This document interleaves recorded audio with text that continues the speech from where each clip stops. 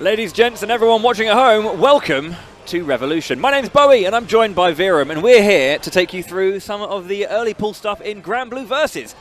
I'm super excited, because I've never been to a Granblue Versus offline event since it came out, and there was meant to be so many. Yep. And we haven't had this chance. We're finally here, and that's 2 years. really cool. 2 years it's been. That's really cool. I know that, you know, we've been playing like since it came out. I remember being at UFA in France and playing like the beta and the demo, just being so ready for this game. Yep. It came out and we've just been playing online ever since. So it's like great to be back here to watch some good ass Granblue. Yes, that it is finally. I know a lot of people within the Granblue community have been very, very excited to see Revo in action, and just we've got quite a lot of international talent here. Yeah. So it's a very stacked, compact but stacked bracket that we've got. We've got people coming from France, Sweden, Denmark, Germany, all over the place. Of course, primarily a UK bracket, but plenty of talent to go around. Yeah. I think one of those things, like a big part of at least the Granblue community as well, has been the Hearts of Blazing Discord being a nice place for a lot of the European community to assemble. Yeah. And has been, you know, every Wednesday, you know, playing, and you know, it's great to actually finally meet these people. I haven't met anyone just yet, because I got to the venue and sat down and got ready for comms, but then, you know, there's a lot of names behind me who I know, but I haven't seen them before. So we're going to be getting into our first game here, though. I've been looking out for players and their colors and their characters. Just trying to recognize, okay, I remember you play this color of this character. That's who you are. Gonna perhaps recognize them a lot more from their play style as well. But it's very, very exciting. I think my first Revo as well, was just before we kind of went into lockdown as well. And that was like the last time the UK had GB Versus as its kind of like demo showcase, and that was a really good tournament. You know, that was really, really fun, and it's glad to have it back. I know obviously it was a shame we couldn't get it last year, but man, here we are. And we got our first two players already. We got, of course, Che Benji, who will be up here on comms a little bit later. Yes, of course, yeah. Big ups to him. He's like essentially the pillar of Hearts of Blazing. He is the guy. Of course, he's been kind of focusing his attention a lot more on Guilty Gear Strive, but you know, without him, the Granblue community would not be where it is today. Agreed, yeah. And he's going up against Riori from France, Sorry's player. So when I first saw Che was playing a lot of Zeta, so he's picked up the potato now. He has. The little munchkin. A menace, an absolute demon. Why are they always so short?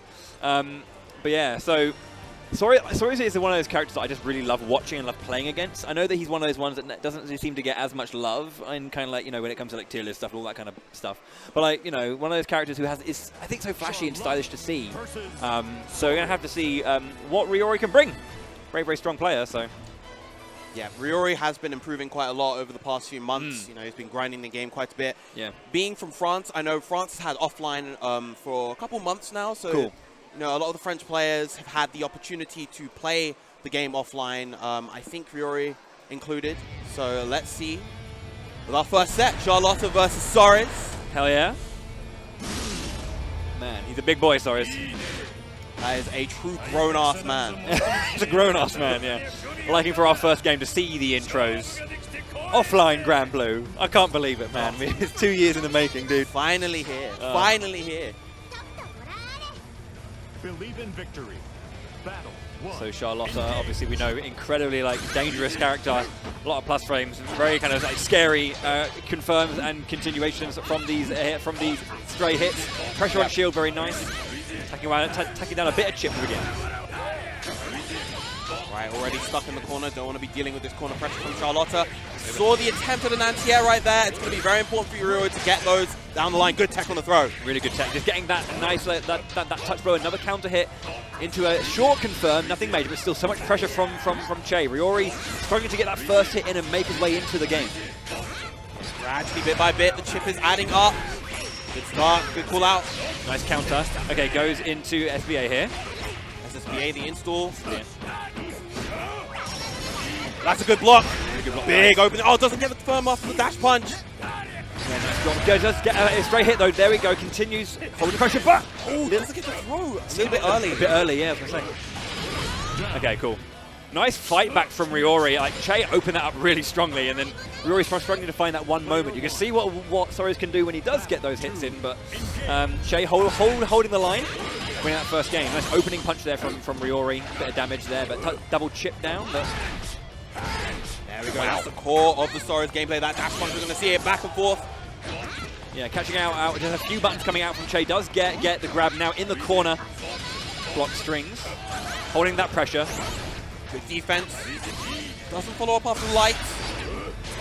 Double counter, yeah. All the Blanca Ball just beating out the dash punch right there. That's going to be a combo into SBA, and that should be enough. Yeah, beautiful. For game 1 going over to Che Benji, 2-0 on that first one. Nice and clean. Yeah. Riori having a bit of a stronger game 1. Che kind of just holding the line a lot stronger in game 2, being able to convert a little bit more. Not letting go of the pressure as well. Yeah. Sora's being a character that really wants to be up in your face a lot of the time. Might have a little bit of a hard time dealing with Charlotta. There's an opening, big dash punch. Doesn't have the cooldowns ready. Another counter hit though into that corner. Another grab, nice clean game. Yeah, very, very dominant. When Sora's gets that offense going, you really have to be very quick in your thinking on the defense because his attacks just come out so fast in such rapid succession. Yeah. Counter, okay, run up, grab. Try and get down there, goes for the jump in. Again, the block pressure once again. Holding that in, allows a jump out there, but nothing major coming out. Good neutral jump coming out from Che Benji right there. One of the key features, of course, of Charlotta, that very, very fast jump speed. She falls faster than all the other characters, so her neutral jumps are really, really hard to react to a lot of the time. Yeah, really shallow arc as well, which makes it so hard to find. Yeah. Another grab comes in, really good stuff. Another grab, yeah. Don't go for the third one there. Oh, wonderful spot dodge into a counter punish. Oh, lovely jump right there. Doesn't combo into the SPA though. Yeah, that drop there, kind of important. Che's definitely going to be feeling that one if he loses this game now. I'm surprised that Riori's just not getting a little bit of extra space. Yeah. Brought out by the Blanca Ball once again. Shining onslaught from the tiny, tiny potato. Battle 3, engage. There's a 14 terminology. I'm sorry for that one. Just gets that low jab. Okay, cool. Shield dropped a little bit there. Gets a counter hit, but again, just keeping Che pressurized. Nice 2H. What a 2H right there. Frame trap in the corner. It's going to be a lot of damage. No, misses the heavy follow-up afterwards. He's done that a few times right now, but not falling prey to that DP. Having so much flexibility, but... Oh, big jump in from Che Benji. This might be his chance to turn the tables. Oh, but the EX dash punch catching the dash back attempt, and that'll be 1-1. Yeah, one apiece now for Che and Riori. After a very, very convincing game 1 coming out from Che, Riori finding his momentum, really kind of being able to confirm a little bit more on those block strings and being able to pressure and hold Che in shield, getting those grabs out where need be. Yeah. Che unfortunately dropping a few confirms, which kind of would have given him the chance to stay in the game a little bit, but yeah. Game 3 then. Again, Riori doing a really good job with his safe meaty timing. He knows when Che is trying to go for those flash kicks and blocking them really, really well. I don't think a single one from Che Benji's hit so far. The walk up gets the aggressive sweep. Too well, yeah. Grab again, jumping in with that grabber once more. Frame trap. That's going to be a lot of corner damage. Shining onslaught, SBA. Is that going to be enough versus Sora's? No. Not, yeah. A bit too much, but yeah, the stall in the air then gets that connection, and that'll be round 1 going over to Che. Set point. Yeah, that's a really tricky end sequence against Charlotta there because you have to respect the fact that she can command grab you if you're standing. You have to respect the low, and then of course she just clips you with the overhead. Back throw into the corner. Hit. On that one, yeah. Punch the stars. Wow, just run up and then back throw, gets Sora right into the corner. Reversal, very nice. Yeah, loving the confidence from Che Benji right there. Che throwing out that another neutral jump, just seeing these grab attempts. There's a counter hit once more, just a bit more pressure, but wake up DP. Yeah, that time able to get the reversal. Oh, expected the throw from Che Benji and just gets his own throw, does Riori. Oh, he confirmed with the lights. Yeah, bit of a shame. This is looking pretty good for Riori. 1 apiece, 1 round apiece. This is it. Last game.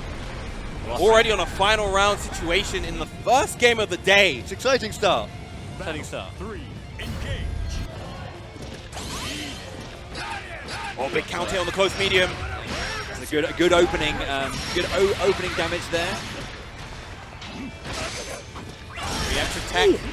The counter comes out on Sori's side, gets into the corner. What's Che's answer here? Just hold that line, jump in, get the back throw. Okay. I'm surprised Che actually went for a throw there, considering that he saw Ryori going for the preemptive tech before, goes for the overhead, doesn't block it. Sori's going to have to hold the line here, be very, very patient. Very aggressive reversal right there. Wanting to maintain that corner position. What a jump in into the SBA, and that is going to be game set 1 going to Che Benji. Really, really clean stuff. Trying just block out, yeah. Yeah, looking to.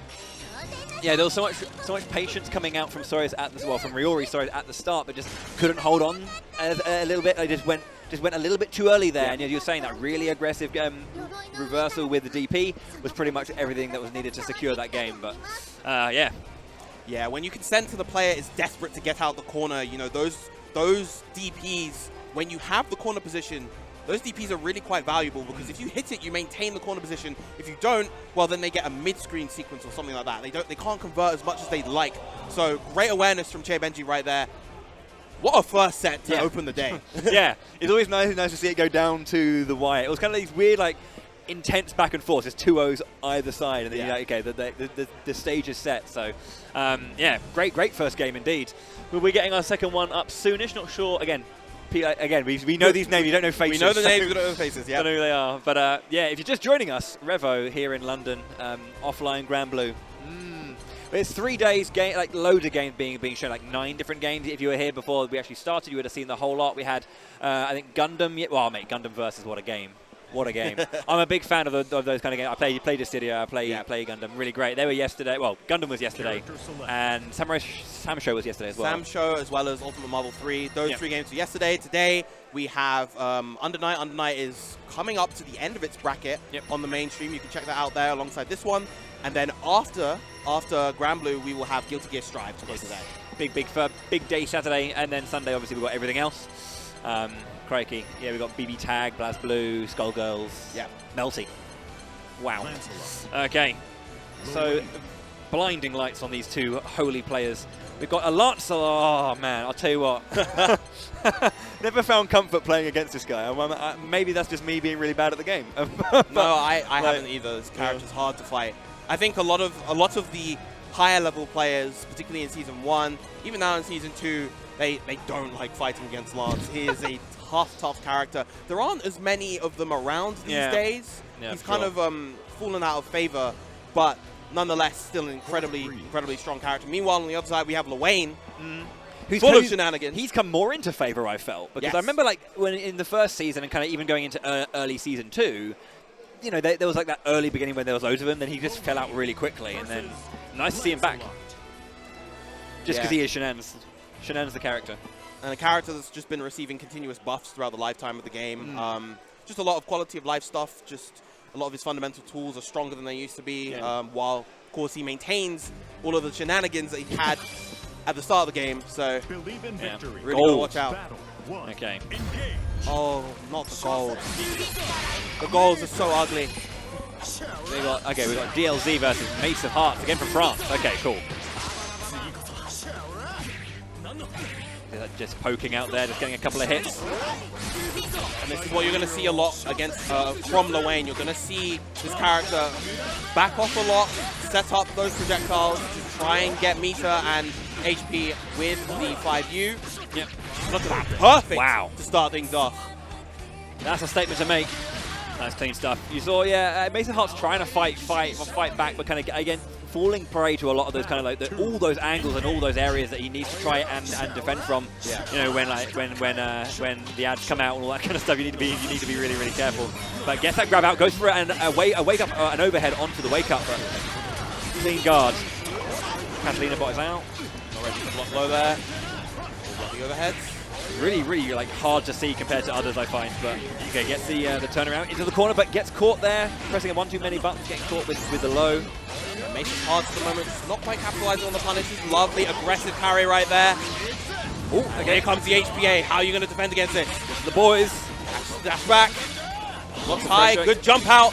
One of the advantages, of course, Lancelot has that wall jump. Not able to get the finisher, but still a tough situation for Mace of Hearts right now. Survival's a good part of that, though. The chip's going to come out, have to try and get in there, but an aggressive retort there as there was a jump in from Mace, gets punished 1-0. I am surprised that the gold color has been allowed here. I'm pretty sure it's supposed to be banned. Is it supposed to be? Yeah. There you go. Maybe that's one of those things that maybe hasn't been enforced. Maybe. Or maybe they just agreed that it was fine. Yeah, gentlemen. Another 2 counter hits. It seems like Mace is pressing some buttons. Pressing buttons again. It's 3 counter hits in a row. Just trying to fight their way out, but need to be careful. Very, very much. Very active defense coming out from DLZ. More than happy to keep pressing those buttons on defense.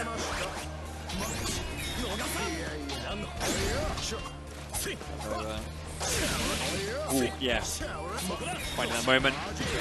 Calling out the overhead there. Really good position at the start for Mace, but now the turnaround again. Yeah. The health coming back. You can see it just adds up a little bit every now and then. He has that time to do it. You've got to be careful. You've got to press the advantage. When you have that moment, counter hit. Big opening. There's going to be a... Yep, oops. Very, very nice. Reset with the EX Fireball. What's the mix? Go. Good blocks coming out. Jumps over again. That Super Gale gets wonderful air grab to get the reversal around. Now Mace has to fight his way out once again. Half HP is on his opponent. That's that one hit there. Gets 1, 2, 3, but suddenly DLZ just slowing down the defense a lot. I think they're just waiting until maybe they get chipped to the point where they can use Iggy. Yeah, there's the grab though. Okay, yeah, there it is. There she comes. Saying, yeah, very nice. His mother is here in her golden glory, and this is a near checkmate situation for Mace. Yeah, that's unless you're incredibly confident on your defense against Iggy, it's incredibly hard when you have that little health. Yeah. So that's yep, 1 game up, 1 round up. Yeah, that's the whole thing. That is just a knowledge check when it comes to going up against Iggy. Do you know the timing for all of that? Yeah. He spotted right. Again, the 1-2 jab don't confirm into anything, but here we go once again. DLZ with that counter hit in the corner. Good block on the empty low. Trying to cover the high ground there. Knowing that Lancelot's like to use this wall jump, just covering that aerial space, but once again in the corner. The jump, the grab comes out, seeing a tech opportunity, gets punished for it, and that's a quick game. 2-0. Very, very dominant showing from DLZ throughout that set.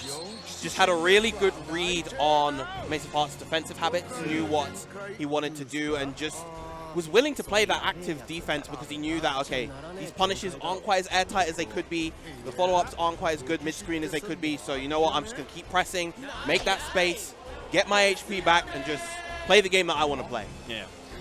Really, really clean stuff. Yeah, it's kind of interesting as well when, I mean, as kind of like I would say a less experienced player when it comes to fighting games in general, I feel, but it's like I can see those kind of like those thought processes that I would make in those kind of errors that are being made. You know, when you're under pressure and those times when you see those. I don't think that Mace was trying to actually get grabs, but rather to tech incoming grabs, and this is where we've seen like today a lot of these kind of these jump ins to punish those options. When you feel that you have that kind of like mental game on your opponent, like that, you're just trying to keep that range when you're always in pressure of a grab, to then try and just try and snap that moment away. But yeah, it was clean stuff indeed. But a 2-0, very, very good stuff from DLZ. It seems it was updated when Mace of Hearts was from Denmark, it seems. But it seems like we're going to have a quick rotation of comms, it seems. I will be heading off for the time being. I believe I have a match to play, so... Yeah, Percival, one of the best. You'll be fine, man. Good luck. Best of luck. So yeah, we're going to leave... Well, thank you very much, Viram. I'm going to be joined by Che Benji, I believe, on the mic. HAB's finest. But yeah, this guy knows everything about the community. I'm one of those things, I've been there from the beginning, but less active because of how busy I've been recently. But yeah, 2 very, very, very fun games. Hopefully we do get to see Mr. Viram on the screen, though, because I think he's a very, very good Percival, but that's because I've played with him for 2 years, and he beats the crap out of me. You'd think I would have learned how to play Percy, but no, it's very, very tricky. But yeah, just me for a little bit. 2 games in. As we say, there's about 30 players in this bracket, so, modest, but very, very stacked, as we say. Names you might recognize. We have, like, Dragoy here as well, who's been visiting over to play. We have Monhan Cake, and more, of course. So, yeah. Just setting up our next play. I'm not, again, that is Virum sitting down. That is Virum sitting down. So we're going to have some Percival. How's it going, Shay? Yeah, I know. Yeah, how's it going, Shay? It's going all right. Good to see you, dude. Welcome in. You know, my first offline event. Yeah. So I've been incredibly lost for the entire time. Get into the venue and basically called straight in to help out with seeding. Yep. And then after the seeding happened, apparently I'm first on stream. Yeah, great, So, brilliant, yeah. Good stuff. yeah, I mean, close. I mean, the last time I saw you, shaking. yeah, I was gonna say it was a great game to open up with though. To go like game 3, round 3, pretty exciting start to the day. Was that and that was your first game in bracket as well? So I mean, but my next one's going to be Dragoi. Oh, great. So they're not letting them up easy for me. Yeah, a of Sorius course, player into Dragoi. Yeah. And who knows who he'll even play against me, to be honest. But probably Belial. Probably, yeah. Very, very good. Obviously, like I'd say, like seeded to win, or no, I mean like expected to win, I guess, from the logic. Very, very strong player. I'd say so. I seeded him like right up there. Yeah. And of course, that means that I instantly get slapped on the wrist for that. Yeah. Should have put him down low. Say. Okay, so we have Virum, who is sitting down. So we're gonna have Percival versus, it seems like Gran. I'm not sure. I don't recognize this player. I don't know faces because I've only ever seen names on Discord.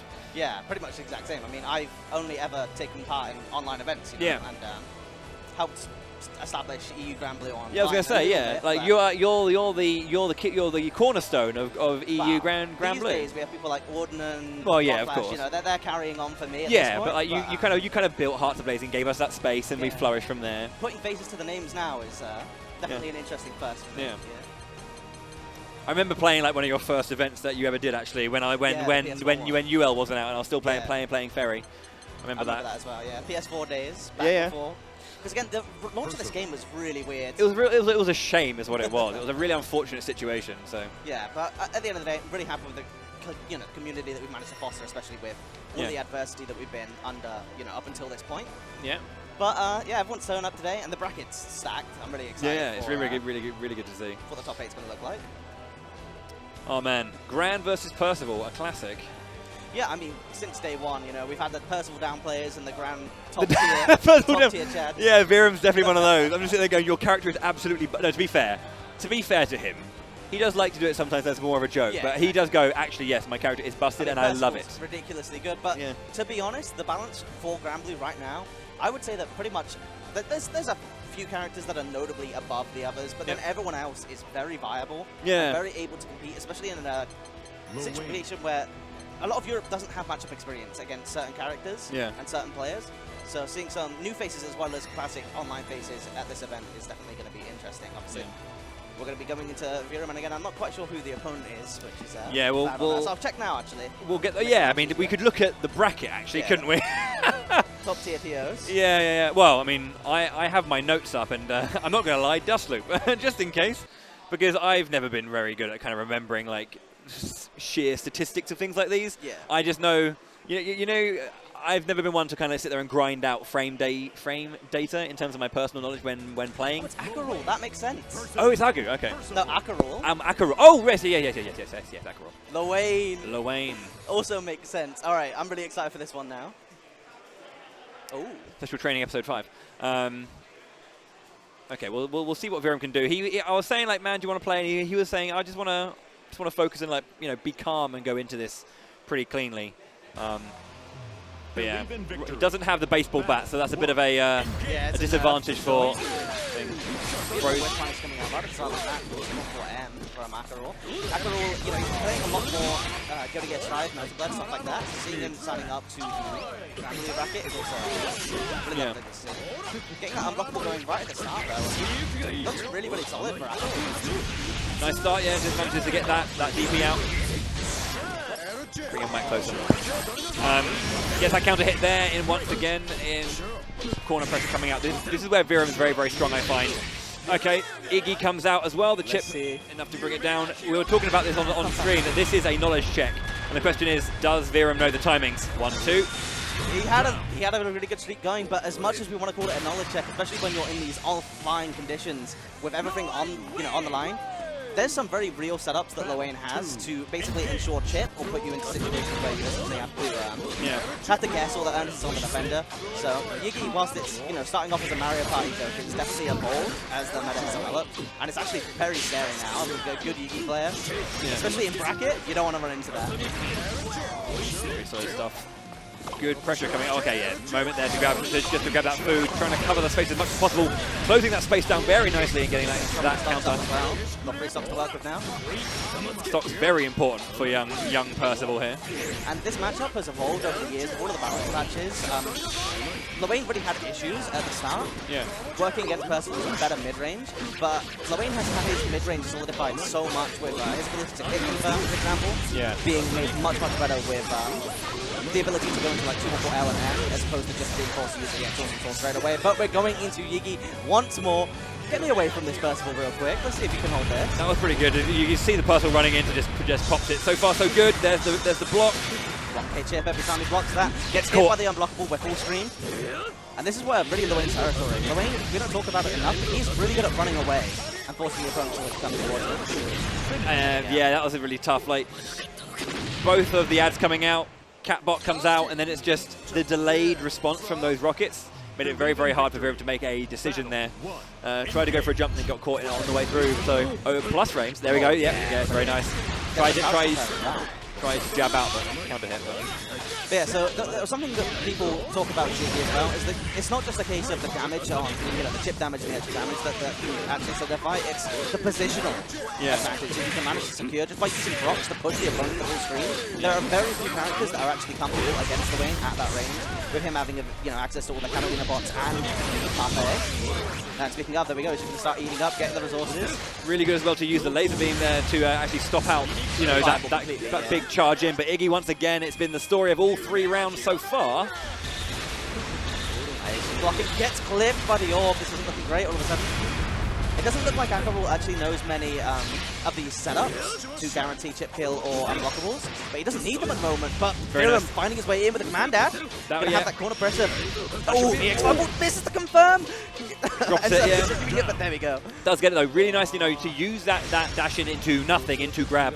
Yeah, super nice to do that. You need to be so cognizant of the situation to like jab that out and stuff. Yeah, I mean the earnest is definitely on you, and the amount of responsibility that Lowain puts on the defender in general, especially when he starts to get things going, is really great, and it always has been.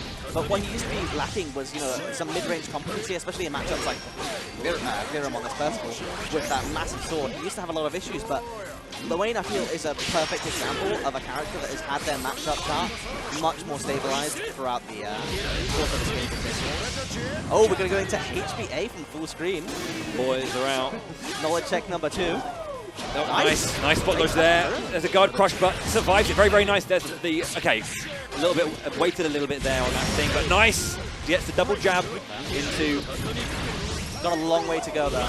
Yeah, very long way to go. Especially with Lowain having access to food to get some more meter and HP back.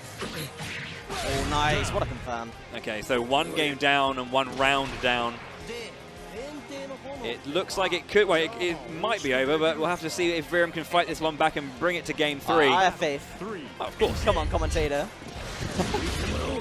If he can do it, maybe I can beat Dragoi, Copium. Yeah. Nice. Very nice. Calling it out once again there with the DP. Oh, wow. Pretty good awareness from Viram there. See, it's been happening a lot. Using the stock there to get some big damage. Goes for the command grab, but... Oh, jumped over the throw. Yeah. Beautiful throw bait by Akador. Getting the positional advantage as well. This is going to be a decent amount of damage. Drops it, doesn't get HBA going. Nice counter. Oh! Looks like I think he was trying to go for the actual... for his SBA, but didn't get it there. Iggy. And you have not got a lot of HP to work with at this point. You're in Viram's... GG's, man. You can do. Yeah, that was really, really close. I feel like he got the DP, but I think he was going for his SBA and just missed that. And that's the thing as well, that SBA has lost a lot of its projectile invulnerability at startup, so I'm pretty sure it would have ended up having a very hard time beating most of Iggy's abilities as well. But one thing I will say is that shout out to Virum just because it's one thing to know the knowledge checks when it comes to Lil Wayne, stuff like spot dodging, the parry on reaction. But when you're actually having to be put on the moment, it's definitely a different thing to be able to pull it out mid-match. Yeah, the execution side of it, you know. It's all well and good knowing it, but can you do it? Yeah. But yeah, solid stuff there from Akerul. Yeah. 2-0 then, Virum coming down to the lower side bracket. But I mean, Akerul is a phenomenal player, but I haven't seen him playing much for Granblue, so interesting to see that all that experience carries over. What else do they play? He plays all sorts, especially a lot of Guilty Gear. Really big Leo player in those scenes, but he also plays other anime titles like Multi Blood, etc. So fair enough. Love to see it. Fair enough. Yeah, it was enjoyable. Let's have a look. We're going to be getting our next game underway, but 3 matches down. How was the bracket looking? We should probably have a look at the bracket. I beat Riori, and then everyone's mostly through their round 2 matches at this point. But I know that I was apparently supposed to be streamed against Dragoi at some point, so I'm not sure if that's still happening. I'll probably be called if that is happening, so it's all good. There you go. But yeah, so far, looking up into our winners quarterfinals, we have Dudikov. Yep. Brilliant Matera player from the UK. Padu. I'm not actually sure. Have you seen who Padu's playing today? No, not yet. Because he has a character Ocean and doesn't touch Granblue that much, so I'm not sure exactly who he's going to be playing. Could be Matera, could be Vasaraga, could be Lil Wayne again, could be a ton of characters. And then we have Rickster, who's more than likely playing Ferry or Lil Wayne. Swedish and a UK player. Then we have Deviants, another UK player. Probably going to be playing Belial, but wouldn't surprise me if we see some Catalina today as well. And then Agu, love to see it, all the way up in the winners quarterfinals. Another Catalina player, this time from Spain. Plenty of players who are coming out, and that's really, really good. I think that I've always appreciated that about Revo, is that, it's one of those things where it's a it's a European event, and people always come out to that. Yeah, people are traveling, and even in basically this is the first offline event, I think, a big offline event in the UK specifically, that we've been able to have access to, that people from multiple countries are coming to, especially for Granblue. I think this is the first big event that the scene is going to be able to have, and I'm really interested to see how this one ends up going. Yeah, absolutely, for sure. It's nice. It's just nice to have it back and see that the prestige of Revo still kind of brings the names out, As I was saying earlier in the stream, so you haven't heard this, but you haven't, I apologize. Like 2 years ago, it was kind of like it was the last time that we had Revo, of course, end of 2019. And that was the last time I think we had Granblue demoed in the UK. Yeah, so it's kind of like I was watching that. I was supposed to be there. You were supposed to be there? That would have been my first offline event. But it was really good, This is my first offline event. Yeah, I played Million Arthur that weekend. That's a fascinating game. Yeah, I saw BP Tank calling for all the Million in Blood. It was a fun-ish game. I mainly played it because there was Reese from Trials of Mana in it, and I'm a big Mana fan. There's a ton of weird characters that added to that game, if I'm honest. A very, very strange game. Right then, who are these two? It looks like we got Padu. And then Padu against Rickster, a classic matchup. These two training partners since the dawn of time for this game. Nice. They've been, knowing each other since around about the Dragon Ball era, and I believe they took part in Revo 2018. Wait, no. It was another event, VSF for Dragon Ball. Yeah, so they've pretty much been going at it since the start of this game to this point, and I know that they've developed multiple different characters, multiple different techs with each other. Good. From all sorts of different characters, so I'm really interested to see how the player matchup ends up stacking into this match. We should get a pretty sweet fight then. It's always nice when you can see two players who know each other's game plan and general approach, both offensively and defensively. And also, they have some of the greatest reigns in EU Granblue history, especially when it comes to events like my own HAB. They have an incredible history of just winning event after event after event, or at least making top 4s since then. But very much these days, their reign of terror has been a little bit over, mostly because they've been playing other games and focusing on other titles. But when they do turn up, they're still taking top 8 placements like it's nothing. Yeah, that's just one of those things. If you have experience with fighting games and the way that you go about this, you don't always have to be absolutely in it to perform well. It's going to be really interesting to see who they pick. Both of them have veritable character oceans, but Rick's a little bit more confined to 1 or 2 characters than Padu, who I could genuinely see playing literally anyone. Yeah. Are we going to have the Bros Mirror? Maybe. They very heavily believed in Lil Wayne, even when other people didn't. And they were the players that actually convinced me that Lil Wayne was as good as he is, if I'm honest. I wasn't convinced originally, but they showed me that even in these Shoto matchups, Lowain's pretty comfortable these days. It is going to be. There we go. Okay. They're going to go for it. It's going to be the Lowain mirror. And this matchup is actually super interesting. Like, if they clash with Awesome Sauce, that leaves them both in the air, and their fastest option at that point is to throw. So it'll almost always be Awesome Sauce into air throw tech.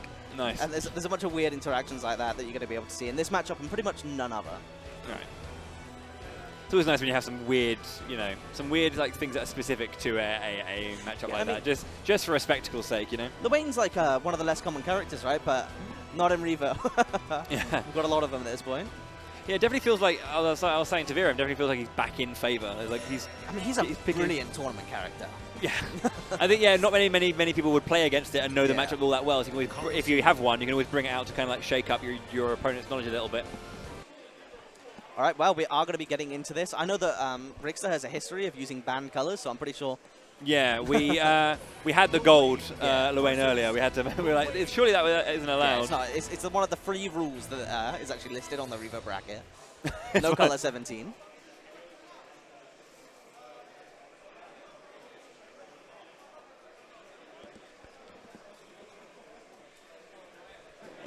This screen's. Yeah, there we go. Getting into this one, we do have the EX PS4 color, and that is going to be Padu, I believe. So for those of you at home, we've got Padu in the blue. Is that a copyright infringement or something? Lawyer up! Say what? And then there we go, yeah. Either you want to tell me what's going on? I think there's actually a chance that I've got these mixed up. We'll have to wait and see once we're actually in the match. Looks fun either way.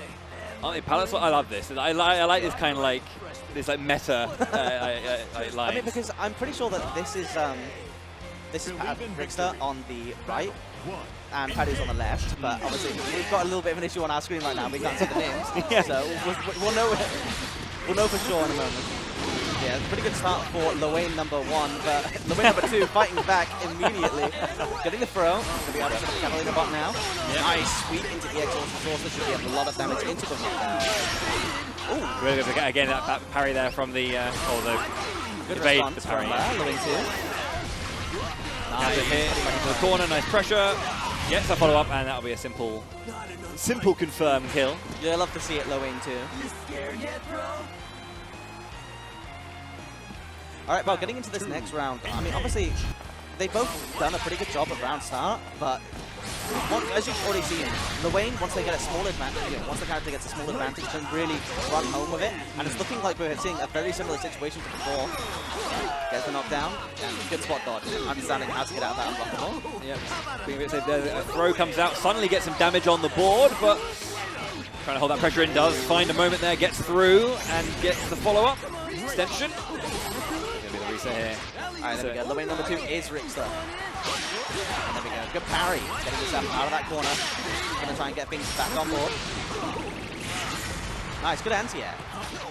Close medium is actually really good for Lowain as an anti-air. Whereas out yet, have they air guard gets an immediate, it closes down that space. The exhaust coming up from himself back into the screen now. I imagine we're just gonna be seeing a lot of summons, maybe some meeting. Both of them having Yigi available, but a fun thing, especially about this matchup, is that the first player to Yigi is screwed. So it's definitely a game of chicken. It's very unlikely that unless one player has already spent HBA, that we will be seeing a kill. Okay, so one apiece then here in our first game. Nice opening, just a little bit of burst range.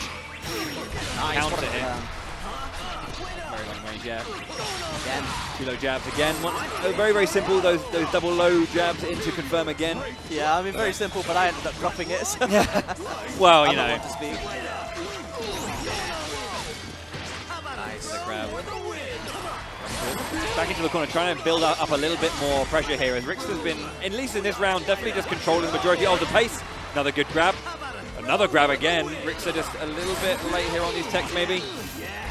Pretty solid so far, but honestly, Padu's being a lot more patient in this match, I feel, than Rixter, which is to let Rixter assert the pace a little bit, but Padu is getting the confirms where it really matters, like that kind of hit 2M earlier. Oh, but speaking of, it's going to get the knockdown, and here come the boys! EX parry to go through them, and unfortunately, Rixter not quite in range to be able to punish that. Oh, okay, very nice, yep. Got the jump, got the hit, and that'll be game 1 going over to Rixter. You'd love to see it.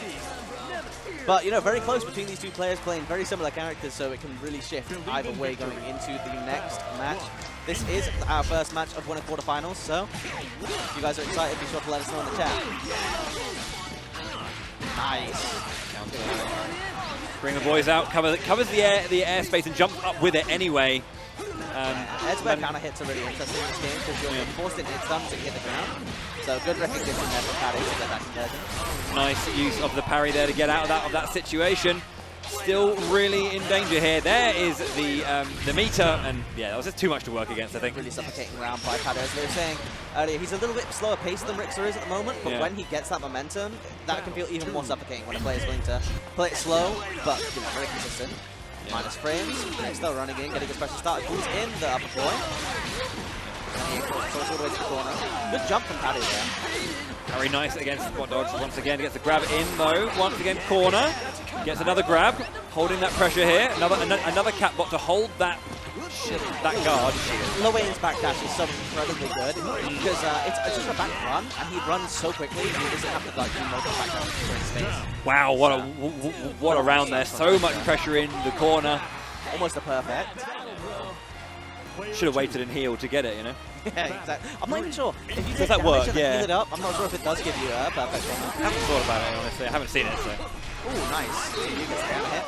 Gets the Oki set up, and there we go. The conversions that are new to Lowain. And there we go. He's going to get the conversion off the unblockable as well. This is a lot of damage. It would not surprise me if we end up seeing H coming up in this next setup. But a brilliant EP on the H Catalina bot. So much stuff as well. There's just so much like pressure. So much on the screen. Nice, beautiful conversion. And now we see HK set up. Nice check. The X out. Ooh, okay, once again, nice spot dodge after the parry. Very aware of that one. Rockets come out. Ooh, okay, a little bit. Just whiff. Yeah, they both whiffed there, sadly. Another good tech. Oh, there we go. Gets the anti-air. Air unblockable at that height, so in for the pain. And Rixter taking 2-0 over Padu.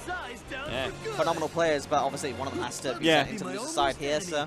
It's only ever going to be one who wins that one out, but yeah, really good use as well. Just throwing out all of the ads that are going to cover so many options. You know, sending in the low, following up with an overhead to kind of force that kind of like that mix. Which one's going to come in first? Which one do you guard first? And then that begs the question: is Padu just playing Lowain for the entire tournament, or was that for the Bro Mirror a one-off? I'm still really interested to see that. But Rixter always been a really strong Lowain, playing basically dual maining him and Ferry since the start of the game. Yeah. But obviously Ferry has seen a lot of changes that are going to be very divisive for a lot of the Ferry players. Yeah, so I used to play Ferry when it first came along, and obviously was very impressed with just her overall kit. A lot of people aren't a big fan of zoners like that who set up but then have so many kind of like guerrilla tactics as well. Yeah, she's a disjoint zoner with a DP, with an Oki setup. Yeah, it's great. I think it's and an install. Yeah, to top it all off. Yeah, let's just turn this into some. But the thing is, real quick. Do you know what's really great about that? There's not a single other character like that in I think the entirety of fighting games that I can think of. And that's really cool. That made her really unique and fun, I think.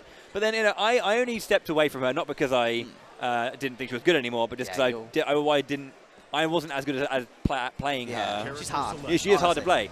People don't give that credit enough, but playing a zoner that has disjoints, that has less HP, least HP in the game. And whilst you do have a DP, you do have slower Abare, especially at like mid-range. It can be very hard to deal with some of the more aggressive characters in the game that have been running the meta for a very long time, like Lancelot, for example. But yeah, I think a lot of her change. I think it isn't her 2H removed, like it's no longer air. It's no longer air unblockable, which is kind of like. That sounds a bit. Well, that seems like mechanically just Especially because it's not like you want to be using GG, etc. to cover that angle, which I imagine was what they were thinking. Yeah. But yeah, now she has a really hard time stopping people from being from anti-airing and controlling certain parts of the screen. Yeah. And so she's basically forced to use her air momentum, her air mobility and stuff like instant dive kick to be able to generate plus frames. And she's not even on. Very different character. She's not even on the screen though. But we do have. We were just talking about it in passing. But we have Belial up against another Lowain. So many Loanes in this event so far, and too many Belials already. Not a fair. No, I mean, I struggle against this character. Yeah, I'm not a Belial hater personally. I think he's a pretty cool character. I'm not a hater. I just struggle with him, you know. I mean, we all know. We got some haters for real in the Belial gang. But it is going to be, UK Warfare right now. Deviants versus DLZ. DLZ was a player who was playing predominantly at the start of the game, playing Loane alongside Rickster. But he fell off a little bit. I believe, I'm not sure what he really went off doing, but I don't blame someone for not wanting to play online Granblue with no sign of offline coming back anytime soon. But Deviants, he's been playing pretty much to start off with Catalina, and then when Belial released, he's moved over, and he's been looking top form for a very long time now. Here comes Iggy. What can Deviants do against this one here? He's got Deviants should have the matchup experience. He's played against Padu, he's played against Rickster. He should know how to deal with Iggy. Nice, yeah, good stuff. Oh, gets clipped by the rocks, and now you're full screen against Loane. Trying to go for the counter, but the rocket's covering all of that. What great awareness from DLZ there, knowing that the anti-air counter hit was going to secure him a nice conversion there. Yeah, really That's good. really good to see, because DLZ, again, he hasn't been around for that long, but he's clearly still on his game. MVP, that's plus, but wow. I guess Deviants was expecting DLZ to predict a DP. Seems like they was trying to call out that anti-air, but getting counter hit for it, and then a wayward DP. Doesn't get major punish though. DLZ just letting it go for a little bit. Is this going to be a bad thing as we have the offense being mounted now from Deviants? Anti-air came in a little bit late. Deviants taking advantage of that.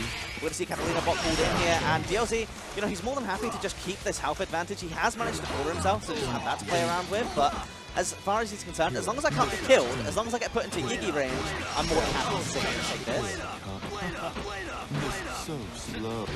Nice air grab, really good finish, really nice. Just anticipating the jump in and meeting that halfway. Yeah, I mean, again, as Loane in that spot, as long as you're not at HP where you will die from the next hit, you're more than happy just to hold down back for them to slowly chip you down until Yiggy range, so then you can close out the round using that.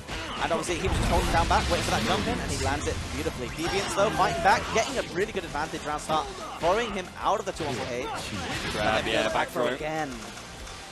Opening up space as well. Nice, gets the counter hit on that landing into, that wall bounce for the extension. Good DP coming out from Deviants. And that's something that Deviants used to be really renowned for, was not being afraid to use DP, right? Yeah. And he basically put the onus on the defender, but he reeled that in a little bit, and now he plays his DPs really well. Nice 5U. A really interesting team in this matchup. Obviously, I think that's one of the things that people who are, especially at the start, had issues dealing with against Belial, because he has that to really deal with a lot of zoning characters. He can just use 5U to spawn across the screen. But let's see, again, he did have the knowledge before to deal with Iggy. Thank Padu and Rickster for that one, but yeah, there we go. Using the 5U again. Very unique tool to be able to tank a hit from Iggy and just teleport straight into Loane's face, which is the goal against Iggy, right? You want to end it as close as you can to Loane. Yeah. That free space you have to kind of like do whatever you want on returning to normal. That's why it's the worst thing in the world when you've managed to get all the way into Iggy's face and then they use blocks at the last second. You're like, well, there's all that work done. Nice, good confirm. 2 cooldowns though. Probably going to see strike throw coming in. Wow, beautiful. DP is the parry. Goes again for MVP. Just throwing out that spot dodge just to cover, but you can see how much range he can like cover and pressurize from, almost uncontested. Yeah, I mean he has a 12, for example, that plays on 5 frames, which is very unique to Belial, but some of his other buttons are a little bit slower and have a different pocket as a result of that. But his mid-range is some of the best in the game for sure. Use that once again. Deviants, as we've seen, has been able to end these rounds pretty nicely. Close up, always jumping in, getting these guards. This is the worst spot possible, but he ends up taking the rocks, like I said before, and the unblockable. And all of a sudden, DLC looking in a very good spot.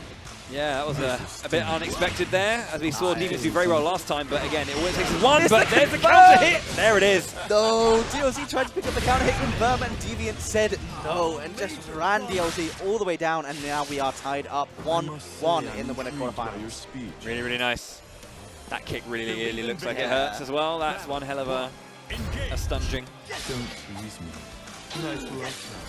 Nice early counter there. Just seeing that kind of burst aggression just coming out and dealing with it very quickly. Very quick reaction to get that there. Does get the low block string. Nice counter. Well, yeah, nice call out with the 2H there. Well, Wayne 2H, you know, he used to be considered kind of one of the worst anti-airs in the game, but now it's really good. Very solid anti-air. Very, very good there. Gets the parry and straight away with the DP to stuff it out immediately. Counter once again on the cat box. Set up, in comes Iggy. And Deviants, you know, he's shown that he understands how to deal with Iggy, but he's had some issues closing it out. So let's see how this one goes. But if he does end up in Iggy's face at the end of this, this is going to be a done. Wow! Got caught with the lava into the lightning with that knock up. Very, very that is a ton of damage as well. Yeah. Upwards of 2K. About the boys, looking really solid in this tournament. Yeah, we talk a lot about Lil being a great tournament character, but it's really showing in Revo right now. Oh, nice, gets a conversion. If someone does know it, yeah, it's like nice counter, simple counter hit.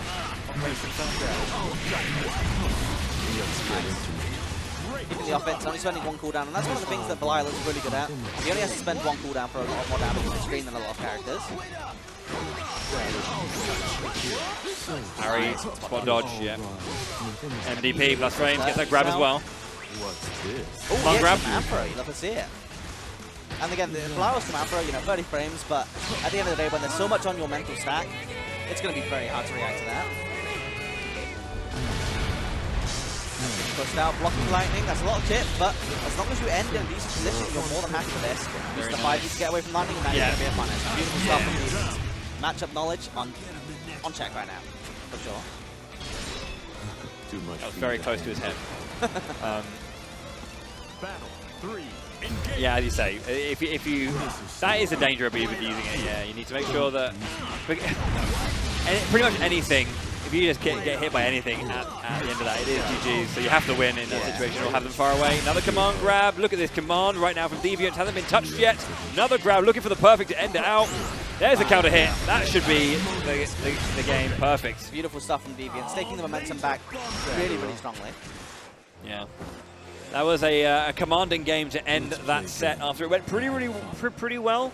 DLZ managing to get the odd, you know, Iggy finish and, like, you know, getting the odd kill here. Deviant, for the most part, having that control and finishing out on that in very advantageous positions, and just confirming very, very well. The thing is about Iggy is that it's all good as a panic button. You know, it comes out frame 1. Yep. But the issue is if you aren't ready with like guaranteed push away like setups, then you can find yourself, if your back is to the corner, using it as a panic button, pretty much getting guaranteed damage on yourself if the opponent knows what they're doing and they pull it off. But, you know, that is still a lot of responsibility on the opponent to be able to recognize the situations that you're putting them against and, you know, actually getting those punishes. But, so, you know, shout-outs to Deviants for consistently dealing with Iggy very well on that set. That was really strong stuff. And you can see the difference in it between, like, you know, the previous ones we've seen where maybe the odd Iggy gets pushed away. It looks like Che might be jumping out to go and play. Good luck. Yeah, no worries. Are you playing on stream? Yeah. Cool. We're going to have Che and Dragoy on next. That's going to be fun.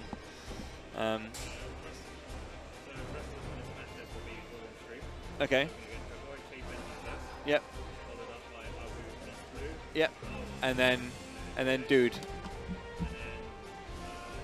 And then Dude. Into yeah. Cool. Yep. Cool. Sweet. So this first one here is for top 16, the other one's for top 8. How's it going? I'm out. 0-2. Yeah. Alright. Here we go. Explain yourself. So and you can't explain it by saying I'm just a commentator. That is off the No. So you already saw the stream set that I lost. Yep. I can't fight Lil Wayne. I already said this to you before. I'm very bad against that character. And then I had to fight Nexus round 1. Nexus is very good. We were talking about this before. Yeah. I'm surprised I had to fight him loses round 1. And then it was 2-1. And yeah, I lost to him 2-1. Unlucky. Yeah, this is exactly that's just the caliber of play here. Like, this is the conversation we had literally last night. Why did I fight Nexus round 1 losers? That doesn't make sense. It's all good. As we say, a modest but stacked bracket. Yes. Very, very strong. But, you know, unlucky, but that means you get to spend more time on commentary. It does. I get to spend more time with my good friend Bowie. It's been a while, man. Like, I honestly, we haven't commentated together for like 2 years. Yeah. I missed you very much, buddy. It's been a, you know. UFA 2019 was the last. Was that actually the last one we did? That was the last offline event we did. We didn't do anything after that. We offline. did. I think. Yeah. No. Because there wasn't anything for us to do offline. Christ. That is depressing.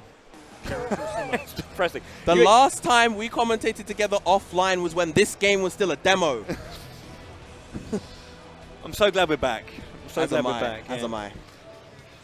Oh, man. So, yeah, Che versus Dragoi. Ooh. Damn. Dragoi, who is, as we said, expected, quote-unquote, to maybe come away with the W here this weekend. Yep. Wow. You had to commentate a lot of Luane.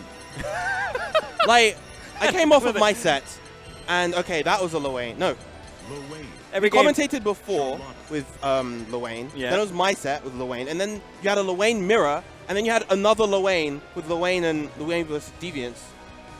And now there's no way he's locked in Luane again. Come on, he plays Belial. Can you not? Like,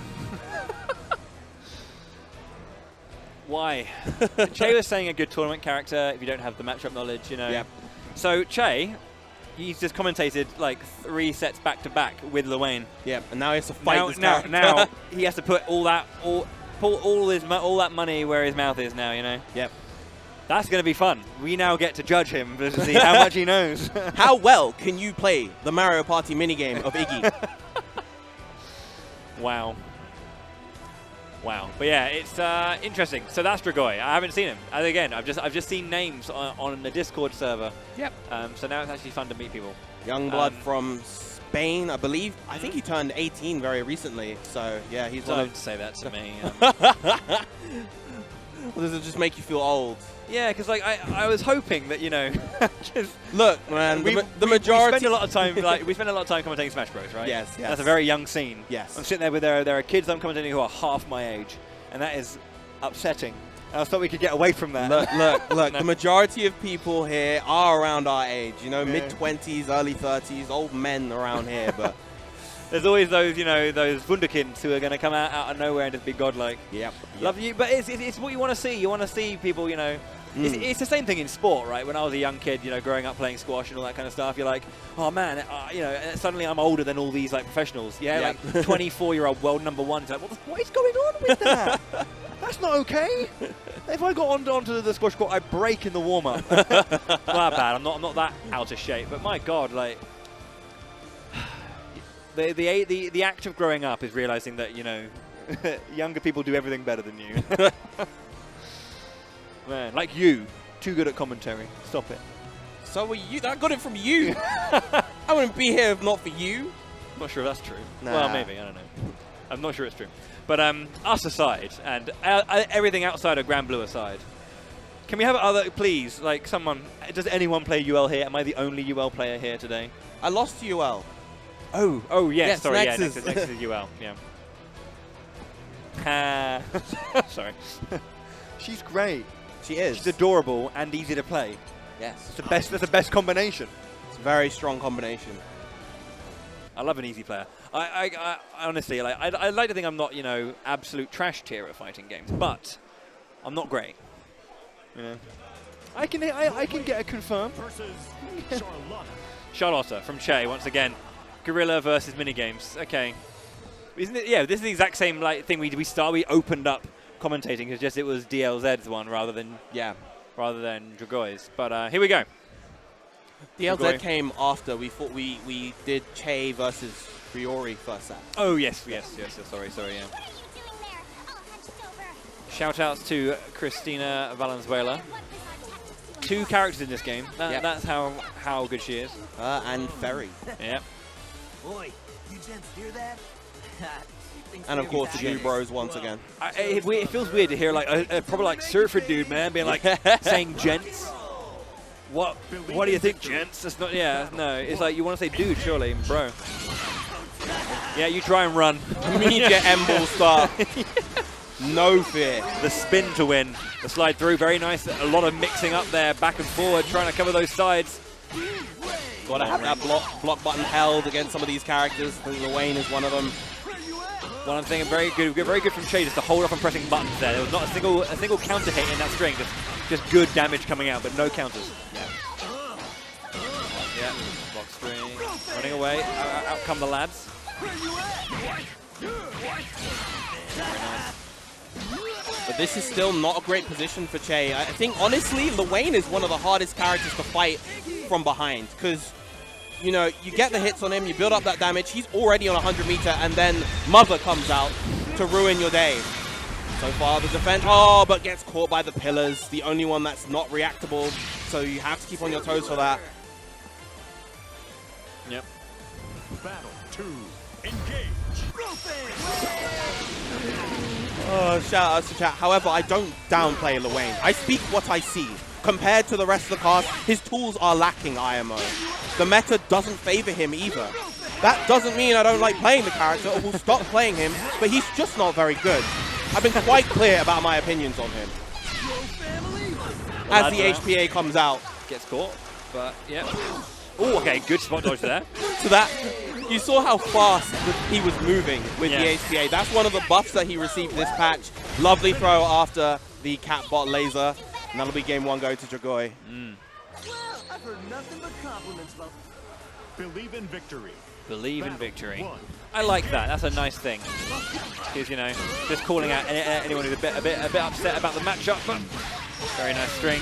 I really like that round start adaptation. You know, Dragoi was expecting the medium ball, so he went for the parry, but Che instead went for the light and was able to whip punish the parry from there. That said though, precarious situation. So much pressure in the corner, but again, patience coming out from Che. HP is really, really far, but has to play mega behind. Goes for the run up, jump in. Good, again, a good patience, but finds the moment. Brings out the bros to relieve the pressure of all moves. I think he's, Dragoi is just very, very happy just to kind of like try and get set up in the face of adversity here.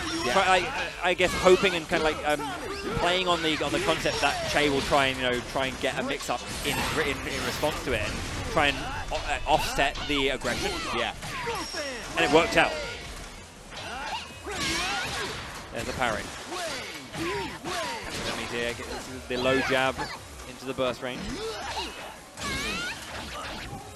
And I will say, for what it's worth, you know, I was saying, of course, Dragoi is a Bilal main at his core, but his first character was Luwane.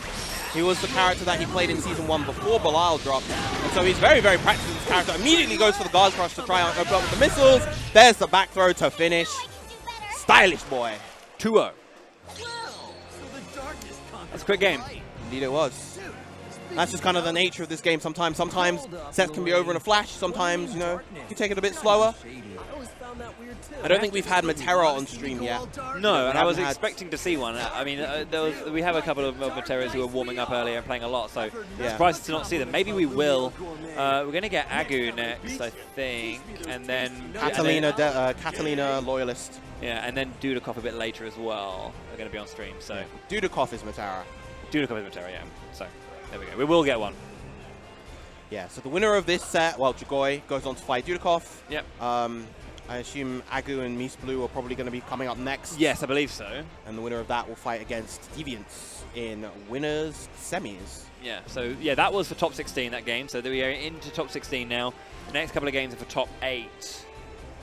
I believe so. Yeah? If I remember how brackets work, I know it's been a while, but... Yes, if this is a winner's quarter set, moving on to winner's semis, then yeah, the winner of this will get top 8. Cool. Big fan. Oh, crikey, sorry. Meanwhile, what's going on in the loser side of things? Let's have a quickie look. Phones out on comms. Riori's still alive. He has to fight Jetstream next. The winner of that fights Padu. We saw them earlier. Ariat versus Monhun Cake. Beelzebub versus, I'm not quite sure what the character there. Yeah. Chariot 1-2-1 over D-Blanks, and Breaker is waiting on the next set. Winner of Nexus. And I'm pretty sure D-Blanks enters every event at Revo. Wow. Like, I mean, like the NGI boys kind of like do a lot of stuff, so it's like, you know. Okay.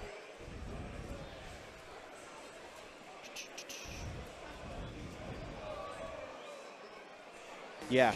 I was watching MiSblue versus Acherol, the Luwane that I fought. That was happening off stream. MiSblue, I believe, playing Seox. Okay. Just about clutched it out 2-1. Heard and saw the pop-off afterwards. It's very, very... Is that what that was back there? There was a lot of noise happening, yeah, okay. And yeah, Agu, as I said, dedicated Catalina main since day one. Coliseum. Lovely to see him. Lovely guy. Lovely to see him perform well at the bracket so far. Yeah. Okay. We're getting into it. Catalina. Finding some new characters. All right, beautiful, honest footsies woman versus this lightning fast terror that is Seox. Yeah, he's Shooks Gaming. Believe in victory. Battle. Believe in victory indeed. Okay, so Cat obviously known that wonderful poke. Opening it up with the shield there. They're doing a button check, it seems. Oh, yeah. Button check? Okay. Yeah, that's, yeah.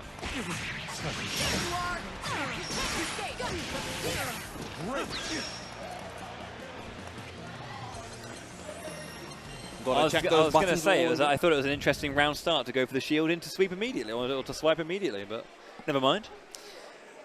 I stand corrected. Well, there's not a 0% chance that might be a round start. The light wall, the 5U from Catalina is able to, block attacks. If you suspect that your opponent is going to press a button, you can block and counter with the follow-up attack.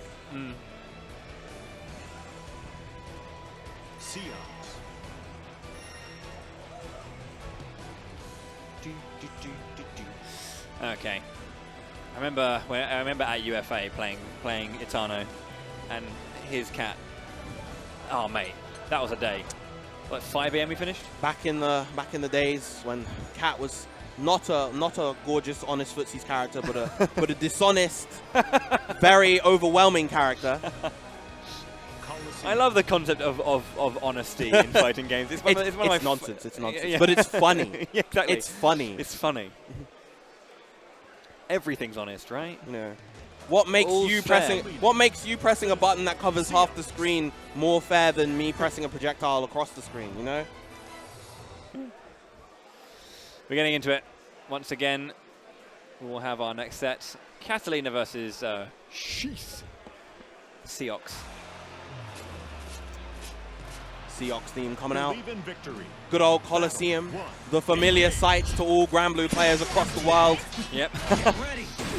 Plus frames, and that's very much a feature of Seox. There's a lot of plus frames across those specials. That plus. Ooh, expected the overextension. Gonna take a chunk of damage for that DP. Yeah, very nice. Yeah, waits and gets that grab as well. Goes for the projectile to hold on to that pressure. Nice jab. Does it get that low? Counter hit comes out. Reversal. Here comes the long string. Oh, that's gonna dodge the wake up super. Jump in there, yeah. Great position for Agu so far. Got SBA at the ready. Oh, big counter hit. Really, really good though, just to catch the absolute extremity of that range. Nice DP to counter. Lovely X parry right there. Watch the mix up, the cross up after the claws. Super nice. Yeah, the 214, I believe 214L or 214M bouncing off, repositioning to get the cross up. Agu getting away with murder in like a couple of low locations, yeah, to get free hits after that, and wake up EX came out or Super came out. So yeah, but just wait. Immediately relieving all that pressure there. Coming back, getting that dive kick. Good shield pressure there, but a little pushback now. Not able to get the punish after the finisher.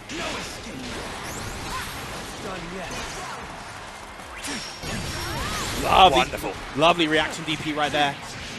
Not gonna let that empty hand go unpunished. Interesting. Good damage coming out once again. Fighting back, goes for the EX projectile in. Open space up afterwards though, rolls through. Trying to find a jump in here. EX fireball. There's the dive kick again. Yeah. Great pressure coming out from MistBlue. Goes for the dash forward, unsafe, but not ready. One more hit is all it's going to take. Great DP to relieve the pressure. One hit on both sides. A throw. Not enough just yet. Close. Goes for the overhead. No. Okay. Yeah. Oh.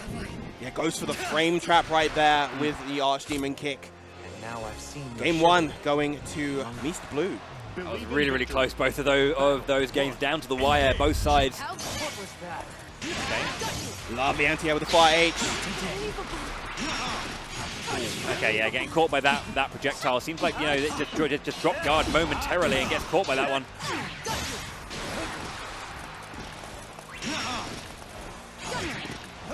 See Agu just kind of slowing down the pace, trying to find the space where he really wants to operate. Again, the EX empty hand coming through. Just a lot of back and forth so far.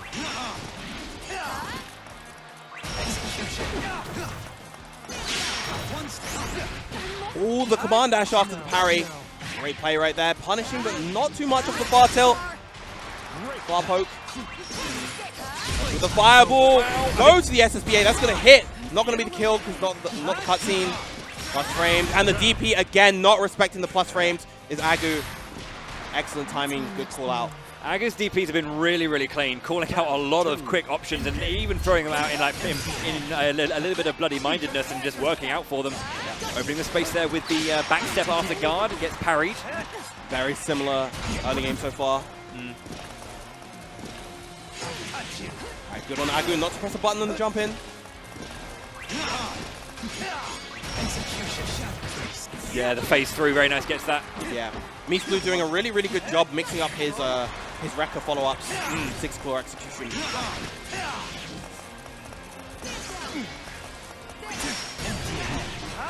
Caught again by the EX empty hand, the throw. One more hit will do it. MiSTlue, why is he taking his time? Doesn't want to overextend. And there's the throw. One round apiece. One round apiece. This is game 2 as well. Yes. So yeah, this is MiSTlue's set point if they can win this one. Agu's trying to fight to stay in winner's bracket. Nice parry. Backs off just out of the throw range. Again, lovely use of the delayed Archdemon kick right there, just to frame trap in anticipation. And again, another reaction DP coming out. Really, really nice. Sees that jump back, anticipates that long range and gets those DPs in. Opens the space once more there with the face. Phase through with the EX. I like the choice to walk back from Agu right there just to avoid a potential throw. Covering that space so nicely, allowing the run in. Thunder Flash being weighted on there by Agu. This is so like just neck and neck. There's a DP comes out, and that's going to be a big punish. Yeah, expected MiSTlue to commit into that, into a follow-up after the Gate Fell. Gave Demons. Again, tried to catch again. The idea is there, it's just not quite ready. And the throw after the cross through. Agu's scared to press buttons because he knows he was getting frame trapped, and MiSTlue is able to take it 2-0. Really, really nice control. There's just like so much frantic action coming out from Seox. You just need to kind of really pick your moment well. There was some really, really good call-outs from Agu, but I think you're right that, you know, when the pressure was generally building over and over, it's kind of hard to find those moments. Yeah. And just sometimes getting a little bit impatient and just trying to, you know, just picking the wrong one. But yeah, MiSTlue's had like really, really good decision making, and it's like, you know, good Rekka follow-ups, always kind of mixing it up all the time. You're mentioning these like delayed Archdemons and these walkthroughs as well that just kind of making it so hard for Agu to pick the right choice. Yeah, that's very much the kind of character Seox is. He presents with you. He presents a bunch of different options to you, and you know you've got to guess right very, very quickly. Not the highest reward off of each of those correct decisions, but Seox can keep making the correct decision over and over again. Keep you pinned in a bad spot, abuse those plus frames, and just kind of whittle away at you.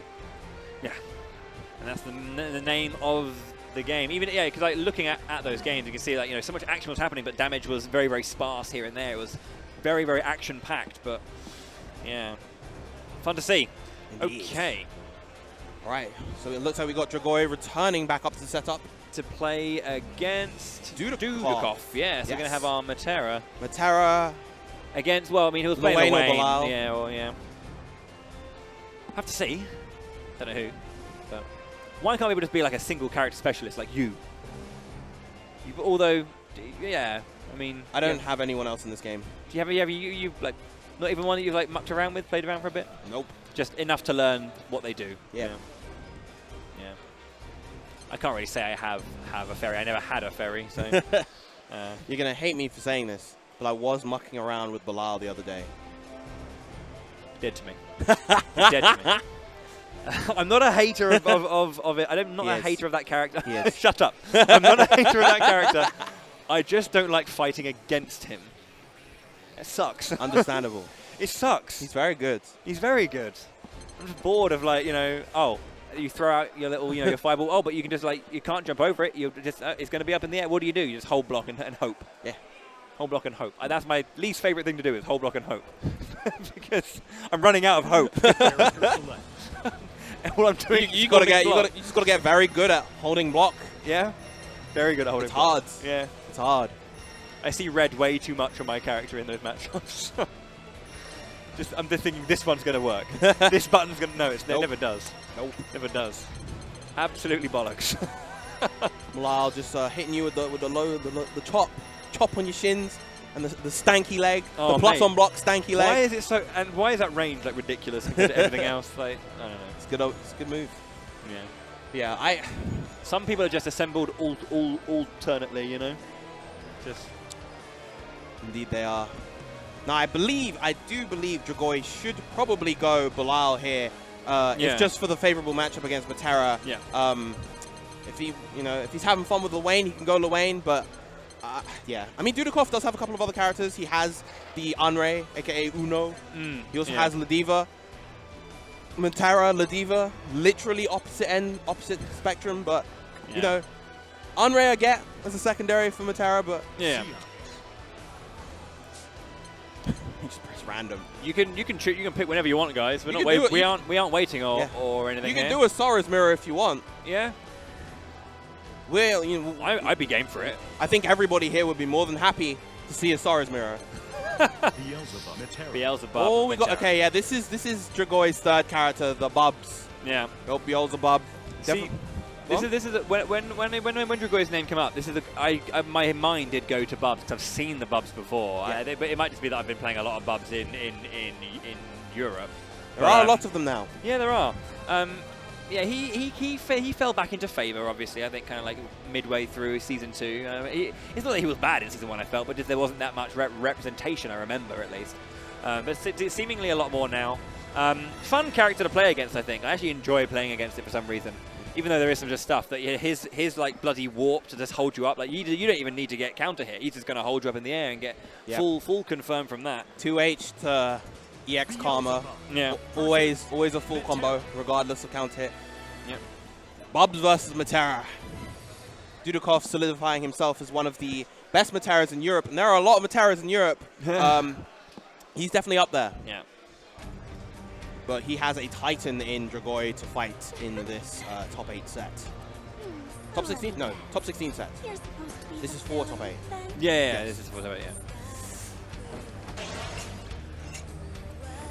All right. Now I know you Granbluebers are watching. I want to see some rat jams in the chat. I want to see some rat gaming. Yeah.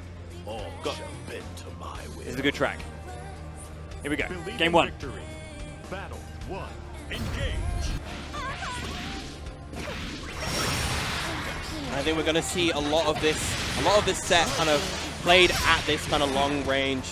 Both these characters very, very strong projectiles, but they will look for their ways to get in. That EX dive, Unisonic, one of the core ways for Bubs to make his way in. Counter going for the shield there. It gets a grab on wake up. Holding up that pressure there. Very, very nice. Lost frames, and this is the real tough spot for Matera. She is one of the weakest characters on defense, and that is going to be the round. Dragoi putting the hurt there on Dudikoff in game 1.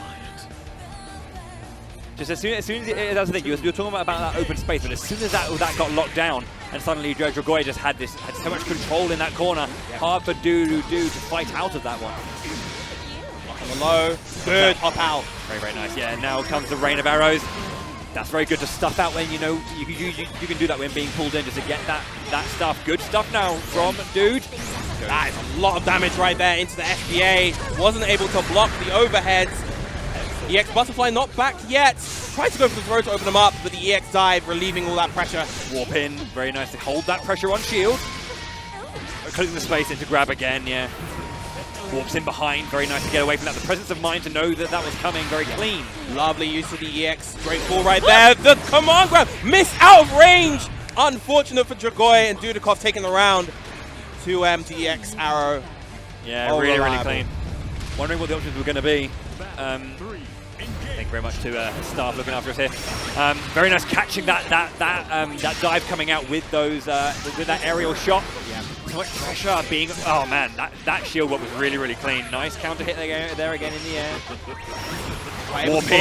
Lovely use of the 5U to get in. These throws, Dudikoff not quite reacting to them. It's one of the benefits of being able to play offline. It is a little bit easier to react to late tech against these throws. Pinned down in this corner. Finally makes his way out. That's the thing, yeah. Dude, you know, when he's under pressure, struggling, but if he just finds those moments to open that space out again, he can take pace of the game back. That's going to be a punish. It is, yep. Nice, yeah. Warp in, gets the low. That'll be it. Man, imagine being able to punish a projectile with an SBA. All right, mate. Crazy. That's crazy right there. Game 1 going over to Dragoi. Dude fighting back very well in game 2 after such what felt like an incredibly dominant performance in that first round. Yeah. 1-0 then to Dragoi. Dude with the work to do. Pressure. There's a dive in. Goes to the low. Already stuck in the corner. Yeah, EX. Very aggressive DP right there. Again, as we mentioned before, just those aggressive DPs in the corner just to maintain corner position. That's going to be a lot of damage. Reset with the medium black flies, and that's going to be death already.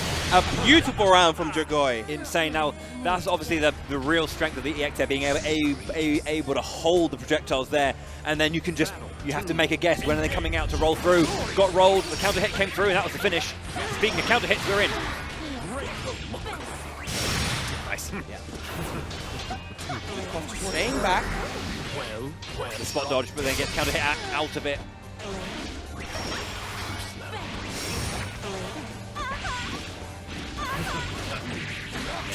We teleport in. Again, it's real tough for Matera sometimes because Dragoi has a bunch of ways with Bubs to not only deal with those projectiles with his own lovely pressure relief SDA, but the anti-air with the 2H, that's going to be death. Wow. Yep, only 1-2 hits there, but that was an unfortunate. It was unfortunate that first hit. Well, I mean, it knocked him away and then couldn't get it out. It was a nice choice, but yeah, perhaps expecting a little bit more movement in to get the full hit. Nice idea, but didn't end up working in his favor. Allowed just that full combo coming out from Dragoi into a 2-0 finish. Indeed, indeed. Of course, Dragoi moving on to top 8, where he will fight against Rickster. We might see yet another Lowain mirror. Oh, please no. Rickster going from one Lowain mirror into another Lowain mirror. It was fun at the start, right? It's fun at the start, but yeah, you kind of, there comes a point where you're just like, can you stop?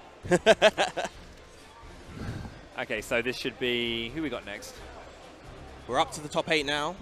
We're going straight into it? I believe either that or we've got some loser set coming up. I thought, are we going straight into top 8? I don't know. We're not quite at top 8. The winner's semis are set. We still got loser sets to play, of course. Right, yeah, because I'd like a moment. Like a break. We're not our losers. Yeah, all right. We're not our losers top 8. So we're going to be, is this a winner's match here we're playing? Losers, okay, so we're playing the losers to get to top 8, and we'll take a quick break, and then we'll do, okay, thanks so much. Cool. Production coming through with the big knowledge. Yeah, we've got 4 sets left for qualifying to top 8. Of course, the winners of all these upcoming loser sets will make it into the loser side top 8. Yep. So the winner's side is set then with that last game, right? Yep. So we got Dragoi versus Rickster, yep, and then Deviants versus Mr. Blue. Right. Cool. Brilliant. Lovely. Big fan. So these two you said were? I do not know yet. Oh, okay. Again, faces, names. We'll get there. If we had more time when we got here to be like walk around and be like, hey, I'm actually me, and you are actually you, great. But we didn't. We pretty much got here, sat down in the booth, and then we're done. Yep. But yeah, if you're just joining us, if you just arrived, welcome to Revo 2021 Revolution, 20XX or 22X. 20XX, but it's happening in 2021. Yes, and yeah, so 3 days, 3 very different days of loads and loads of 2D anime fighters, all different kinds. Indeed. You know, you got your Skullgirls, you got your FVC3, you got your Gundam Versus, you got your Granblue, your Strive, melty, everything. But this is Strive, Under Night, and Granblue Day on Saturday. I'm Bowie. I'm joined by Viram on the mic here. We'll be taking through a bunch of stuff throughout the rest of the day. But yeah, we're in London, and it's been it was one of those things where they've used this venue a few times for like previous events. It's my first time being here. It was in like a wonderful little community centre last time. That was really nice and like comfy. But they've got loads of arcade stuff as well, like loads of arcade stuff in the background. Everyone's like playing random games and having a good time. So yeah, I see Third Strike over there. I see some manner of anime fighter over there. I don't know what it is. There's anime on the screen. There's health bars. Same thing, right? I even see Crazy Taxi in the back over there. House of the Dead 4. Ooh, let's go. But there's no Metal Slug. I want a refund. At least I haven't seen Metal Slug. Why even come? Exactly. Why even That's come? my thought. Mate, I heard that there's actually... Oh, mate, they have Ju Beat Cubello over there. One of my favourite rhythm games. The big squares, the big cubes. That's it. That's Ju Beat Cubel. Really good rhythm game. Speaking of rhythm games, there's an arcade in London that now has the new Theatre Rhythm World Carnival game. And that is... Because, like, I mean, I say new. Been out in Japan for like a billion years, but like after Theatre Rhythm and Curtain Call on 3DS, I was like, what's the sequel going to be? And it was an arcade game. We have it in London now. Anyway, back to this game. Jetstream versus Padu. Versus Jetstream. Zoe! Zoe! Oh, she's so cool. She is so cool. Like, unbelievably cool character. I'm glad we agree on this one. Indeed. This is why you're my friend. Among many other reasons. Yeah. But this right here in particular. This was the main reason, yeah. It was a tentative friendship until this game came out and Zoe was released, you know. It was 4 years of just question marks. Yeah. 4 years of awkward Smash commentary on the mic or something like that. Yeah. But now we are here. Yo. But yeah, Zoe, if I were to describe her in a very simple sentence, incredibly hot and cold character. Yeah. When she's hot, you die. Yeah. When she's not, she dies. 50-50. I love a 50-50. Padu doing the usual thing, being able to just throw out this cat bot just to control so much space. Yep. Unblockable right there. Yeah, already the round is just pretty much over. Yeah, you won't. Yeah, wow. That was lightning fast.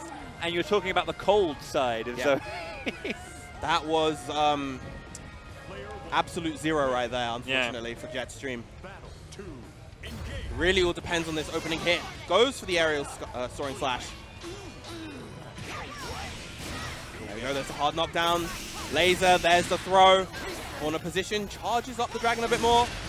Very nice, the multi-hit purpose of that will break through the parry, however. Yep, there, it's a throw, plus frames, dust loop right here into SBA. That's literal 180, perfect versus perfect. What did I just say? Hot and cold, Viram. Absolute zero to erupting volcano. Speaking of erupting volcano, not this stage. But there's some fire in the background, so that's good enough, right? That's good enough. Yeah. Oh man, for a moment there I thought you were right. I was like, wait a minute. Oh no, it's not. It's not quite, it's not this stage. I was there with you, mate. I was there with you the entire way. That would have been an incredible segue. But Padu right here, lovely challenge with the 5L right there. Very nice roll through again. The parry being brought out in these situations. The roll through basing out again. There's the overhead once again in the corner. That was so crucial to get that opening right there because Padu was just about to get full bar. If Zoe was able to get the KO right there, Jetstream, that would have been an Iggy. Would have had to deal with all of that Mario Party shenanigans and would have been a lot harder from there. But Jetstream going up 1-0. Whew. But yeah, that was great to see Jetstream get counter perfect into winning that first game. 1-0 up then.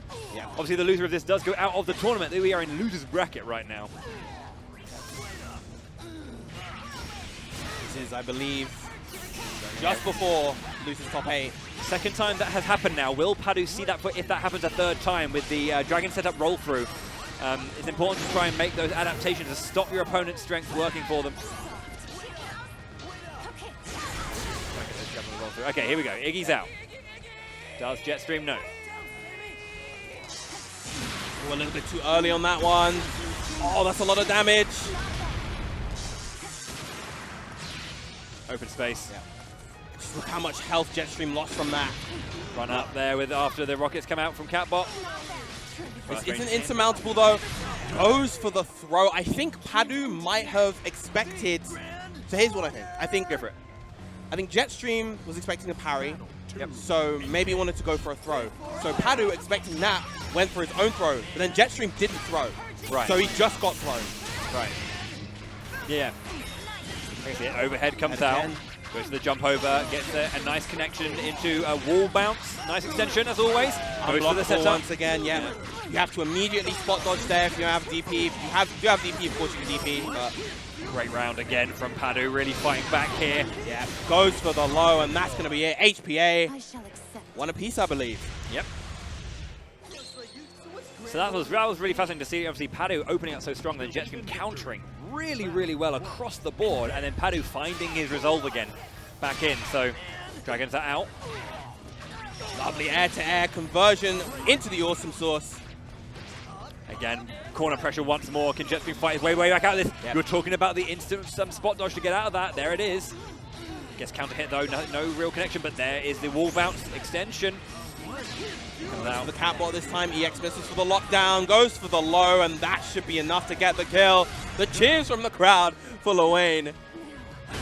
Good game again, once more from Padu. It is one apiece, but it is set point now for the Swede. Battle 2, engage. Here it comes. Just poke low, just trying to find that one there. Laser again. Through. Okay, cool.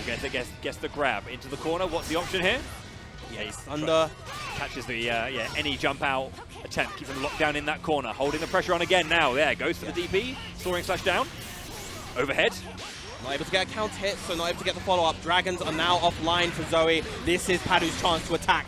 Doesn't get the wall bounce off the EX. Reversal super, the first one we've seen of this set coming out from Jetstream. A big opening right there, but you know, in a matter of seconds, Iggy is here. Bang! How will Jetstream deal with Mother now? Thankfully this time he has a lot of health to work with. Spot dodges the fire carpet, but that health draining, not able to spot dodge that one. That is a real bad spot now. That's not He good needs at all. to defend a little bit better. Very Lovely nice. use of the aerial thunder. Using the stall in the air just to make sure they can like hold that space as Catbot came through. The Dragons are back. Gets the hit. The hit. There it is. Medium. Expecting the jump back, catching it beautifully with that far medium. Down to the wire is this set right now. Super clean game here. One of these players going out, but both of them playing so well. Goes for the opening soaring slash again. He gets a counter hit to open up. Round start is theirs. A little bit of damage on, and again another counter. Yeah. Big overhead again. It wasn't a counter hit though. Again, so again, as you said, couldn't follow up. Rockets out. Lovely mash right there. Lovely mash. Sometimes mashing is good. Oh, is that going to be a combo? No, not quite. Not able to get the fire heavy. We have Iggy available if he wants to play with it. Gets the grab though, wants to bring that HP down a little bit more. Yep. Find that advantage if possible. Very risky game though. One good opening from Zoe can be the end. Gets the EX Thunder. Goes for the throw. Iggy has to come out here, otherwise Padu will lose. Yep. Good choice here now. How much can Padu get from this? A little bit of damage onto Iggy. You can see like minimum damage. Ooh, No, whoa! At that distance you have to block. He's at chip point. He has to jump here. Oh no, yes. That was perfect from Padu. Jetstream was unable to just withstand that entire barrage. He was at over half HP, I think, was taken out there. Yep. Completely destroyed. I have to say it. No offense to Jetstream, but the HP just withered away completely. Yeah, you really have to be on point with your knowledge in terms of how you combat certain options. You know, at that particular spacing, Iggy can just unblockable you with the orb into the flame carpet. So you have to know, okay, I've got to super jump the orb, preferably forwards. And, you know, against the lightning, it beats immediate spot dodge. So there's a lot going on that you have to really deal with. And evidently a lot of people are struggling today. Yep. There's so many, and they're all doing, you're just throwing out different stuff. Yep. So it's like, you know, which particular setup, are you having to deal with, and it can be a little bit much. But there you go. That is Padu moving onwards. Yeah. What a Jetstream set. dropping out. Yeah, a fun one. Man, there's been some good like game 3, round 3 matches today. That they have. Meanwhile, Dudikoff and Monhunkake is being played off stream right now. Ah, That that's a literally shame. behind us, like right there. Agu winning 2-0 over Chariot. Again, another off-stream set. So next up, we're going to have DLZ versus Breaker. Lwayne Ferry, I believe. Nice. Okay, cool. Nice to see Ferry. I like Ferry. As I was saying earlier, genuinely, she's a unique character. I know that you and Miller have had your conversations about Ferry, about Ferry throughout the ages. I'm fine with her now. Yeah. Guy's not. I'm fine with her. Yeah. You complain so much about Ferry. But no, I think she's just a fun character. She's really, really cool. Granted, her sweep is still an illegal, broken move, but, you know, she's allowed to have that with how much has been toned down. She's been really hurt because people just don't like zoners. Yep. And that's unfair on zoners. It's weird, though, because they haven't done the same with Matera. Yeah. Matera's just kind of, you know, she's been kind of vibing. This whole season, she's been kind of vibing. She's just been living the dream, yeah. That's going to be jumping on right now then. Okay, cool. They're underway. Yes. Look at the brightness of that light. Love it. Shining on our glorious players on this wonderful afternoon. I want to say a big thanks as well, just quickly, just to NGI in general, because they've been holding down fighting games in London for the longest time. Yeah. Not everyone's here. My boy Mark with a C is not here. He's currently away at the Esports Awards this weekend, so it's nice. Nice. He is watching though. It's nice to see you, Mark. Yeah. Hope saw that name in the chat. Hope to see you, dude, again soon. But yeah. NGI put on great events, and it's nice to kind of be back here. So if you haven't already, make sure to follow NGI events here on Twitch and on Twitter as well for more of your favorite Animu fighters, because they do them a lot. So yeah. Both 1 and 2, because obviously we're on NGI events 2 at the moment. Yes, we are on 2. Yeah. Mainstream, I wouldn't be surprised if Strive was on NGI events later, the mainstream. So make sure to follow both. Keep up to date. Always put on a good show as well. We got Rare Kana obviously looking after us on production. We love you, buddy. Yeah. Thank you very much. Big ups to all the staff here. Fantastic work with the event so far. And it's only day 2 of 3. Day All tournaments are being done in one day, of course. You know, that's one of those things. There's a lot of games, so there's like a load of competitive from different stuff. Yeah. If you're like a I'd love to see like a multi-tournament entrant who just wins every single one. First place at every event. That would be crazy. Make top 8s really hard if they're running simultaneously. Auguste or Auguste. We had this chat last night. Yeah. You know. Oh, we're going to Albion. Okay. Breaker versus DLZ. Albion meaning something a little bit different to us two comparative to most people here, I think. But yeah. leave GP alone.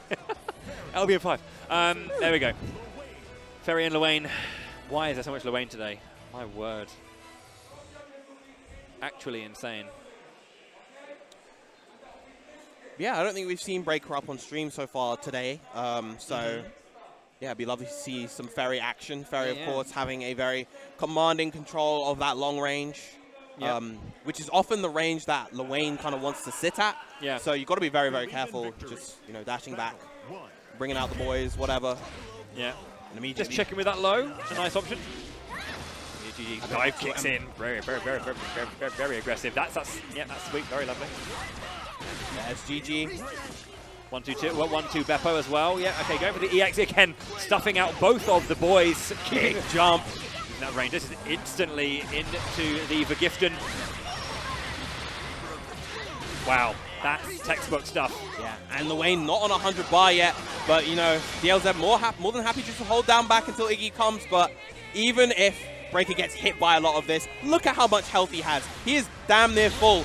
Not to mention, Ferry is one of the better characters at dealing with Iggy because of her extra aerial movement options. Gets hit a few times, but still look at how much life is on Breaker's side. Getting caught though, this is quite scary. It's so much. Iggy is such a game changer. You split, the rolling gets covered by the 2M, and that'll be the game. Yeah, Ferry having one of the few low hitting 2Ms in the game. Most 2Ms hit mid. Yeah. Hers hits low along with Vass's. Oh wow. A couple of others. Don't remember off the top of my head. Check in now with the 2L getting caught again. That's just that 2M. Yeah, working out so well. There's a counter hit there with the close H. Big EX awesome sauce. Tick throw into the corner. Situation here. This is where DLZ wants to be in, but he immediately gets countered immediately. Goes for the double low right there. It's a real guessing game. Is he going to go double low, immediate high or low high? Misses the follow-up after that combo. Yeah, a bit weird, but you see that we do have Iggy available. Yep, there she is. DLZ wanting to get a bit of extra damage before going for this Iggy. Trophy earned. Let's go. Lovely spot dodge. Oh, gets caught by the shock right there, and the unblockable on the landing. Not able to swing out of harm's way or dive kick right there. And that'll be the round going to DLZ. Yep. Really, really nice actual Iggy section with the trophy as well, just to really hammer it home. I wonder if that shouldn't have been like a concentration breaker, but maybe, you never know. That's it, yeah, going for that long range swing in, goes for the Gespenst. Oh, and the throw to open up this time. Goes for a reset. Catches him low, trying to go for the fire H right there. Extra extension off the catbot. So much pressure. And Iggy straight out as well, gets her into the corner, so... Yeah, you don't want to be in the corner versus Iggy, but again, she's able to get that double ball to kind of cover the swing as well. Yeah. Really, really nice stuff. Great position. Far H isn't on low enough HP for SSBA. Reels are back in with the Gespenst. Whip it good for the chip. Real tough situation for DLZ right now. Lovely sweep though. Trying to get as much healing in as possible. Good blocks, parry. No, doesn't go for the parry that time. Again, real slower pace game this time. For Gifton out, what's going to be the option here? Just going to hold back. Oh, rolls through! Rolls past, but the bounce off the wall catching him off guard. Yeah. Game 1 going to Breaker. That was an error. That was definitely an error there on DLZ's side. No reason to roll in. They just hold down back. You know, guard against the Gifton. It's going to disappear. Maybe didn't want to deal with Chip, but like didn't want to deal with Chip. Didn't want to deal with a potential instant overhead like that, because if you're getting hit by the SBA, Ferry can combo off the instant overhead. Lovely use of DP right there. Yeah, Beppo very, very strong. Again, just using this sweep to low profile under those long whip normals of Ferry. Unblockable once again. That's going to be the round, ending with the overhead. As long as we're together, we can still win. We're more frozen than your animal besties. That's such a troll victory. Especially with the ugly golden color. Very nice on the swing back just to kind of get past. Is it Tommy that goes high? Or I honestly don't remember. Yeah, it just doesn't matter. One of them goes low, one of them goes high. Yeah. Good pressure in the corner as well here. Lovely blocks. Yeah, holding on to that and gets the far H into Gespenst. Doesn't go for the whip it. No, goes for whip it good for the damage. Yeah. Surprisingly didn't go for the roll in the back throw. Not able to get it into the SBA. Yeah, trying, but unfortunately a little bit too late on the grab there. Gets caught though, and the rock's doing so much damage. Oh, caught again. And the unblockable. Oh, wow. Just all that damage. Tried to jump away. Breaker really having a nightmare time here with Iggy, unable to really find their way through the onslaught. Bit of a shame Believe in victory for Breaker, but really good for DLZ. Yeah, even with all the tools that Breaker has in store with Ferry. Whip it good for damage. The 2H. Spot dodge is the awesome source. Lovely timing. Again, another throw. Roll in, doesn't get punished. Threw it out, but a little bit too late there. There you go, there's the Tromp wall bounce into the Beppo, very nice. Oh, look at all that chip from the 5U. Yeah, beautiful move. Again, that sweep, just been the starter for DLZ's offense in every juncture, pretty much. Whip it, goes with the Gespenst on the landing, catches it right there. And now 1 round away is Breaker from moving into top 8.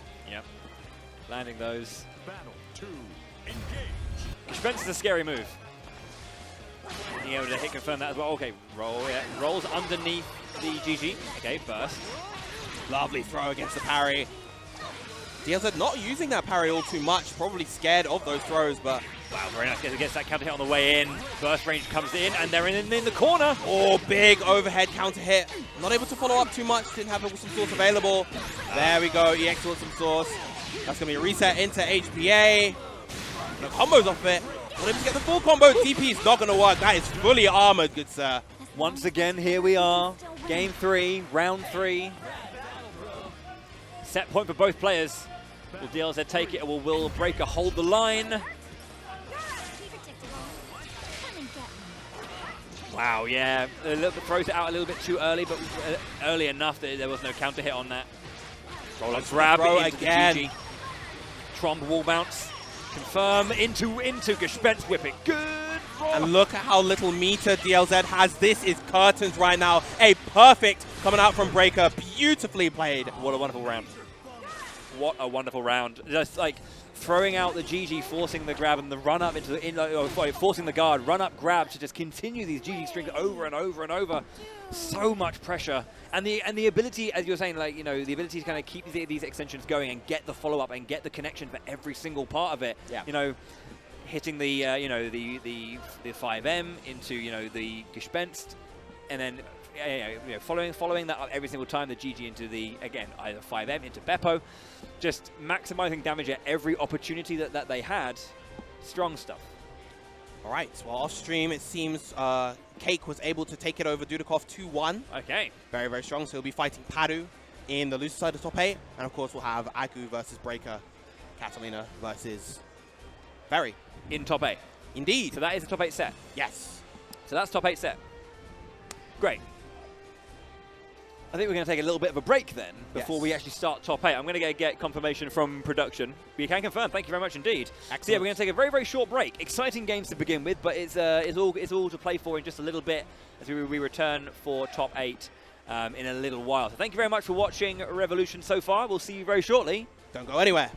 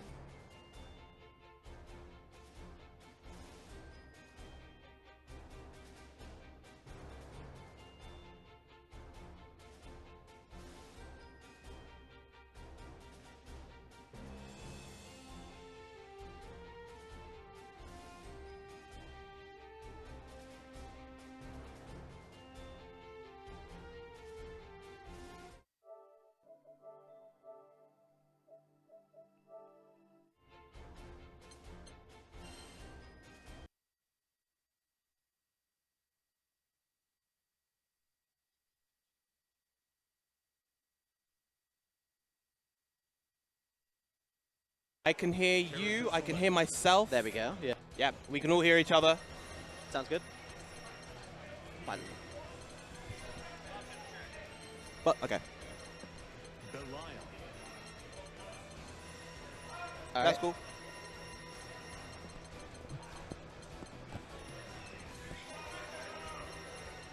I can lead us in if you want.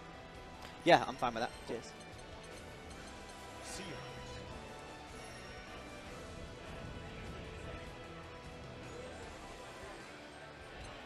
Coliseum. Welcome back, everybody, to Revo 20XX here. Granblue Fantasy versus Top 8. It has been an exciting day of Granblue so far. We've finally made it to our last 8 entrants.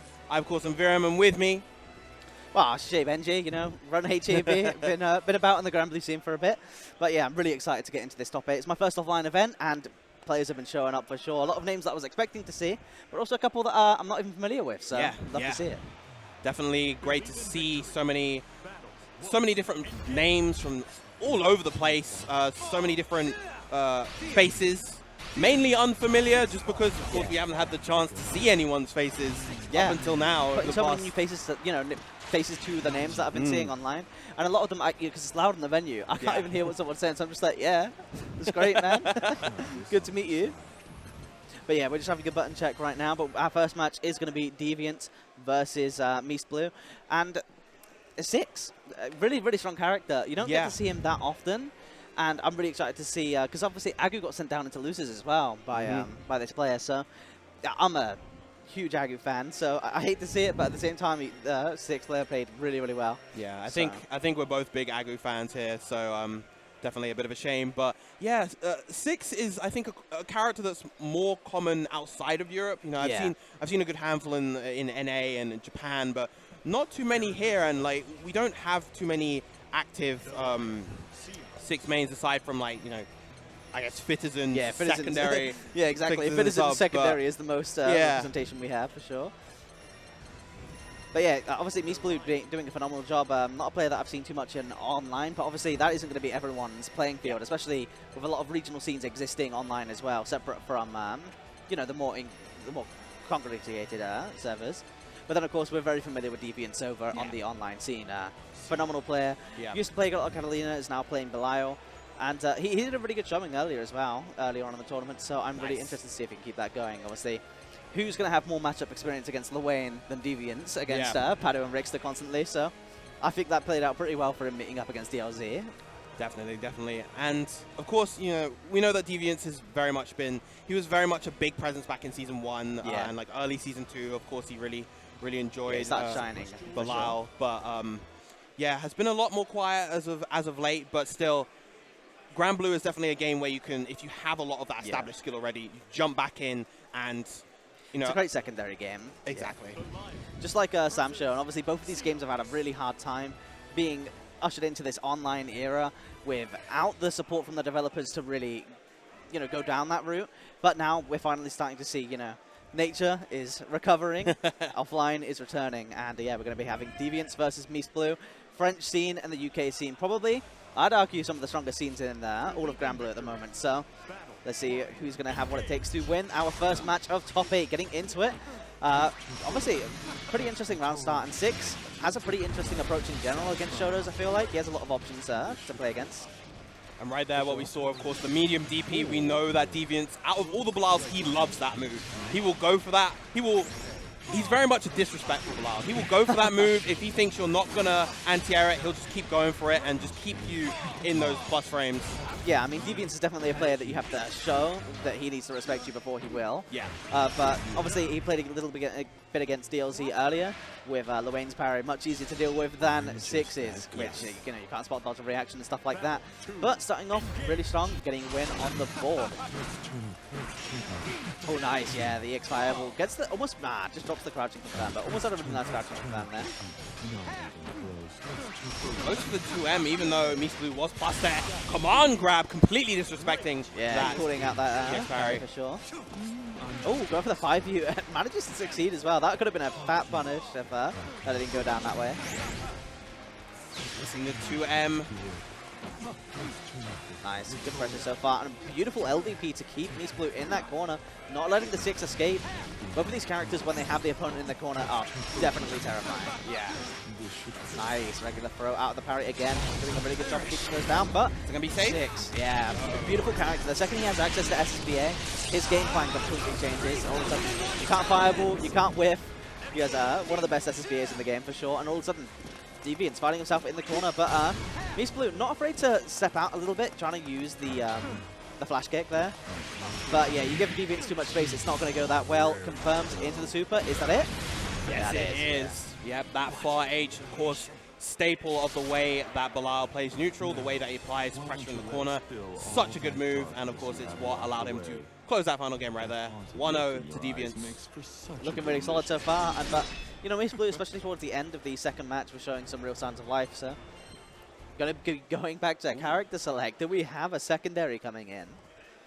Yeah, MiSblue so far has only been playing Cease throughout the bracket, so I'm interested to see what character could be coming out right now. All right, so it is going to be Belial locked in for Deviants once more. Obviously, when a switch is not enabled, we'd have a chaotic tournament in there for sure. Especially with all of the Luane bros everywhere. Yeah. They've been throwing everyone for a loop. Yeah, I know, of course.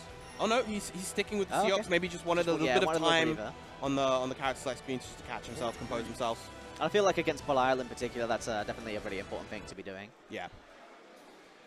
It's very easy for that character to overwhelm your mental stack, and once he starts to do that, that character becomes 10 times harder to deal with.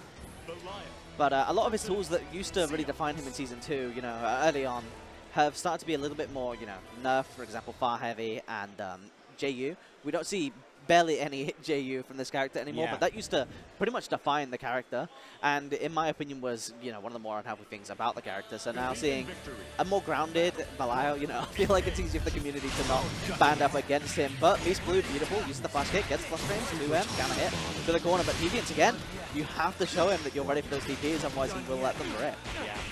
Deviants, as I mentioned before, very disrespectful player. He will just kind of play at his own pace and force you to play at that pace. And if you can't keep up, he will tear you to shreds. Yeah, you're going to get it down on your screen.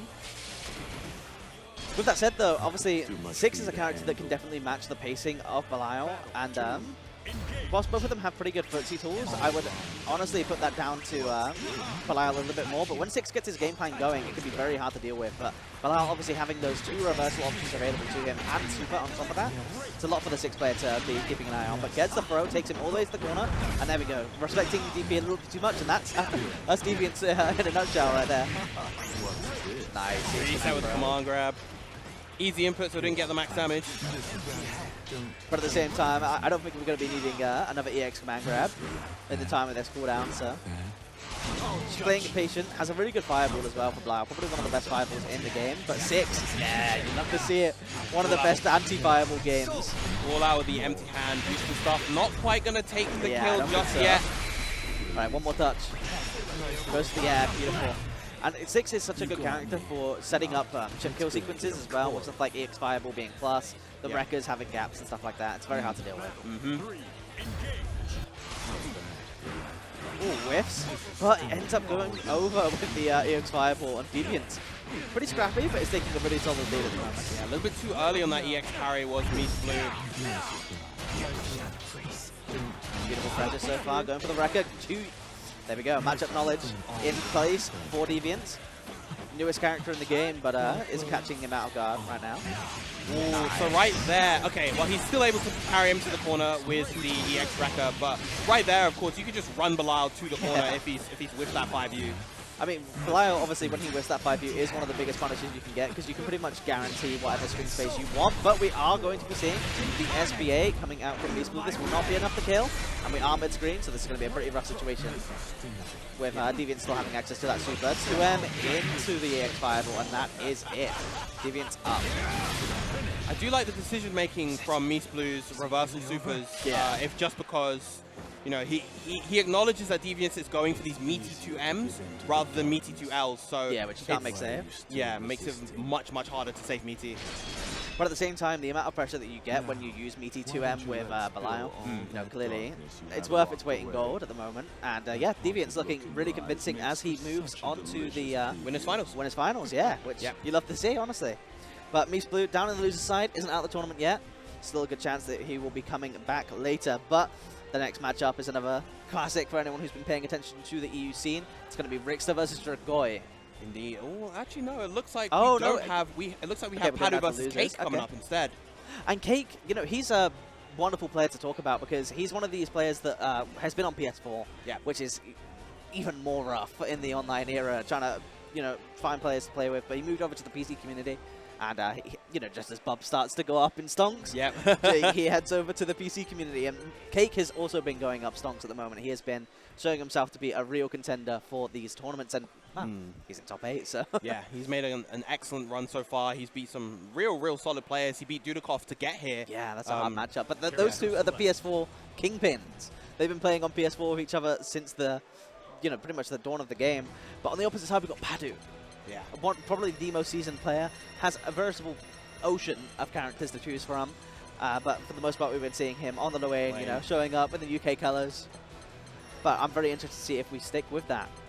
You know, of course, he has the Matera as well off the top of my head. Vasaraga. He has a ton of characters. Whoever he wants. He has a Zeta as well. He has a ton of characters that he, you know, even the general public don't get to see that often. But yeah, lots of labbing sessions have gone on for multiple different characters in the past. But yeah, this looks like we are going to be seeing his Lowain coming up against Cake. And this matchup's really interesting because in general, Beelzebub's a Shoto, but with some addendums, right? Yeah. And Lowain has a really interesting matchup against that, for sure. Because a lot of the stuff that Lowain loves to do to alienate the Shoto players gets shut down by teleport and dive kick. So Bubs versus Lowain's an interesting one. Teleport, dive kick, plus having a fireball that can challenge and you can charge it, obviously, so many different hits from that projectile coming out as well. And his projectile super as well is a really good way to punish some Brocals. So we should be able to see who's going to come out on top this time. Both of these characters, you know, started off the game, everyone's calling them weakest characters in the game, but now I'm pretty confident in saying that both of these characters are more than able to compete, especially in Lowain in tournament. My lord, you've got to be ready. Yeah, if you're not ready, you get brackets like this one, full of Lowain everywhere. All right, looks like we might have a button check, I would hope. All right, looks good. So yeah, Beelzebub's a really well, both of these characters actually are really interesting stories in Granblue in general. And back when the game started, basically there was a week where Lowain took every tournament because it's Lowain. Yeah. No one how do you knew, fight this character? What the hell is an Yggdrasil, you know?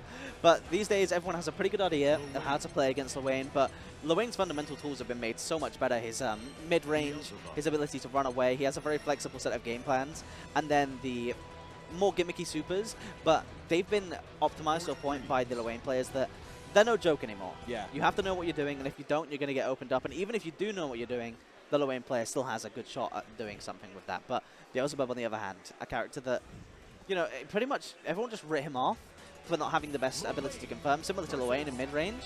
But now that they've buffed his 2-on-4, it is ridiculously hard to deal with his 2-on-4 now. Real jack-of-all-trades character. Really good mid-range, solid damage. He used to have issues with damage.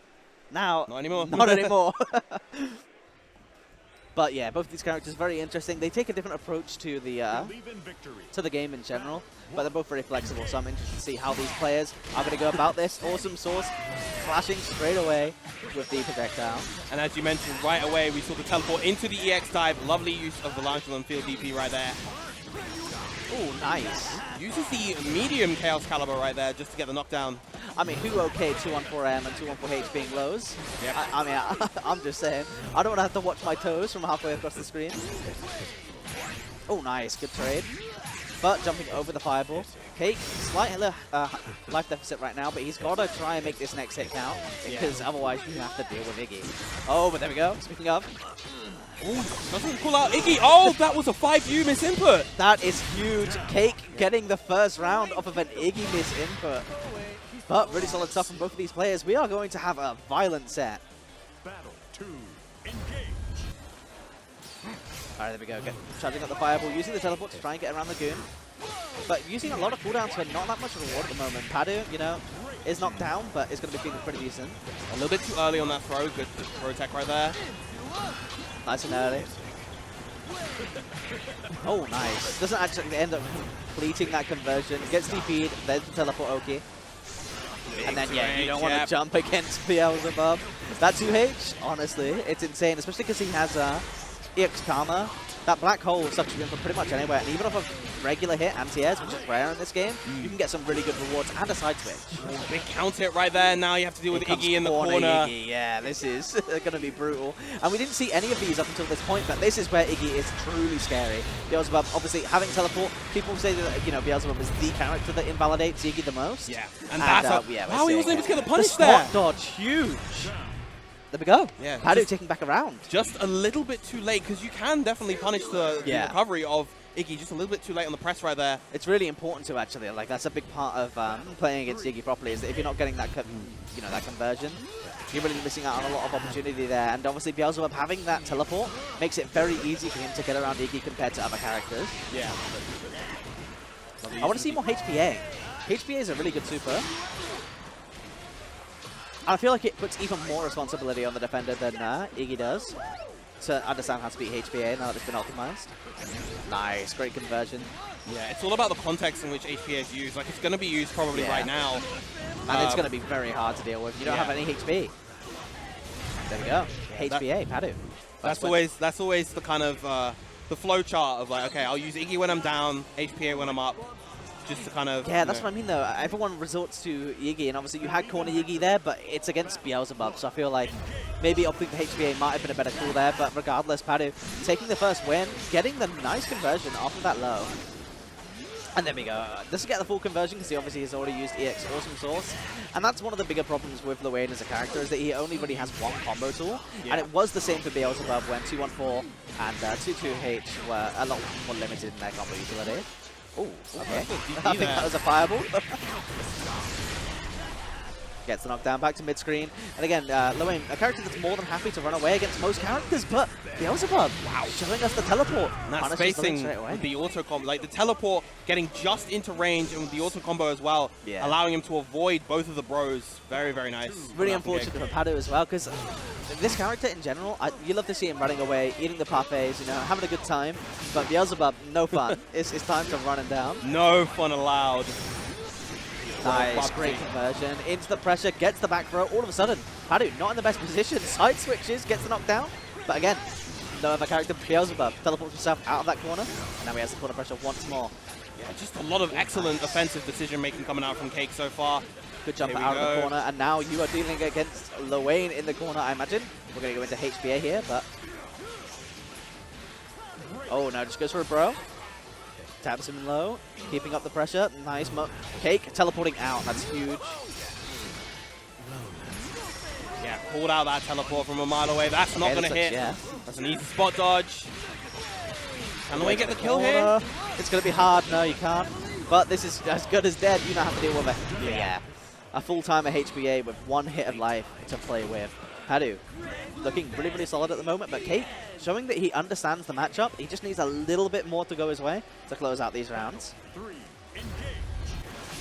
Yeah, that's the biggest issue with Luane. If you use the EX Awesome Source to get into the corner, you don't have any other combo tools to go into stuff like HBA. Cake looking really solid so far, though. Gets the 2H, uses the black hole, and then EX Awesome Source out, so a lot of Luane's combo power gone there.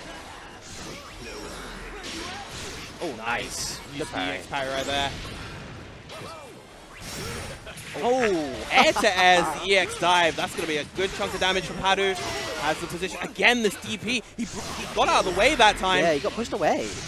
And that's going to be a lot of damage. This SSBA does criminal amounts of damage, you know. Dropping the Genki Dama, giving you a spirit. Then boom. A lot of damage, but the knockdown isn't that great. But Beelzebub more than happy to be at any position on the screen because... Oh, again, misinput with the 5U. And the dive to catch him in midair. Cake bringing it back, and it looks like we are going to be going to 1-1. Yes. And it's worth remembering that the loser of this match is out of the tournament, so this is definitely a big one. Will their whose top 8 life will continue and whose will terminate here? Oh, Oh, nice. Checks the teleport. Doesn't manage up getting a full conversion there, which is a little bit unfortunate. Using the bros, trying to control neutral. Doesn't have any reason to eat at the moment. Nice. Plus frames straight into the close heavy. The overhead, forcing him onto the ground. Side switches, but not the end of the world. Wow, good teleport. Swatting away the Catalina bot. Is going to get a free conversion here. Doesn't side switch, but again, as Beelzebub, you're more than happy to be mid-screen here. Interesting, he's running him all the way to the corner. Wow. Didn't block low right there. We have Yigi HP on the board, but yeah, it's not going to be... Well, Pado is not going to be opting into that, and Cake looking like he might be able to close this one out. Yeah, Cake just doing a really good job in specific situations. He's doing a really good job anti-airing the jump-ins. Almost had a 2H right there. Good tick throw. And his decision-making with the DP has been very good up until that moment. The dash, the audacity as well to just dash block. There wasn't like a... Because for those of you that don't know, you can't actually dash block in this game unless you do it super early to let your dash recover.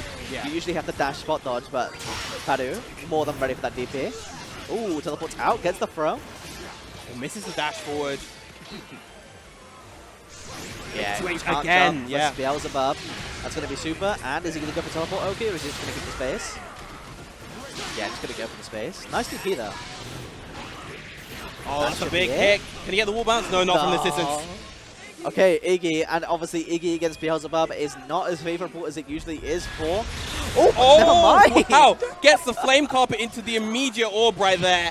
And that was just the end of Cake's life. Definitely not expecting the flame carpet immediately. Yeah, I mean, that's... I don't think anyone is. Usually we're like, okay, how are we going to big brain set up that unblockable? But no, Padu just going straight for it, and a great decision because Yigi versus Beelzebub is a hard beat to pull off. All right, last round. Padu taking him all the way to the corner. We're going to get a little Oki set up here. Nice solid pressure. Good tech from Cake, but he has to find his way out of this corner. Does so with the EX dive kick, but he lost half of his health for the pressure. Lovely parry choice right there. Padu looking very, very strong this round. Poised to potentially take this game. How will Cake make this comeback? It's looking harder and harder. This is so close. Nice. Big 2H. Side switch. Yeah, side switches. There's going to be a ton of damage and positional advantage. Beelzebub not even having to spend an extra cooldown, so has all of his combo tools available. Whoa! Oh, teleports! This is crazy. Both of these players doing very unorthodox stuff right now. EX Awesome Source being spent is a huge deal. Okay, yeah. Padu, yeah, just going to run away at the moment. Try and get some of the bots out. That's huge. That's a huge. Oh, no, he didn't go drop. for SBA. Oh, he caught. He missed Iggy again. Oh, and that is going to be it. Padu misinputs Iggy out of the bracket, and Cake is going to be more than happy with his first offline tournament, I believe, going beyond top 8. Yep. Guaranteed 5th now is Cake. Meanwhile, Padu bowing out at 7th place. But you hate to see it, but at the same time, you know, at least it was a good match. But you hate to see that being the thing that's going to take you out of the bracket for sure. Yeah. Not 1, not 2, but 3 misinput Yigi is very sad. That was a hard comeback to make for Cake. Just being behind versus Luane is really, really tough. When you only have a little bit of life, you have to deal with a potential Iggy or HPA coming up afterwards, and you just have to make sure. Ideally, you want to kind of balance that health. So it's like, okay, can I get my one-hit kill before they're at blue HP for Iggy? Or, you know, just do I have to find my hits here and there? It's real tough, but great stuff to Cake. It's going to be Dragoy versus Rixter. I'm just going to see more Luane.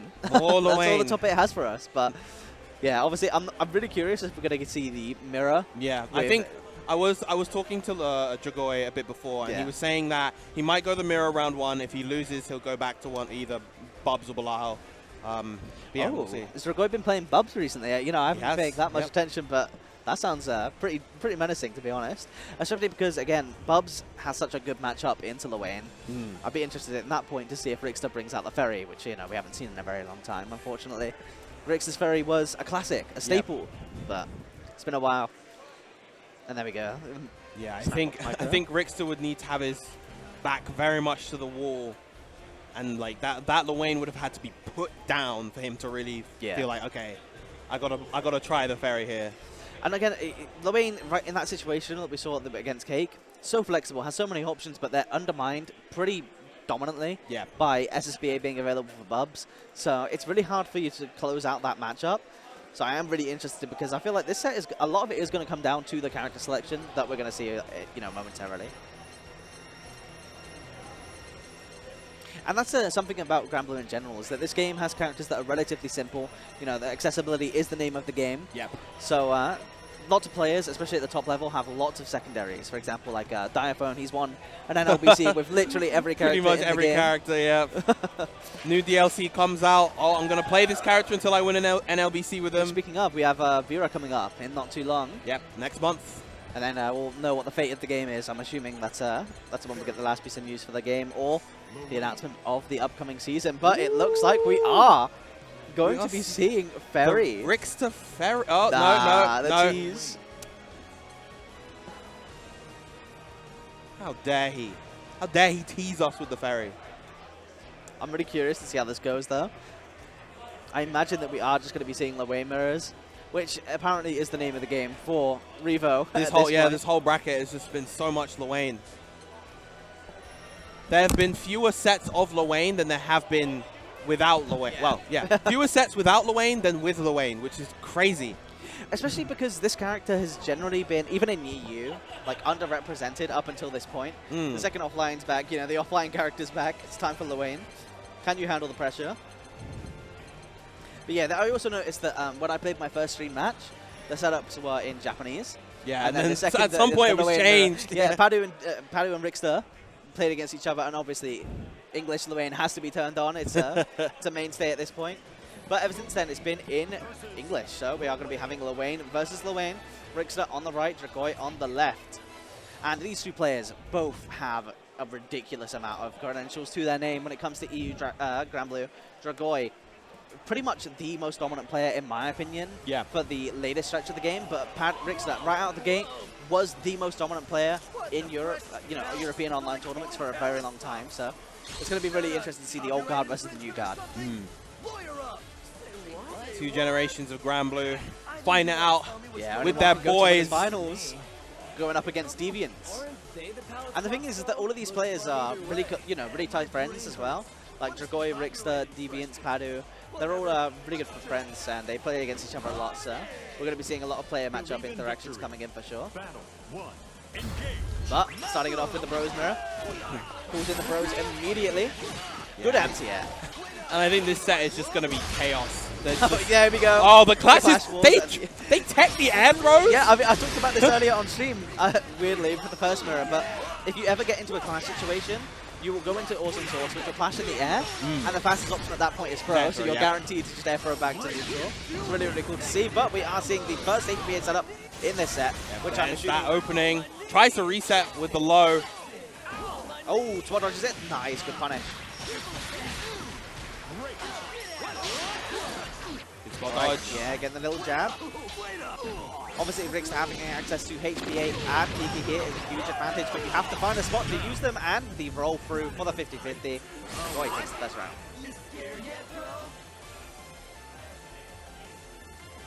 Alright, good start from Dragoi so far. And another interesting thing about this matchup is that basically both players, unless one has already used HPA like we saw in the previous round, are locked out of the Iggy. Because the first person to Iggy loses, so... You've really got to save for the medium source.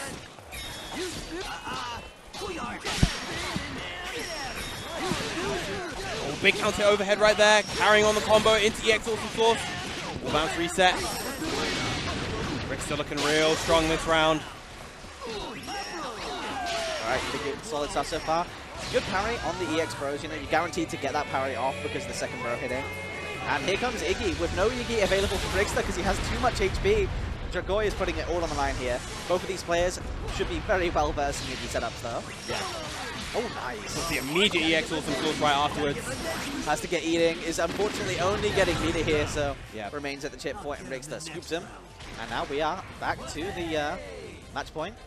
Battle 3, engage. Oh, okay. Tries to meet him in the air. The last little Catalina missile ends up connecting. And yeah, we're going to see a lot of Luane sweep in this matchup as well. Yeah, a lot of the key pokes get completely crushed. Yeah, Luane sweep in general is fantastic. It's a moving sweep that is special counter. Yeah, that's very rare. Very, like very the best rare. of both worlds. There we go. Wow. Wow, superb finish from Dragoy. And that'll be 1-0. And Rickster is less likely to hop onto a different character than Dragoy, so yeah, we're just going to be seeing the ready up. Rickster did look pretty solid, especially in the first round there, so I would love to see how this one ends up going. Like, he had such a huge health lead in the second round, pardon, that, you know, Dragoy was even able to Iggy without being scared. Believe in victory. Battle 1. Alright, so getting into the next one. Awesome source at the start of the round, but again, Wayne's so versatile, able to run away better than any character in the game by, you know, a country mile. Yeah, that backdash of Luane's is kind of crazy, just in terms of how far it goes. Yeah, it's so fast as well. It has so little startup and recovery that you can really just retreat as and when you want. Oh, we don't see the clash battle. Yeah, going for the spot dodge this time. Smart decision from Rickster. Can't give the stream any more entertainment. Nice. EX Awesome Source all the way to the corner. That's going to be a significant amount of damage, but here comes the HBA in retaliation, trying to keep himself safe.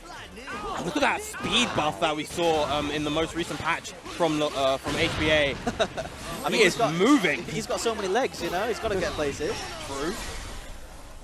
Oh, nice. Nice in the jump.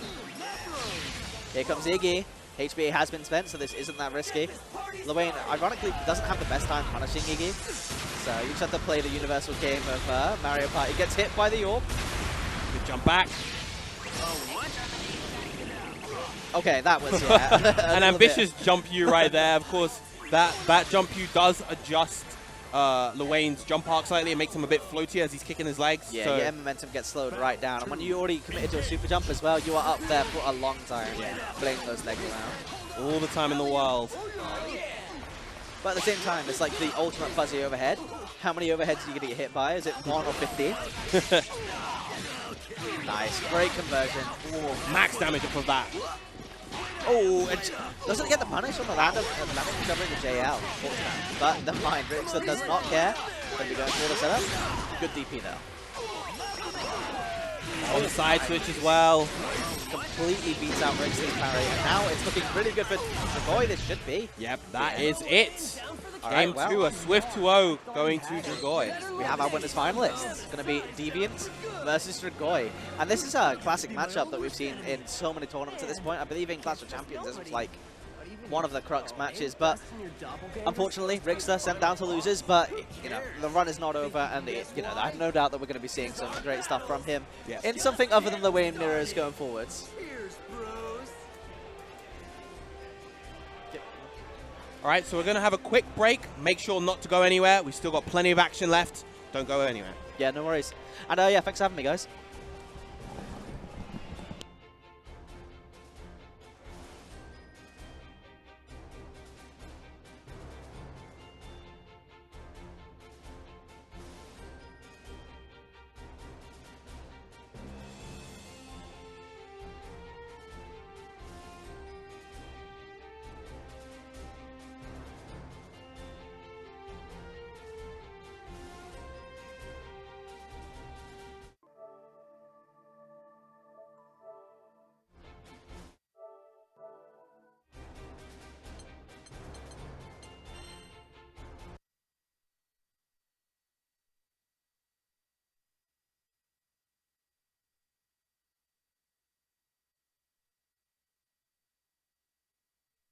Character select.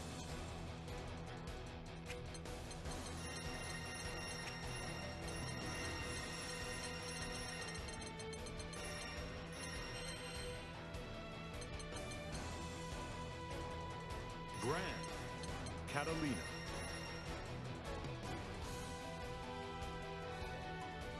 Port Breeze.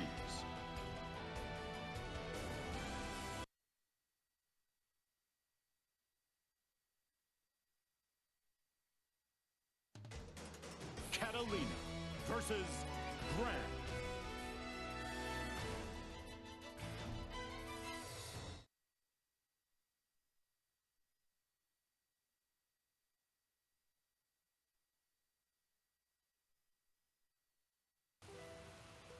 Believe in victory.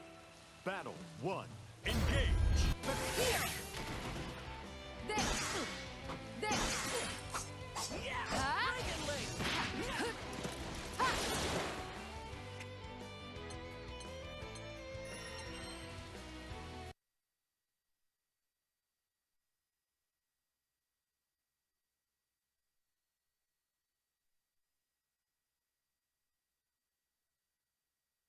Character select. Fairy.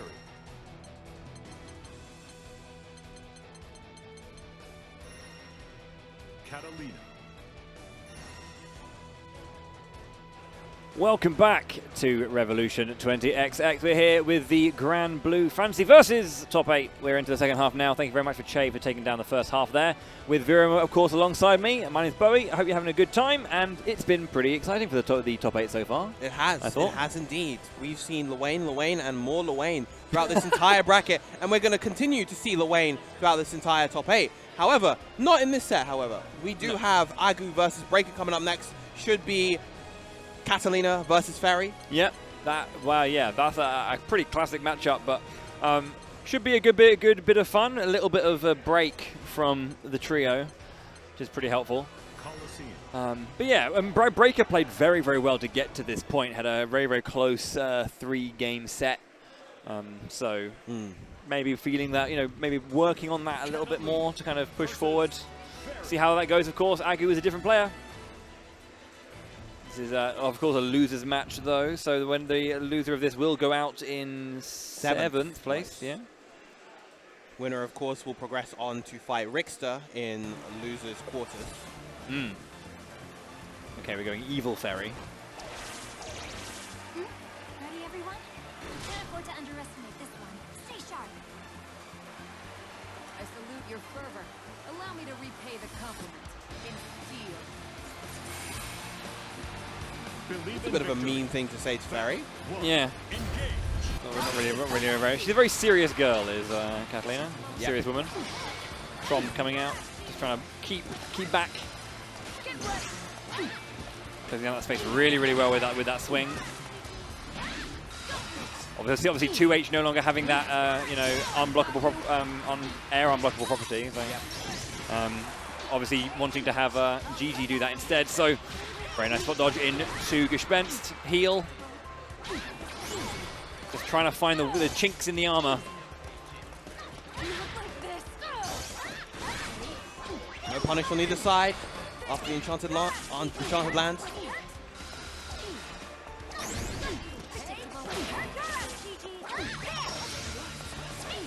Agu just locked down at the moment versus Breaker, unable to escape from this corner. These far normals of Fairy just not allowing any breathing room. Getting a bit of chip with the Fireball. One of the main things, of course, with Fairy now is that her guest Penta no longer pierces through Fireballs, instead it trades with them. Unsafe EX Enchanted Lands. That is going to be the round to Breaker. Getting a cutscene finish for this first round, very nice. Pretty cool move. Requiescat. Close game though, obviously, as you were saying, locked Agu down really, really cleanly for the most part there, but Agu managing to fight back and hold their own, but just getting caught out at the wrong time. With SSBA available, so there's wall bounce. Very nice. Big jump in, that's going to be a lot of Fairy's health. Look at that, nice. Chunk about almost like 40% damage. And gets the counter hit with the Tromp. Trying to find that low, but getting caught by the Fireball for it. I almost feel like Agu at the moment is being a little bit too conservative with his offense. Just not really like... Fairy as a character, despite having a DP, has pretty slow buttons, so you can really press your advantage against her until that DP comes out. Yeah, these like mid-speed Fireballs catching Breaker out on these spot dodges, getting hit on the way through. Not that time as I say that, but there we go. Punishing that time with the Fireball. Yep. Down to Agu this time. Okay. Ones. I think throughout this set we're going to see a much more composed, slower paced set to what we've been seeing throughout this bracket so far. Both these characters more than happy to play the slow game. Yep. Okay, there's the heal. No use of GG there, just trying to go for the regular play. Not anything major from Oki. Ooh, spot dodge. Trying to find that heavy though. Slow startup does get guarded in the end. Lovely with punish with the 2M. No confirm off of that. No confirm with the jump in either. Breaker not taking his chance to jump out of the corner. That's a big medium Enchanted Lands. That's going to be a lot of damage into the SBA. Beautiful catch. As you were, I was just thinking the same thing. Yeah, didn't take the opportunity to jump out. Allowed Agu to get a wonderful, wonderful bit of damage there. Huge string, massive damage, and that's the round and the game. Big jump into. It felt like there was hesitation. Like there's that moment of hesitation. I was seeing it a bit throughout the actual match as well, but just in that situation there, yeah, completely. We just couldn't find that moment and that confidence to make a decision. Yeah. And these jump-ins from Agu are just doing so much work. Finally, the DP comes out from Breaker. Doesn't want to hold that pressure at all.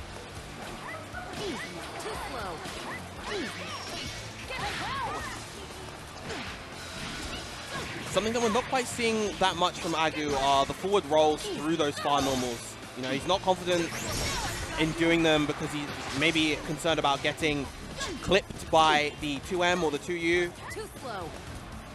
Very important to kind of keep that in mind. Throwing out these mediums and these heavies, trying to find their way in. Goes for a JL, but eventually the 2L, the chip overhead for the disrespect. Yeah, I really love the decision to go for DP there. It was a very high. It was a DP that didn't have too much risk to it comparative to other ones. He had so much health to spare that getting hit by Ferry there wouldn't have meant too much, and getting that DP meant that he was poised to win the game, which he did. Win the round. Yeah, so far, after that first round going very much in Breaker's favor, it's been Agu all the way right now. Early cancel into the JH. Nice Beppo just to push back. Not quite a safe jump there versus the spot dodge. Again, Too early. Too early. Got to really tell. It can be difficult to tell the speed between those two cat fireballs. Medium, I believe, being slightly faster than light. Nice jump back just to keep those options open. Make sure to play at that main range that cats like to play at. Yeah, this is a lovely position for Breaker now. Gets on the block. Goes for the Vergifter and thought that again high. Oh, doesn't block high, but doesn't. Nice roll in, beautiful with the grab there. And now this is a one-touch situation. There's the enchanted land into SSBA. Not going to get the cutscene. It will kill before then. That'll be another round to Agu. That's it. Beautifully played. 2-0 coming out. And he will move on to fight Richter in losers quarters. But that will be Breaker bowing out at 7th place. Yeah, really, really good stuff. Breaker came in really strong, but as soon as Agu just dug their heels in, was able to kind of disperse the pressure that was coming out. Yeah. We had a moment there where Breaker had a little bit towards the end, just able to kind of build a bit of pressure, but couldn't really get it over the line in time for Agu. You know, the counterattack came out, and the damage is huge. Obviously, when Kat has, you know, everything to her, at her disposal, just to kind of put in that full wall bounce combo. Yeah, really, really good stuff. Agu played very strong. Go through. Yeah.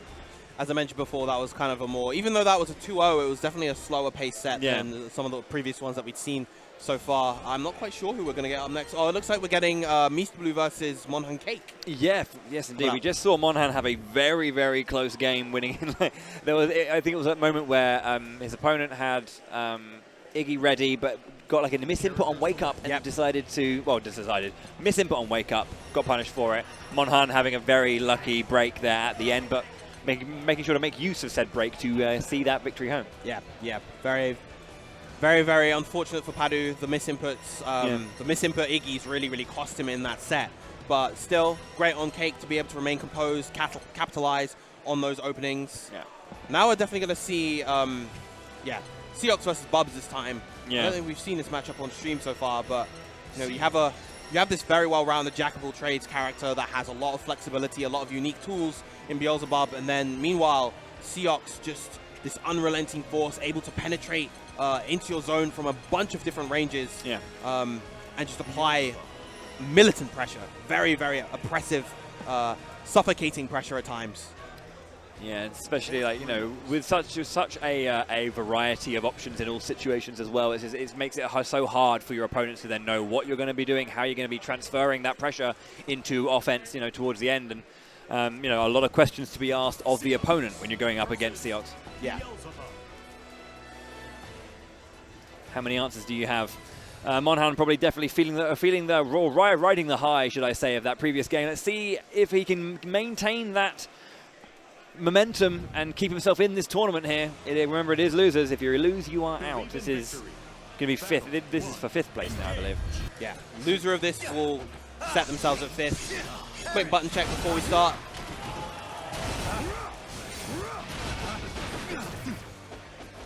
No hiding. They seem ready. They seem ready. Okay.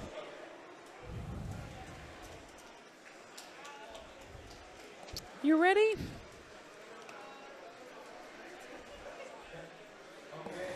So down to our last 6 players now here at Revo 20XX.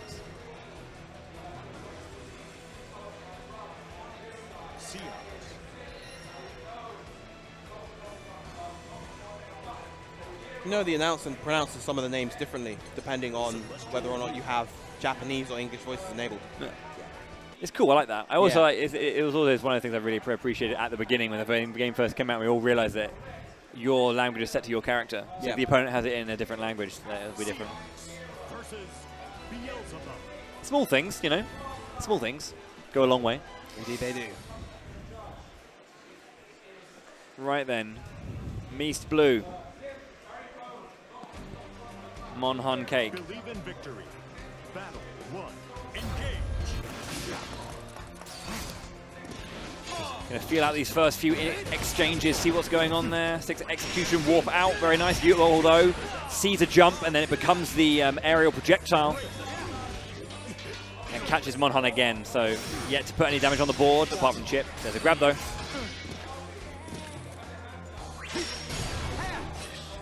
That angle being so accurate there for Mies today. Nice catch. The EX empty hand auto tracks the opponent pretty well, so especially at that long range, it will track and be plus on block. Lovely 2H. We've been seeing a lot of that from Cake so far in this bracket, and it's been doing so much work. A lot of damage coming through. Yeah, nice. And gets the hit as well into the follow-up, but it's not going to be enough to take that game just yet, but the 2H will. Not allowing his opponents to jump into his zone at all is Cake. Yeah.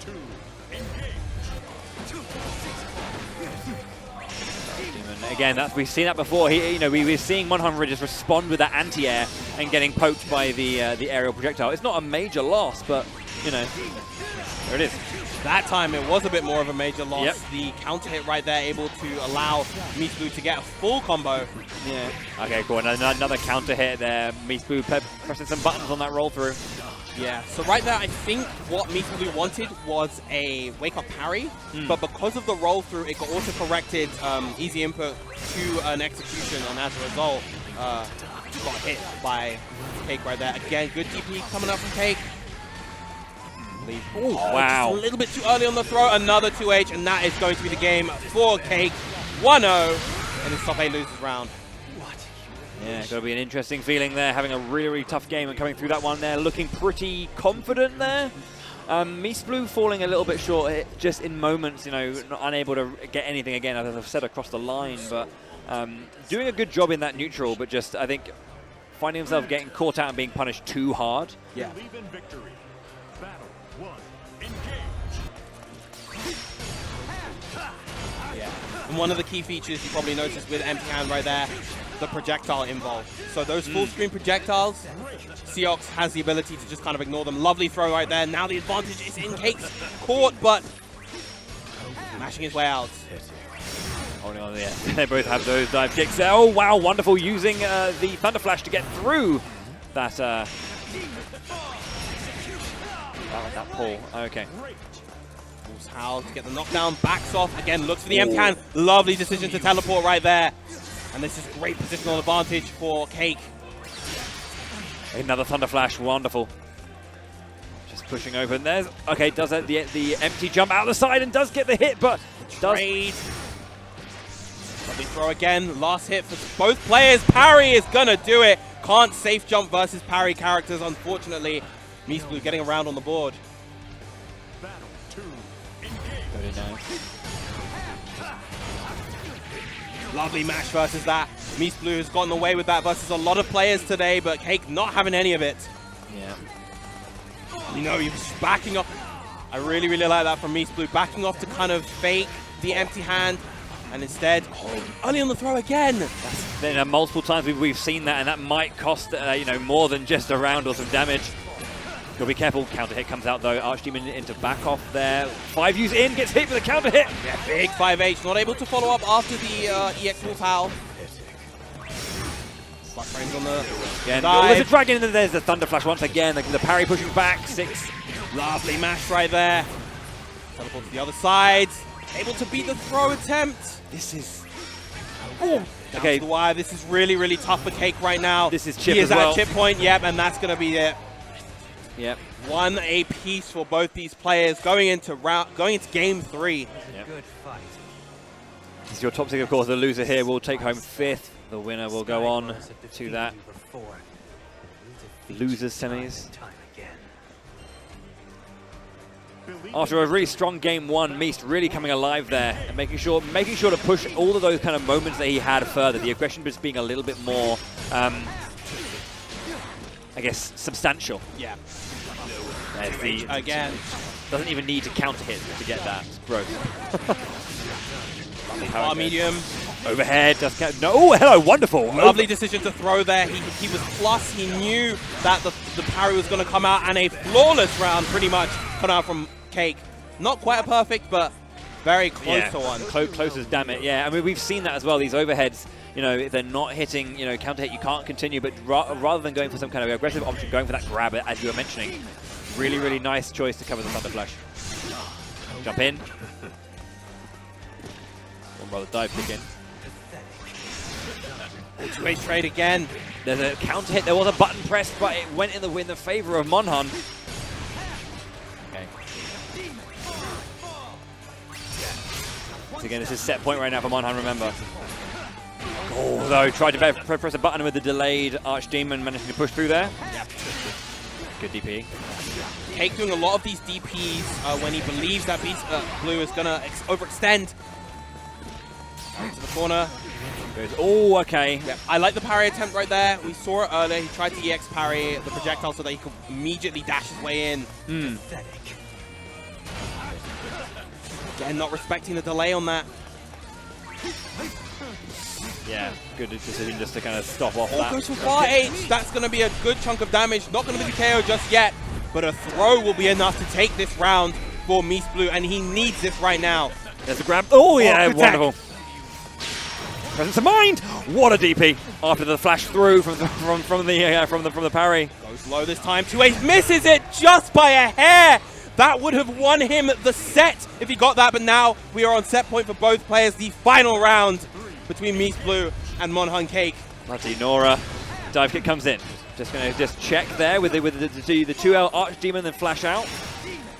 Again, catching with these aerial projectiles. DP comes out, but it's not a pushback. Not a big punish. Tried to press a button, but the counter hit comes through. Thunder Flash once more. Good parry. Rolls in. Runs in. Man, the tension here. That big Chaos Caliber just controlling, occupying that space. Patience on the block there. Gets a dive kick in.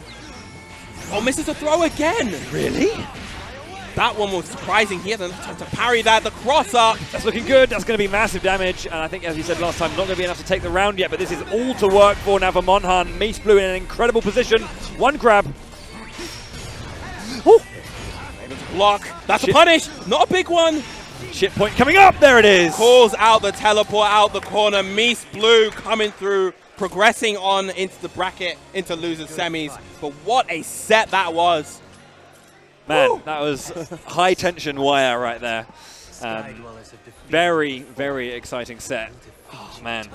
Really, really, I like those kind of those smaller adaptations that you're seeing. You know, seeing those smaller tendencies and being able to, you know, struggling to get the punish where need be, but then kind of converting the more challenging where need be. And it just, oh man, went to the wire.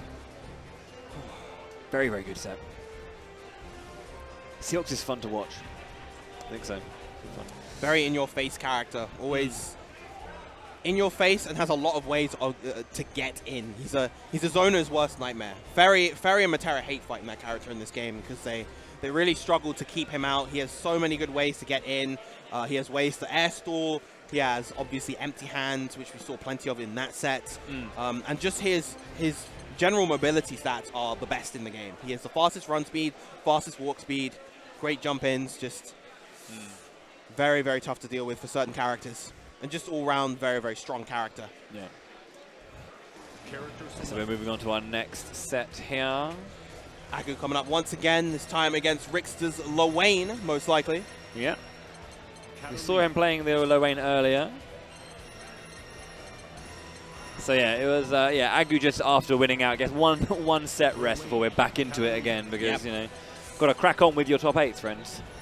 Got to crack on. Are going lightning fast. I believe the only segment of this bracket that is best of 5 or first of 3 is the top 3. So winners finals, losers finals, and of course grand finals, or first of 3. Yep. Okay. As the home turf players are slowly falling one by one. Is Rick still the last player we have? Actually? No, Deviants is still in winners. In winners side, yeah, I was going to say. There's one person on winners. Winners finals. Yeah. Against Dragoi.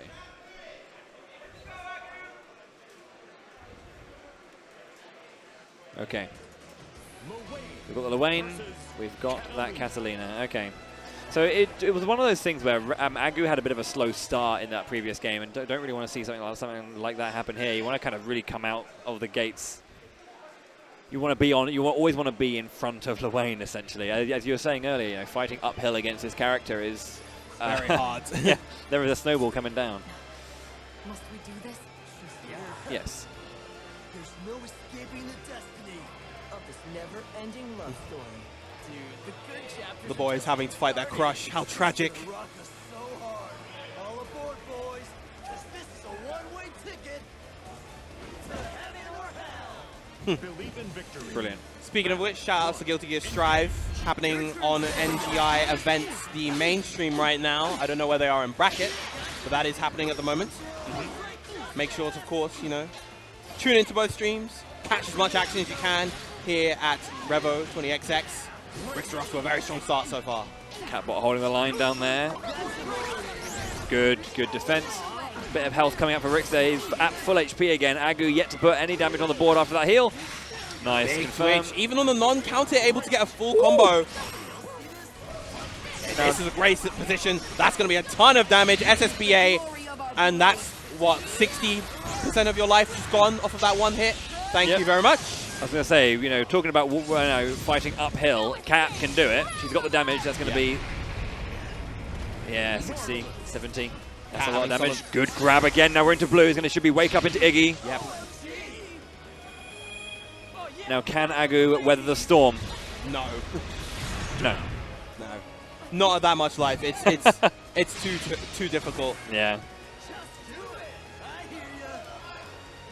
Well, there you go. And not for a lack of faith in Agu's ability. I mean, of course, he's made it all the way to top 8 losers here, but It's Iggy just too hard. with that low health, it's very, very hard. Good sweep. Nice spot dodge.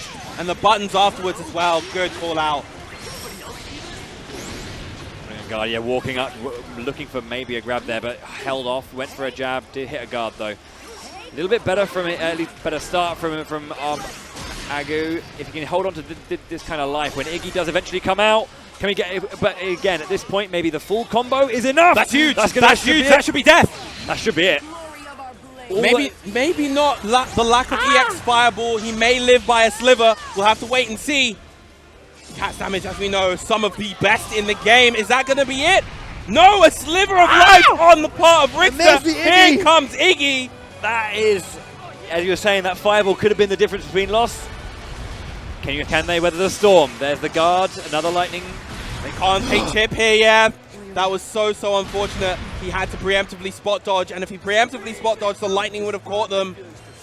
That was really tough for Agu. That's a heartbreaker, man. That's a heartbreaker. So close to getting that one back. Brilliant, chance. But I think, as you're right, just didn't have that one extra fireball.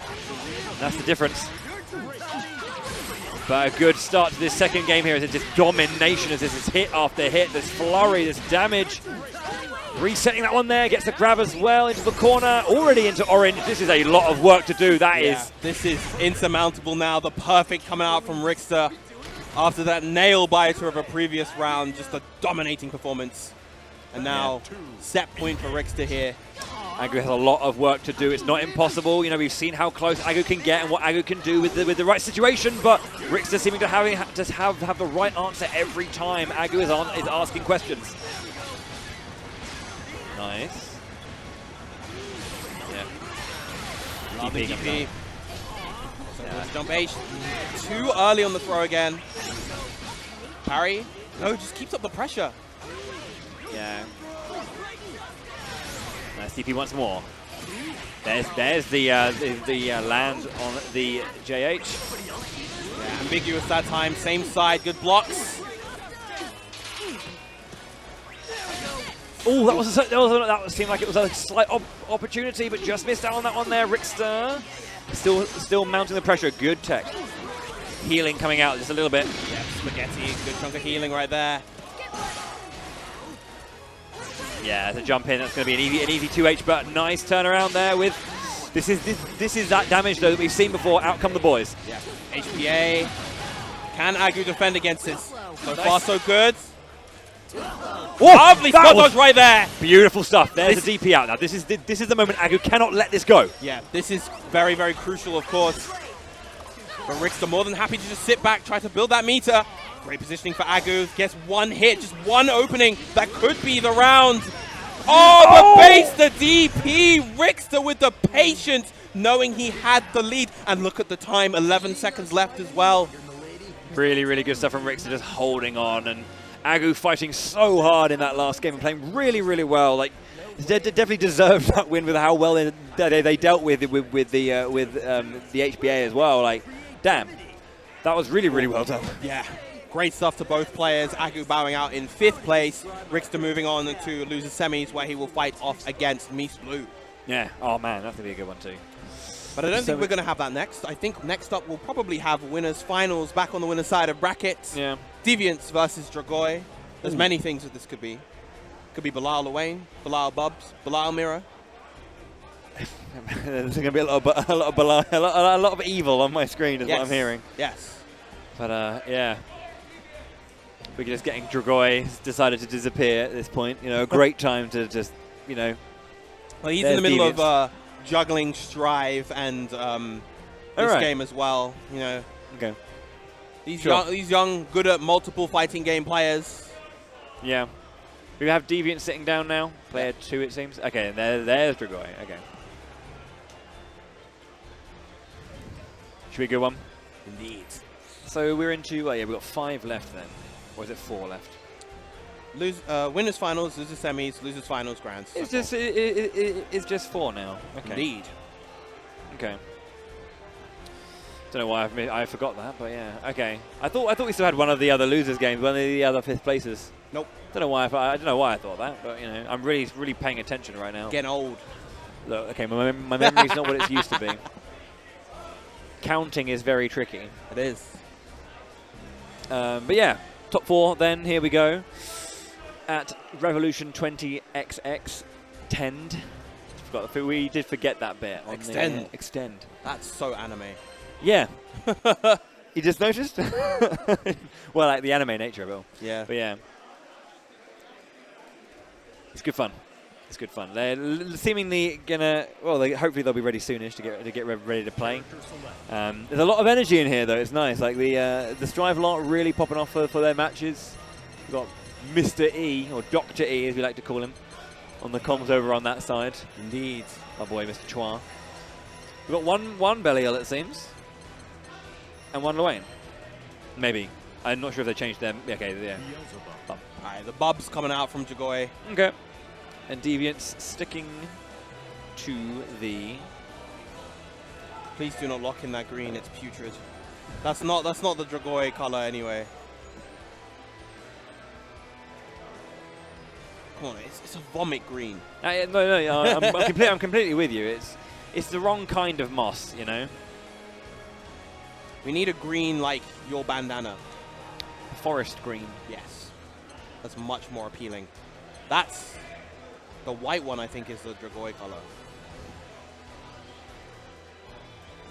I played against Modo so many times, I'm just used to that one. One for the color. default. Okay. Default on both sides. It's a shame that this setup has no weapon skins. Yeah. Yeah. I'm going to John right now. My spacing was off because I didn't have the bat. I mentioned that, to be honest. I did say that when you started, that he hasn't got his baseball bat, so he's already on a massive disadvantage. To be fair, mate, I agree. You know, the baseball bat gives you power. Yeah. You know, you use that color because of the baseball bat. Yep. You know. It's so annoying to get hit by that thing. It just that tonk sound. Bonk. Yeah. Right. Evil battle. Evil winners finals. Dragoi on the Beelzebub. Deviants on the Belial. And of course, winners finals here. We are at 3 out of 5. First of 3 here. And that's exciting. More to watch. Indeed. Spain versus the UK. Big 2H coming out from the start from Deviants. Check a little bit there. Dive kicks over. Holding on, uses the counter there just to force it. Very nice. Lovely stuff. Goes for the medium DP right there. Dive kick, they're trying to just check afterwards to see if there was a button being pressed. Big H right there. That's going to be a hard knockdown with the DP. Oh, that's going to be a big punish. Runs him into the corner. I mentioned this before. And all the damage coming out. Doesn't end in the SBA, surprisingly enough. Fairly confident they'll be able to get the follow-up. Maybe he can put himself through the chip, but it's going to be... Oh, doesn't touch the SBA. There was a button being pressed, but chip anyway is going to... Wallow in despair. Wallow in despair. Battle 2. I like how there's these soldiers in the background watching these two gods of evil, you know, and destruction. It's like, this is fine. They're playing by the rules somehow. Again, there's a 2H. Nice, just to get that final hit. Oh, again, the counter comes out immediately, sees the option and goes for it, turns the positioning around. TKEX dive. Not the corner just yet, but a lovely DP again to relieve the pressure.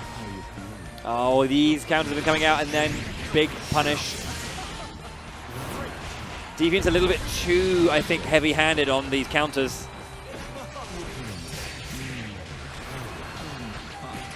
Yeah, that's a counter, and that's going to be the round. 1-0 going to Dragoi so far. Really strong start, but then Dragoi just digging his heels in, getting into these sets pretty nice, or getting into these rounds pretty nicely, and just the damage is coming out. Yeah. We have had some moments where Deviants has put himself in a situation where the patience from Dragoi has paid off too much. You know, these swag counter walks into, you know, so much damage. Nice 5U in. Yeah. Gets the counter hit and damage. Grab, back throw throw. into the corner. Wow, it got caught by the Yeah, he countered the single one, and then when it was going up, got caught by the multi. The full wall. Good jump back to avoid the command grab. Not going to avoid the Asmodeus though. Lovely block right there. Feints out the DP. Yeah, no punish though. Dragoi, obviously we're aware of that. Gets a quick hit. Is death. That's way too much damage for that final hit. I knew it. Go ahead. Sorry. Yeah, close H into SBA for every character is so much damage. Yep, gets another counter hit there with a 5U through. Getting behind him. Okay, there's the EXDP and the punish. He could have gone for something a lot harder if he was willing to 2HD the EXDP coming down, but instead goes for the more simple punish. Big bar heavy, again jumping against the command grab. Getting that grab though, forward throw comes out, tries to get another one, but the jump away into dive kick, 5U in, gets a couple of hits there, 1, 2, 3, that should be it. Oh, no, wow. Not able to get the charge multi-hits, Fair. but the EX Fireball more than enough. 2-0 for Dragoi right now. Doesn't matter though yet, those, what are they called? I just call them projectiles, but they're called Black Flies. Black Flies, that's the one, thank you, yes. They're enough to get that final hit. 2-0 then is the difference. Deviant's got a long mountain to climb if he wants to come back here. looking very close to that loser's finals position, but there's a DP, right, gets in, using some EXs. I like the idea of medium DP right there, but great patience by Deviants. EX to relieve the pressure. Still in the corner though. How's the HP lead right now? Okay, 5U's out. Well, not able to confirm off of that far H. That could have been the game for Deviants right there. The round anyway. That's a little bit better timing. Held off on that counter first Too of all. far. Yeah. Very nice. Okay, Deviants on the board with 1 round. 1 more for a game, but it's been all Dragoi until this point. Battle 2, engage. Big 2H. Not able to get the Asmodeus follow-up though. That could have been a big air combo. Yeah, trying to get got underneath. Okay, got the counter hit there. Nice. Gets the Asmodeus. That's happened. That's all 3 times. You know, the EX walk up, jump away. Yeah, Dragoi's fuzzy jump timing. He's either reacting to that, he's a young man after all, he's got those reactions, or he's doing really, really well-timed fuzzy jumps. Jump away again there. Oh, big jump in with the jump H, or jump F, jump U even.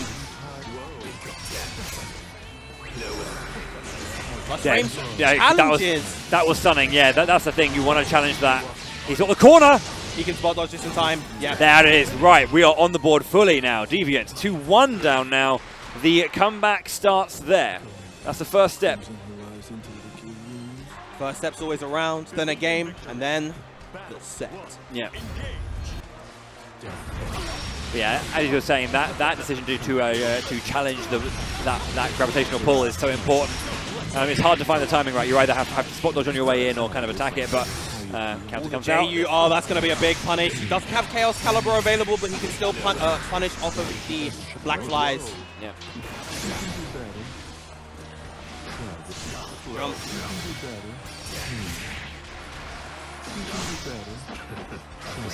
Checking again, push back. Last frames. Yeah, it gets it this time. Gets it this time. Much more unorthodox timing right there.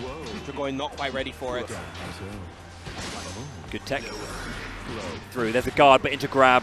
Did guard the hit. Get to do the counter hit. That should be the round as well. Yep. SSBA just to finish it off with the Chaos Legion Spears. Set point. 1 more round for Dragoi to move on to the winner's side of Grand Finals. Tries to capture the DP. Not able to get it though. Great bait again. Yeah, Deviant's really aware of that now. Yeah, the jump up. Oh, that's going to be a big punish. Oh, goes for the overhead and just gets that timing a little bit wrong. So we are out of there. Back throw for Deviant. Dragoi dropping that. Deviant's back in this one. Mounting the pressure. Plus frames gets a grab. Oh, and once again. Big whiff, but he could have got a lot more. Dragoi could have won the round right there if he side switched, but unfortunately not able to get the forward jump that he wanted, but that is going to be the set. 3-1 to Dragoi. He will be moving on to the winner's side of Grand Finals here at Revo 20XX-Xtend. XX-Xtend. Yeah, good stuff. Deviant's having that moment to fight back in Game 3, really, really nicely done, but I think it's at that point Dragoi was ready to short up his defenses, not dropping anything else. As you said, there were moments where he could have got a little bit more from what he had. Yeah. You know, he didn't need it in the end, but, you know, you want to try and lock those down as soon as possible just to remove any sense of the opponent having a chance to come back in these situations. So, despite those small drops, or those, you know, maybe just didn't have the presence of mind or, you know, the awareness to kind of get into a better position, just had something that was simple, easy, confirm it. But still, down to loser side we go then. Yeah, and even if Dragoi dropped that game, you know, he had another game to work with. We maybe could have seen a swap to a different character, you know, keep him on his toes, keep Deviants on his toes. With I don't think Luane would have been a great pick, just because Deviants having a lot of practice against Luane from earlier on. But the Belial Mirror was, of course, a potential pick. All right, next up we have loser semis here with Rickster and Mr. Blue. Mr. Blue has been having an interesting tournament so far. can see holding his heart, really kind of feeling it, really, just trying to calm himself with these nerves, perhaps. That Seox play has been very impressive. That it has. And Rickster. I know he's hovering over Percival, but he's probably not going to play Percival. No, I'd be shocked and concerned if he played Percy. I've never ever seen this player on the Percival. I haven't seen anyone here on Percy. Fair enough.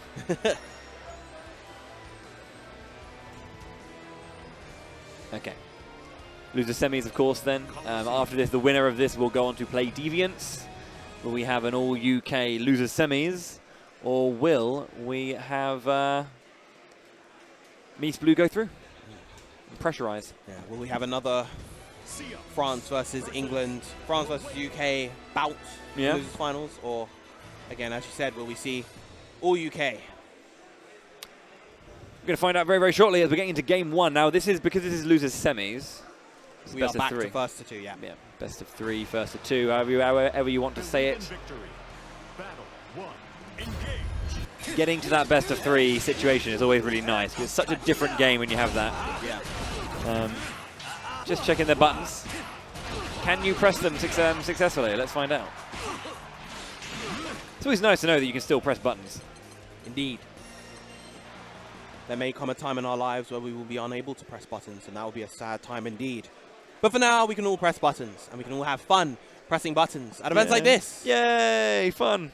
Yay, buttons. I love buttons. I'm a big fan of pressing buttons in the corner when I have no right pressing buttons.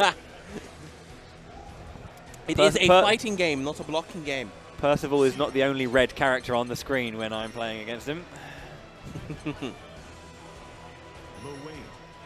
Okay. They're probably going to be readying up now for real as we get into our loser semis. Can Mies continue this run? But it feels like Mies has been in losers for a bit. Like had a bit of a losers run going on. Yeah, yeah. When did he drop into losers? Let's have a look at the brackets. The bracket is being looked at, friends. We're going to find out just shortly. No, he's been in winners since winners semis, because he fought Deviants before. So if he wins this, he gets a run back versus Deviants. Is that when he lost? Yeah, winners semis. Oh, I'm thinking of the game before. It was a really, really close victory. I just remember that there was a 2-1 situation. Thinking about, okay. 2-1 final round. Yeah, one of those. Hard to remember exactly who wins in those situations. Okay, loser semis. That means Mies is after the run back, and that's always very, very, very exciting. Just wait. Okay, Archdemon then warp out. Laser beam comes out. Lovely parry right there. Not allowing the frame traps to happen. Excellent sweep. This will be a foot combo in the corner. Reset into the overhead, but again, parry this time. Opts for the corner control instead of the hard knockdown.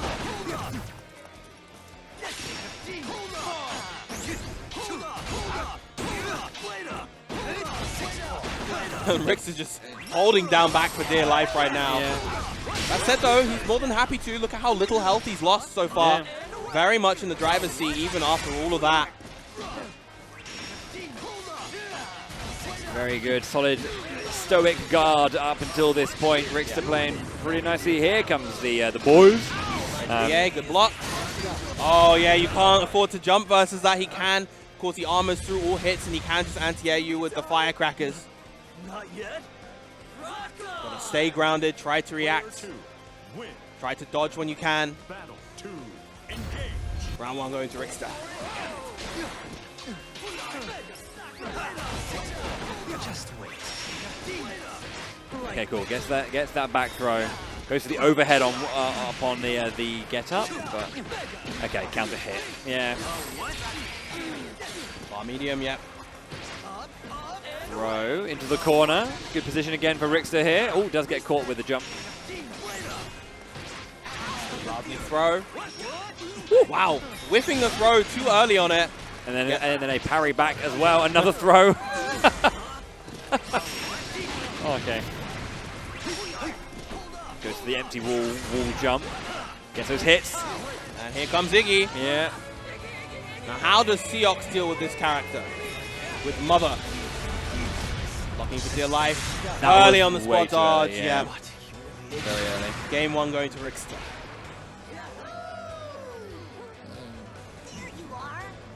Game 1. Rickster 1 away from that losers finals. Mies Blue, you know, found wanting in that first game.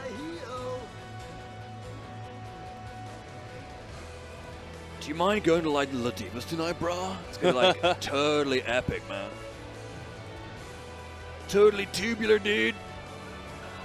Seems to be some discussion, maybe thinking about changing character, but sticking with it. You're gonna like engage, brah. Again, yeah, nice counter once again. Okay, straight back. 2 parry characters. Yeah. Able to block that one though. Gets frame trapped by the Archdemon kick. And gets frame trapped by the EX Awesome Source this time.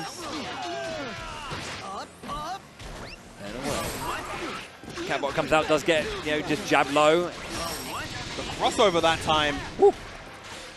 You can't just run in for free right there as Lwane versus this character. What a combo off of the air, gave Demons. Really, really nice. Yeah, just getting that and then that bounce, allowing the landing, gets the SBA as well. Goes for SBA instead of SSBA. I think SSBA would have won him the game right there. Oh, yeah. It's how it goes. You have to make sure you lock that down before. All right, you have to defend against this properly. Gets hit. Now you can't afford to get hit again. Sets up the unblockable afterwards. Round going to Rickster, and all because he opted for an SBA instead of an SSBA right there. I've had this thing where I've tried to go for the SSBA, but it's just the input has been slightly off. I'm wondering if there was like a misinput where the unique didn't come in at the same time, or it just came a little bit off to get the wrong one. Maybe. Again, aerial gate of Demons.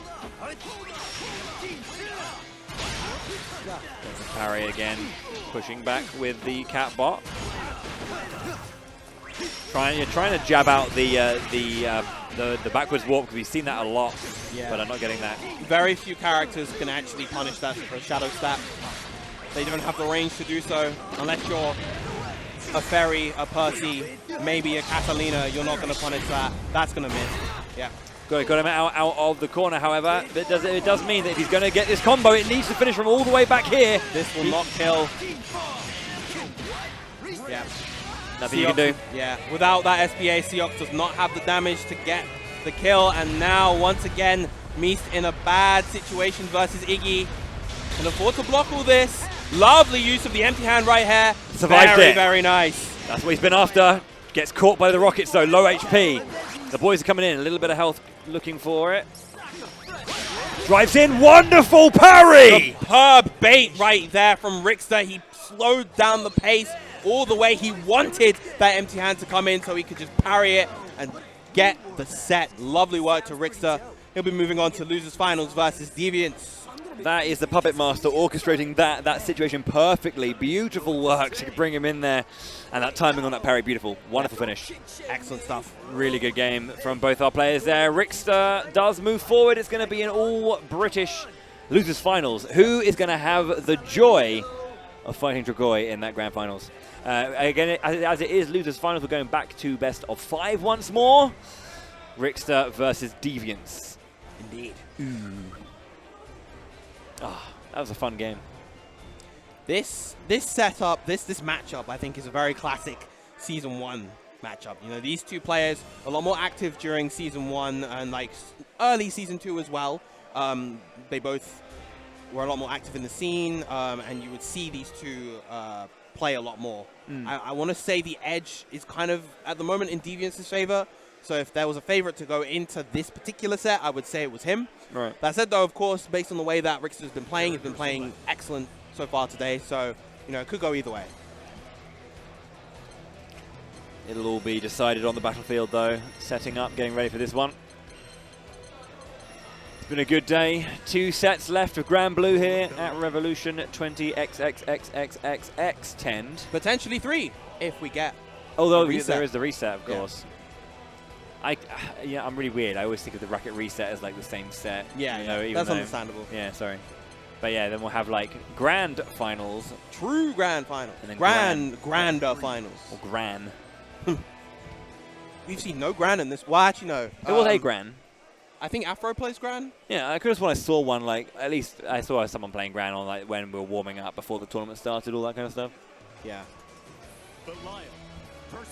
Belial versus Luane. Bro fam forever. Yeah.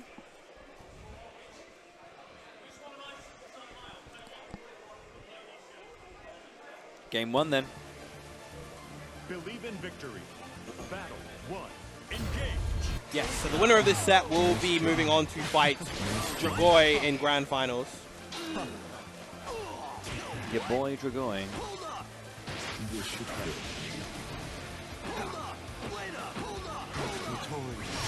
Oh, okay, tried to challenge that. That's going to be a lot of damage. EX Notoria into SBA. Look at that health just melt away from Luane. But he already has access to Iggy, and we know that's coming out soon. Maybe not immediate. No, goes for the immediate. I think the aggression coming out from Deviants there forced Rixter to use Iggy. But as we know what Rixter can do with, what Deviants can do, usually will guard the last one to try and get in close, but unable to do that. Does go for the fireball and does catch a catbot coming out. Raise the roof. Wow. Yeah, strong round 1 showing from Deviants. Interesting, Very much in control. interesting that Rixter tried to challenge the medium DP. I think maybe just a little bit too late on the anti-air reaction. Now, because of that, you're probably not as confident to try to challenge it at all. Yeah. Doesn't commit to chasing after the cat laser.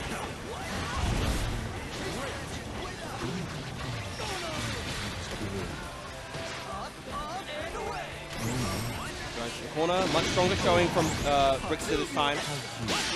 Parry, good spot up there. The grab coming through. Iggy will probably come out, as always, but we've seen Deviants do very, very good at dealing with most of these setups. Does have that counter going for them. Good spot dodge. Does get caught by the rocks, though. Counters through. Lovely use of the 5U. Gets a hit. Okay. Big jump in right there. The counter hit, that's going to be it. Into the SSBA for good measure. One boot to the face is more than enough to take that first game. I must say I'm intrigued. Dealing with that very, very well. Yeah, that 5U just being able to just say no to an entire mechanic. At least one of them. It's pretty helpful. Oh, parry, but wow, it missed. Luane, please. He went underneath. He was above.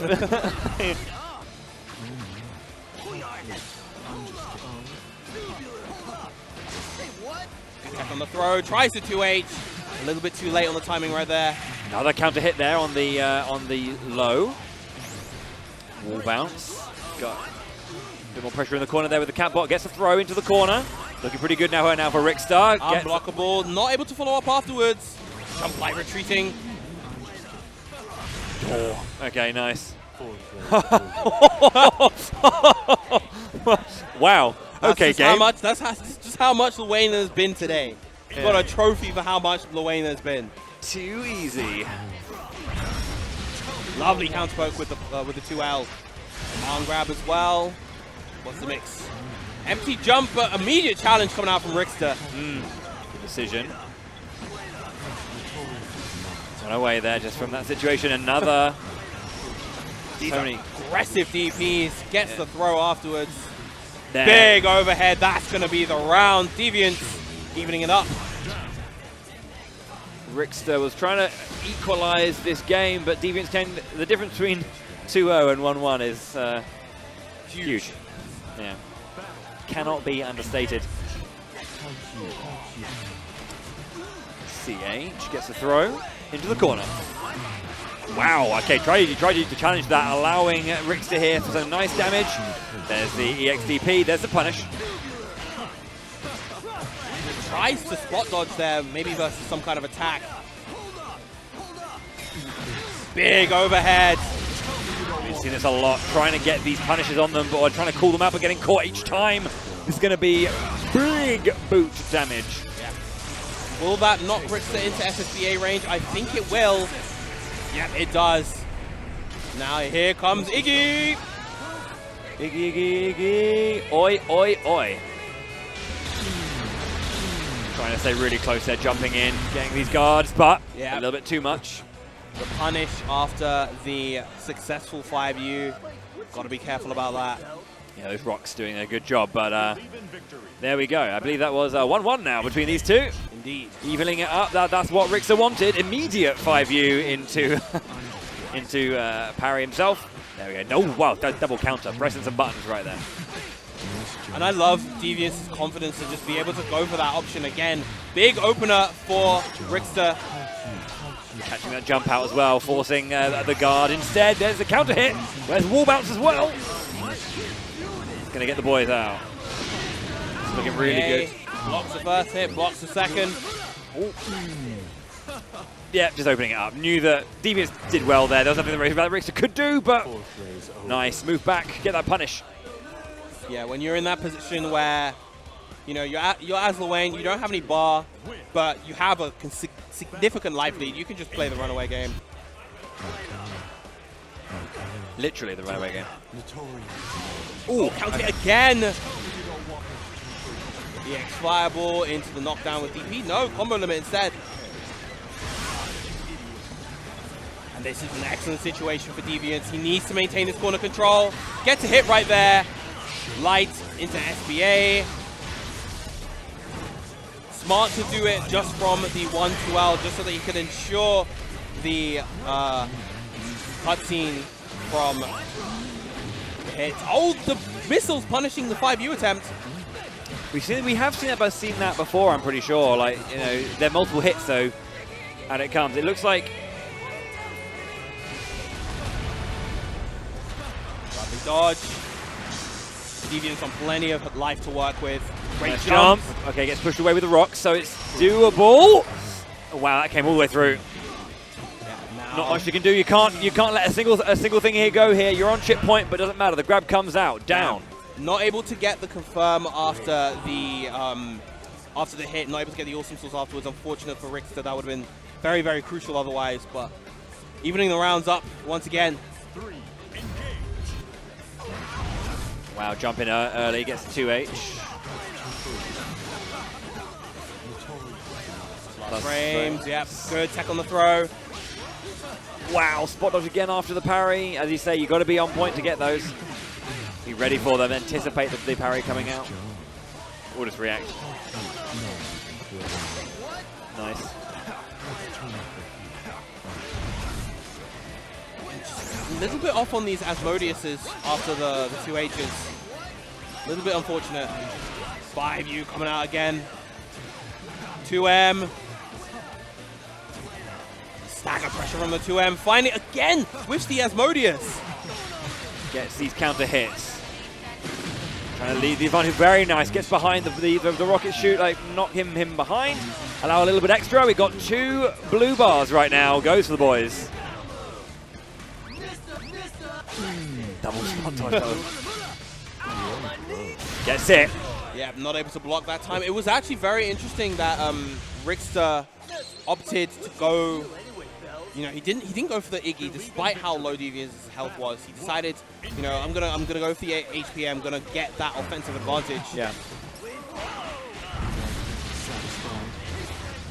Light chain into Asmodeus. Light command grab this time. Light command grab having much less of a tell comparative to the EX. Big counter hit overhead. Don't think he's going to build the bar. No, he is. He is. That should be it. That is going to be the round. Yeah. Lightning fast. Wonderful stuff. Yeah, as you say, you know, we've seen that 3 times now. Again, you know, just opting, anticipating the grab, so trying to tech. Throw comes out with an overhead into, you know, so much damage. Yeah. Richter just grasping at straws in these corners here sometimes, working out in Deviant's favor. It could have been the right choice. You know, you're making a guess, and that's all you can really do. Counter hit on the 2H. Yeah. Big 2H, but again, the lack of awesome sauce being on cooldown meant that Luane wasn't able to capitalize. Asmodeus.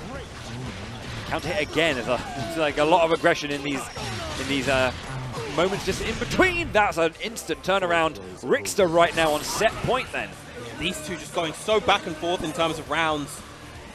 Really, really hard to say who's going to win here. Both obviously from the same team. Probably play each other a lot, getting that low. Just holding down back for a while there, yeah. Parrying through the fireball, not even allowing the follow-up to come out. Oh, okay, yeah, couldn't quite find the follow-up from that from the 5U. So that jump M attempt after the jump Q, I think, is a sign of Deviants not quite knowing the fact that you can't combo that anymore. If you want to get a jump follow-up, you have to go for jump light. Nice DP. DP out of the situation. Rickster currently at set point, and we've talked about having to fight against the tide when it comes to fighting against the Wayne. It goes for that 2H. Oh, it misses! That's not ideal. That is pretty much everything you've got. That's probably going to be... Yeah, this is checkmate. You can't win from this position. Roll through, punish. Rickster, 3-1 over Deviants. Deviants being in the winner's bracket all the way until winner's finals, goes down twice. And Rickster is in grand finals against Dragoi. That he is. Are we going to get another Lewayne mirror? We saw it in winner's semis. Are we going to see it again? We might do. We might do. There are some options here, but a little bit of a chat there between the two. Maybe just trying to confirm exactly what was going on. But yeah, we're up to grand finals. 2 players left. We will be crowning your Granblue versus champion here at Revo 20XX-Xtend soon, in about ish minutes. But yeah, I'd say 10. If it doesn't reset, 10. If it does reset, 18. 18. 18. Heard it here first. Could be 18 minutes. Could be 10 minutes. Let's just. I'll put a countdown on. Put a countdown on. 10 once the set starts. Set a countdown for 10 minutes. What are you using your fancy finagle Google voice thing? Why is it not working? It is working. There we go. Yeah. 10 minutes after the set starts. Oh, sorry. Not now. Sorry. I'll pause it. Pause it. Relax, buddy. Relax. I'm relaxed. I'm calm. This guy. What you? Is that just that Bubs? That Bubs behind us has just been there the entire time. Just staring. I need to get some GGs in afterwards. I haven't played yet. Yeah. I've been doing commentary all day. So sorry, by the way. I know you've heard a lot of my voice today, and I really do apologize. Yeah. Where is Dragoi? Is he off playing Strive somewhere? Don't see him anywhere. Oh my lord. That's Charlie. That's my boy Charlie. How's it going, baby? Sorry. There's someone you can't see on screen. Once again, though, we are here at Revo 20XX-Xtend. Currently, we have the Granblue Fantasy Versus Grand Finals coming up. On the other stream, the main stream, we have Guilty Gear Strive. I see a Potemkin versus a Chip. They did just get perfected by the Chip. The Chip perfected the pop. Yeah. Crazy. But now our players are finally here. Dragoi here in the seat. Rickster not in the seat. He just left, yeah. I don't know where he's gone. Maybe he just needs a loo. Maybe popping to the loo, yeah. Make sure to always look after yourselves when you're at tournaments. Indeed. Drink lots of water. Go to the loo when needed. And other stuff. Yeah. Make sure to eat. Eat. Very important. And not just like crap. Yeah. Don't eat crap. Avoid greasy food before you play. Yeah. You don't want like heavy, like stodgy food that just makes you feel bad. Yeah. Yeah. I say that earlier. There's like McDonald's bags all over the place right now. It's like, really, not the way to go for. I know it's cheap and easy, but if you're playing, make sure to look after yourself. A healthy diet is very important. People always sometimes think that because it's competitive gaming and not sports. It doesn't matter, but nope. Still does. Your health will have a direct effect on your performance. You heard it here first. Are you enjoying the preaching? Which is exactly why I went 0-2 today. That's why you lost. Yeah, it was an okay breakfast, I thought. Yeah. Yeah, solid, but maybe just didn't eat before, maybe didn't have... I was tired, that was my thing. We shouldn't have been playing until 3 AM. That wasn't the best, well, 2 AM. Not the wisest. We didn't get to sleep till 3 AM. Yeah. Or after 3 AM. Not often we get to play offline Granblue though, so you've got to take every opportunity to. Exactly. Yeah. Oh man. But yeah, I'm definitely going to go and play. I need to bust out the UL. She's fun. Okay. Grand finals. Rickster's back. Dragoi is here. They're debating something. Seox. What? Seox? What the? Is this Dragoi just showing up? Well, Seox Ferry? They're probably button checking. This better be a button check. This better be a button check. Messing with us. They're messing with all of you, chat. You better express your anger and fury. Yeah. By following the channel and following NGI events on the mainstream as well. That will be the best way for you guys at home to express your dissatisfaction with what you see on screen right now. Yeah. Also, make sure to follow them on Twitter. That will really get to NGI. Oh. NGI allowed this on screen, so that will really get to NGI if you do that. But yeah, I hope it is a button check. I don't know. Does Rickster have a ferry? Yes, that was his original main prior to the Wayne. Yes, you mentioned yes. The real question is, does Dragoi have a Seox? I've never seen this. None of you in chat have ever seen this.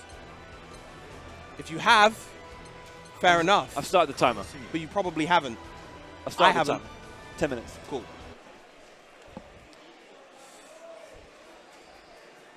I'm really bad at remembering who everyone plays. This is a mean pick from Dragoi. It's a mean pick. This should have been a double blind. If it wasn't a double blind, it's a mean pick. Are you saying mean or meme? Mean. Mean, good. Okay, like, cool, good. Matchup mean. Yeah. Because Ferry gets bullied in this matchup. As you were saying, yeah. Hey guys, over here. Dave says he wants to horse around. Nay. I don't want to horse around. Attacks are excellent for perfecting evasive techniques. Believe in victory. Also wholesome, apart from the baddies. You know? Yeah. It's all combat and war, but they're like, yeah, you did really good. I'm proud of you for winning. They're a nice bunch, the Granblue bunch. Yeah. Here we are, grand finals. Dragoi on winner's side. Back, well, we were already on first to 3. Yeah.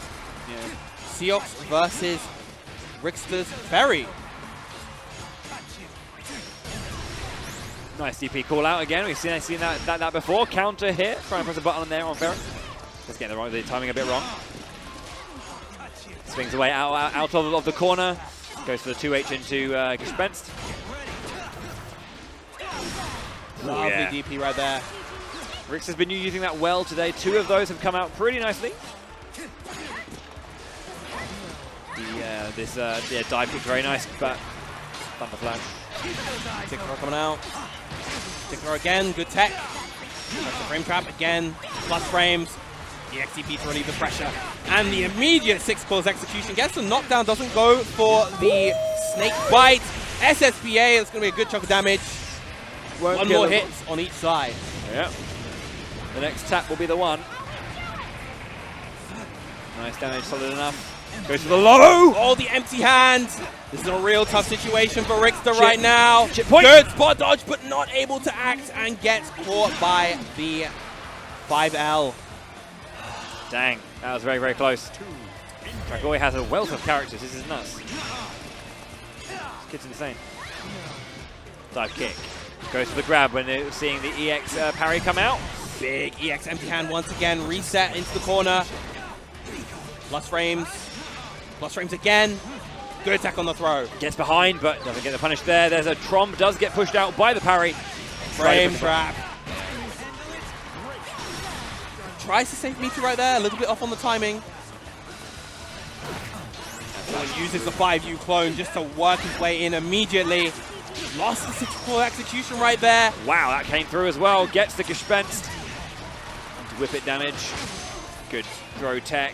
One tick throw comes through. Beppo is back on the side of Rickster. One wake up TP will relieve this pressure, but he has to be careful. He will lose if it's blocked.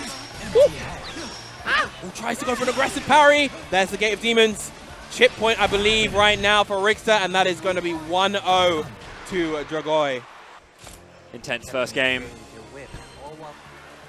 See where it goes, but shout out to the Spanish copybaster in chat, cheering on Dragoi. I don't speak Spanish, I would just butcher this, so I'm not going to try. You want to do it? If you can. That's too much. It's a lot. Yeah. It's a lot.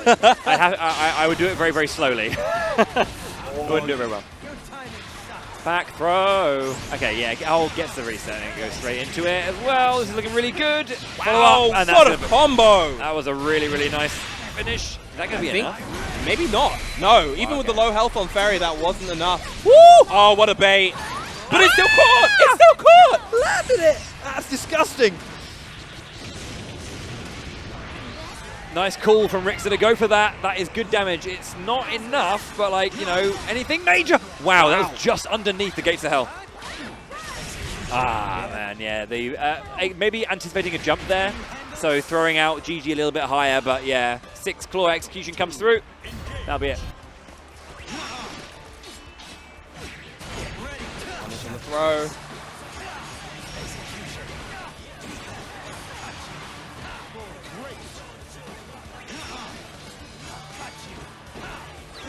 Suffocating pressure. Tries to call out the button out the corner with the parry. Oh wow! Went for the 2L. Tried to get Tromb off, but yeah, it wasn't enough to get the hit through. Nice JL just to stuff out the swing.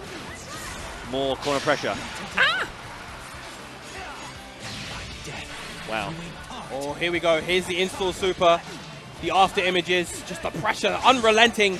So difficult to deal with for Ferry. Not able to DP through, and that'll be 2-0 for Dragoi so far. Did a seriously good job surviving as much as they could, but Dragoi just kept going. Nuts ability right here. This young player has been, yeah. Sticking with the Ferry, even down 2-0 versus Seox right now. Doesn't want to deal with it as the Lowain. Another counter, really good stuff. Dragoi here senses blood, you know, smells it in the water. Yeah. Is just turning the screws now, making it hard for Richter to do anything. Nice DP. Good, yeah, using the 2U, getting the Tromb off. Look at that run in, the speed of Seox, just able to close that gap, get the 2L. That's an opening, but it's not enough just yet. That's a block, yeah.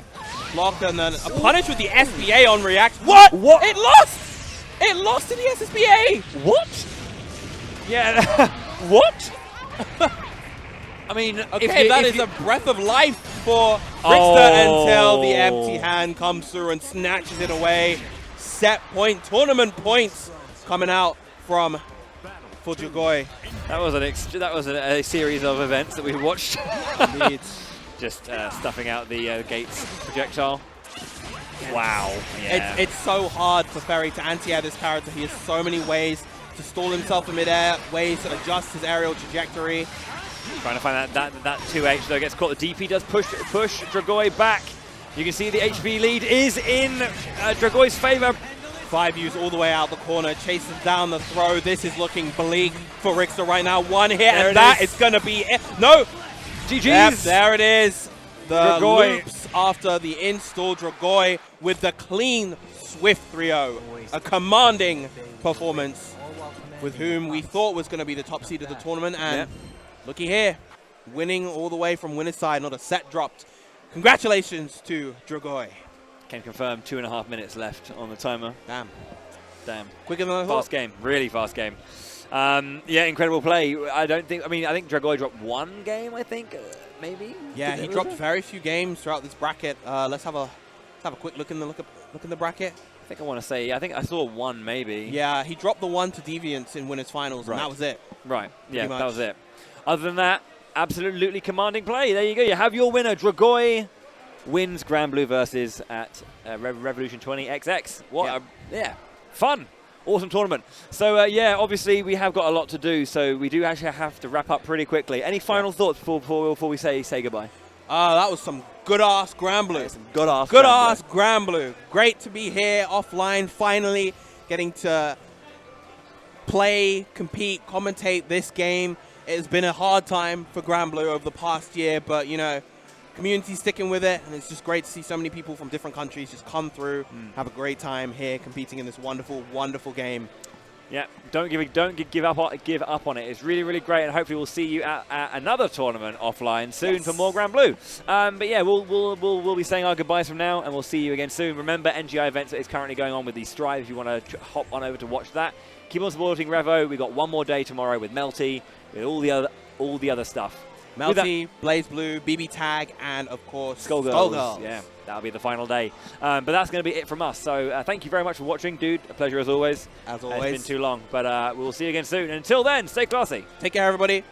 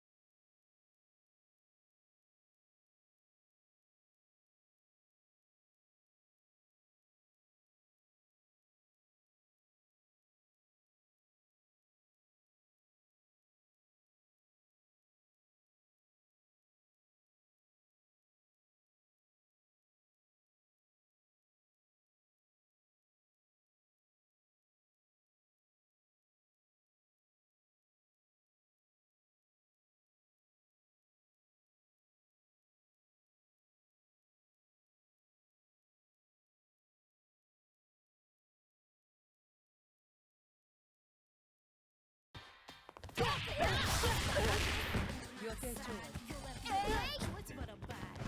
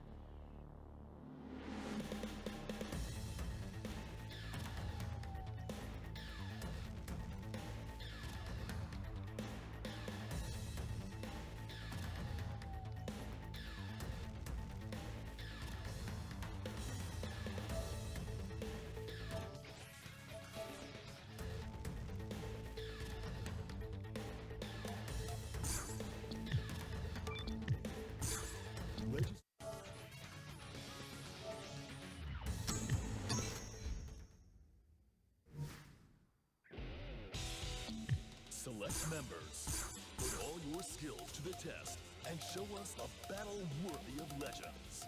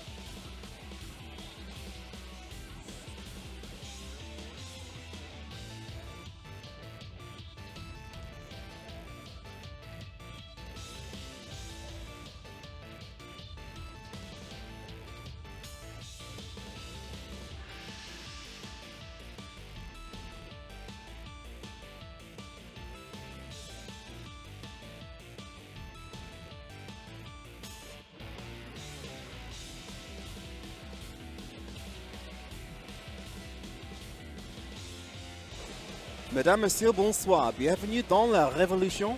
My name is Grimulus, and this is Super. We're back again with some more KOF madness. This time, no, it is KOF. It is KOF. It is. I was going to say SNK madness, but it's KOF madness. We are so hyped for this. Honestly, it's just like we were in the arcades years ago, isn't it? Listen, from yesterday, I think everyone has been on countdown.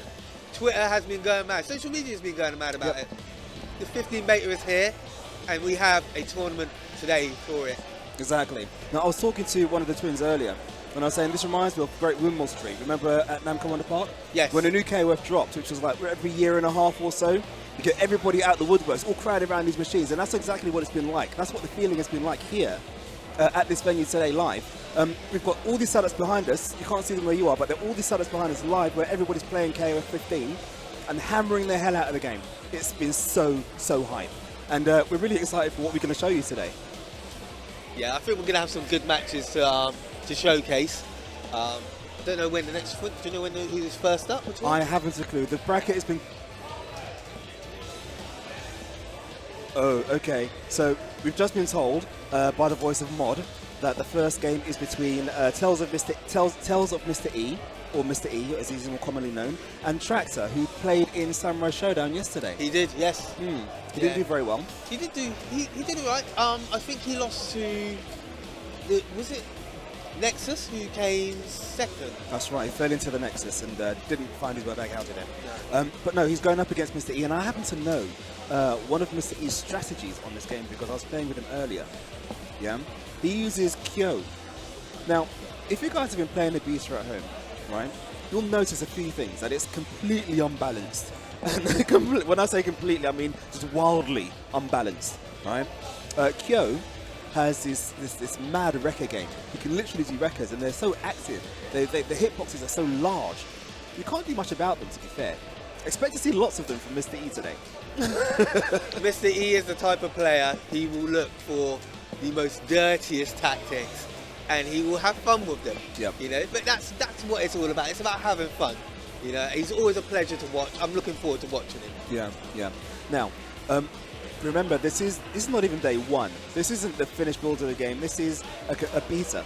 A beta? A beta, yeah, depending on beta. We're on I think we're on minus day 87 or something. Exactly. So no one is a master at this game, and do expect bugs to happen. We fully expect that this game will crash at some point because it's been doing that all the way through the day.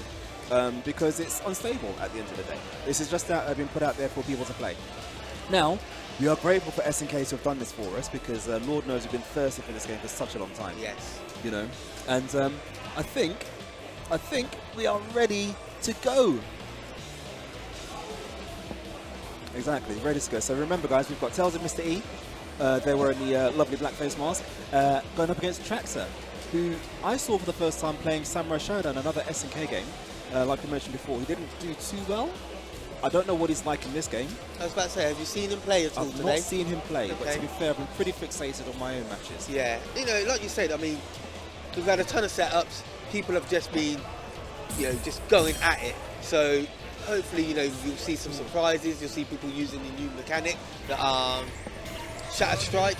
You know, I know I have been using it, so you know, hopefully we'll see a lot of people kind of implementing that into their gameplay and yeah, just having all-round fun. Now, we are both entered in today's tournament. It is completely randomized, and when I say that, I mean it's going to be a bloodbath because you've got a lot of old-school players that have come out of the woodwork today, legacy players from all around the capital and outside London as well. And outside London, and outside London. So it's going to be an absolute bloodbath. I expect there to be carnage absolutely everywhere. We don't know who's going to win. Right, let's kick this off. And there's the Rekka game right out the gate. Just literally, just look, he's just throwing it out there as soon as he's... Just from the opening bell. Yep. Now, you see, Tractor's using that new character, Dolores, who I am not entirely a fan of, but I can see the appeal. I think seeing her play, she reminds me of a mix between both Kukri and Najid. Yes, I'd agree with that. You know, I think at the moment, yeah, okay, so Tractor's done well. He's got himself out of that corner because that is definitely where you do not want to be against Kyo Kusanagi. Yep. Oh no, but look, just as we speak, a lot of Kyo's Rekka game pushes you back into the corner. That's right. Now, of course, as soon as he finishes his records, you think you'll be safe to jump, but you can't. Because the hitbox on, the active hitbox on those records is so large, you can't actually get over them at all. And the problem is as well, with the records, I think most of them, other than the one that ends with a kick, they're all hard knockdowns. That's right, they are, indeed. And he has very fast recovery. That's all he's going to do, just record it all the way. But you know what, that wasn't a bad round for Tractor either. He held his own. Indeed. And here we go. It's going to be a record showdown. I mean, we're going to see a lot of it because there is only 8 characters. But yeah. I predict that the winning player today will have either Kyo or Iori on their team. Oh, we've got max mode combos. Yeah, he was just before the tournament started, he was sitting in training, just practicing. Yeah. So here we go. What's going to finish? I reckon Brecker's going to finish it. There you go. There's another. Tractor's doing all right. There you go. Nice. And EX moves, they take up 50% of the meter. Is that right? Yes. I don't know if they do take up 50%. I think they take up less than that.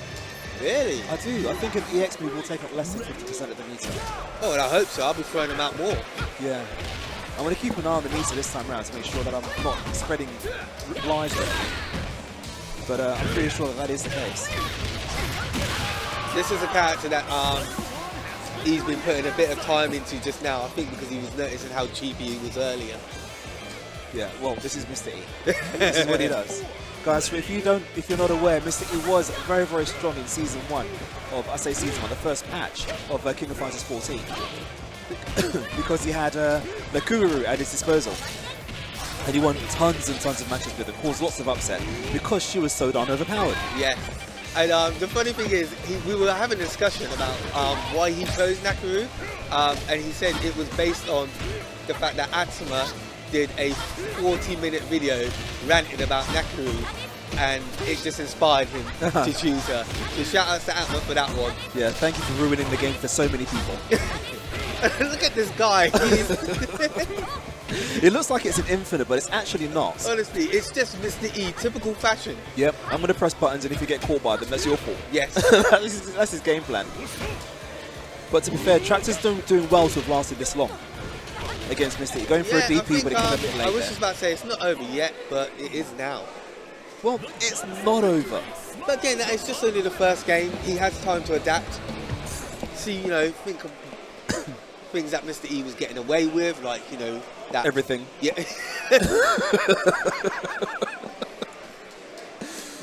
Yeah.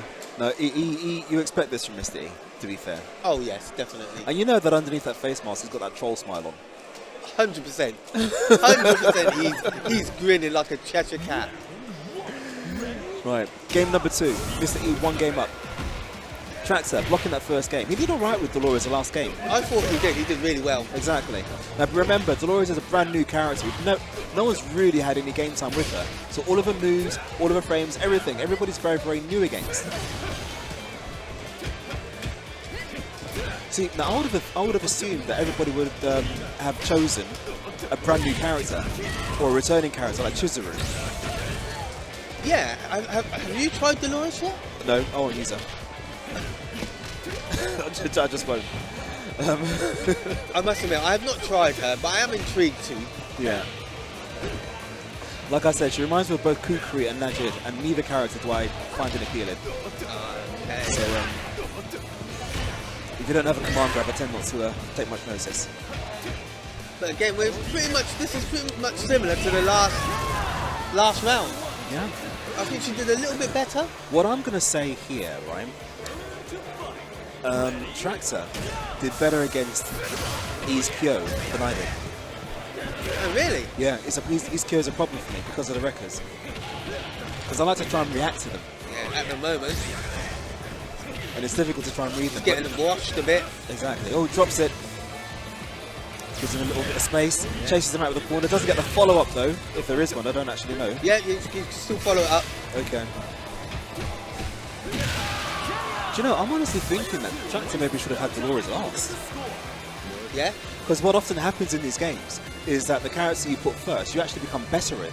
True. Do you know what I mean? And if that's been your team order for the entire day, you know that that's going to be your strongest character. So switch it up. Oh, unfortunately, it doesn't get a meaty punish at all there. I say meaty, I mean substantial.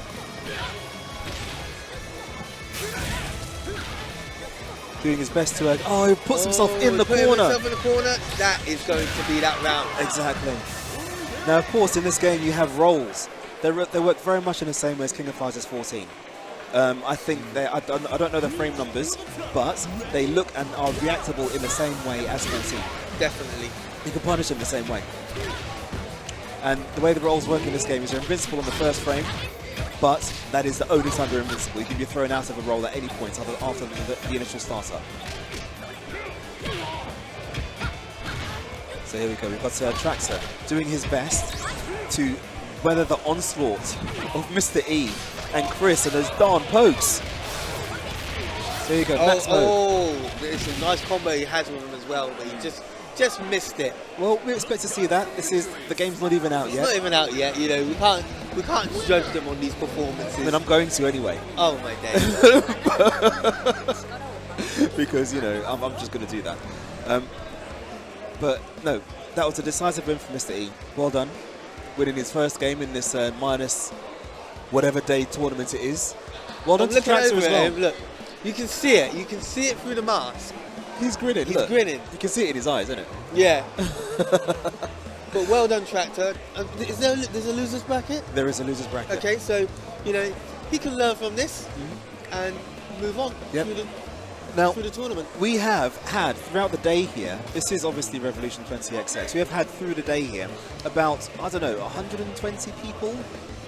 This KOF tournament has got about 30, no, how many? 28, 27. Yeah, 27, 28 people in it, which is not bad. It's time for some truly OG gameplay. Super versus Darling and Mark rotational. Oh, wow. Okay. Okay, here we go. Wow. Okay, I'm up. You're up? Yeah. I'm not going to wish you good luck. Oh, well, thanks. I hope you go 0-2. So.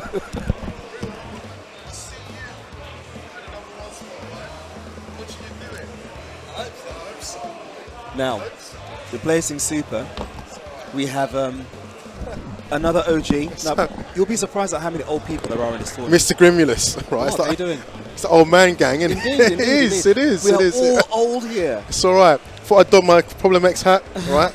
I've got that I'm the boss power on my side, but I don't think it's working quite like Problem does it. But I'm still in. So, Violet fighting to come again. The long-awaited King of Fighters 15 is among us. Yep. And I must say, SNK, you did all right. KOF is back. It is. KOF is back. KOF is back. It's back. So, I was talking to Super. What do you think of the game so far? I think it's good. Yeah? There's some definite differences in the engine. I feel that a lot of the real old-school invincibilities on moves and tactics aren't as strong as they used to be. Like, I'm a Kyo player. Yep. His jumping game seems weaker to me. I'm a bit lost with that because that's what I'm used to, but I'm talking like an old fart here. So, but watching like Mr. E a little while ago in training mode, and with new activations, and it's definitely bringing old school King of Fighters to a fresh audience, and it's pretty damn good. People give it a shot. So we have, talking about old men, right? We have to apologise to the street. Anyone that's like, we like the 70s gang, We are. Thinking about it, we are. Yeah. Oh my god! Everybody on camera was born in the 70s. Oh wow! But it's a privilege to be here at Revolution XX, and I've got to say, the team, well done to them. They've done well. To actually do a tournament in today's pandemic of what's been happening the last 2 years, it is so refreshing to actually be in person. So, Mr. East London Fighters, how do you like KOF 15? I quite enjoy it. I like the way the game moves. I like the way it feels. I like the way that you can play it in a completely different ways of 14. Yes. Because 14 you were quite limited, starting everything with down B or fishing for that maximum combo. So it came with down B fest. That's right. Which killed 14. Exactly. And when everybody chose Shanae, it just dead. That's right. Lots of people just ran away. Yeah, true. But this game it allows you to play it in so many different ways because you can look for a down B game if you want, but you can play it like the older KOS and look for actual hit confirms. I think that's what they went for because I feel that a lot of people that have come into the new generation KOF haven't even seen. I think 13 came out in 2010, something like that. So that's old. Yeah. And before then, that's prehistoric. People don't even touch it. No. So when 14 became the most optimal way to play was, unfortunately, down B until you got the opening into activation max mode, which to me really did kill. It just killed the game a bit because everyone just turned into just away from a down B confirmation. Right. It was just EX, EX, EX, EX. That's right. To remove it would be foolish, but to tone it down, then to bring back what we know of King of Fighters and blend the two, you're looking at it. Exactly. I think it's a great marriage. It is a good what's the word?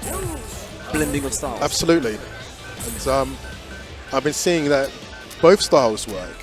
I think it's good. Let's be honest, King of Fighters, I think, can be a bit hit or miss. Not everyone knows about it. No. I think, funnily enough, Tekken did something amazing for King of Fighters by putting Geese in it. Do you know what? I was having this conversation a little while ago, and a lot of the guys here, a lot of the kids, I say kids, anybody born 90s. yeah, the kids, you know what I mean? Their introduction to SNK was Capcom versus SNK 2. That's interesting. And it's always a crossover games that introduce them to SNK. Funny enough, because we all know there are a list of KOF games, isn't there? I mean, people, you'd be if you want a bit of history lore, SNK games have been around since 1992, and there's been loads of them. I mean, yeah, in fighting games, yes. True, in fighting games, yes. And you'd be surprised how many of these characters. I mean, Geese Howard in Tekken was like, I thought to myself, someone at Namco really likes someone in SNK to put Geese Howard over Kyoki Tsunagi, over Terry Bogard, or any other character. But he works. He works. That is the sickest, illest, darkest version of Geese Howard ever, right? Farada, he done it. Do you know, I will say about Geese in Tekken, right? He's the only character I use in Tekken now. Oh, you're going to be hated by Tekken people. Minakier. I don't care. You know what? That's the best way to be, right? Drink your Horlicks and don't care. Anyway, you know what I mean? So we've got TKO Super. I don't know what this is. It's so old school. It is. People just call him Super. Do you know what I mean? If you don't know about Super, you better get to know because this boy is lethally one of the best in Europe at this game, and it's that natural talent. Even when he doesn't try. But he doesn't try. All he does is he doesn't try. So, okay. So he's picking... Ironically, I've not really seen him use Yashiro, Chris, before. But I've played him a few times earlier, and I must say, right, so about Super is that he understands the system of the game. So you're going to see, I believe, you're going to see fundamentals at his very best here. As you can see, look, straight away. What I don't like about Yashiro, which I said to you earlier, is that this character at certain ranges just seems safe on everything. Safe on block, and then advantageously on hit. But that's KO. Look. Yep. So either you get mixed up into this. Look, every knockdown puts him advantage, and the mauling begins. Oh, see, you gotta love Yashiro. You have to, but Yashiro had to be good for the break he's had, along with Chris, along with Shermie as well. If they're not good, that's not good. Exactly. Now, the thing of what you were saying about Yashiro is thinking that everything's safe. He's actually not safe. Oh, really? He's actually not. He's very, very punishable. Now, what you've got to look out for is any habits that a person has, because with Yashiro, you want to finish your strings. Yes, but... Okay, all right. You want to finish your strings. You do want to finish your strings. Yeah.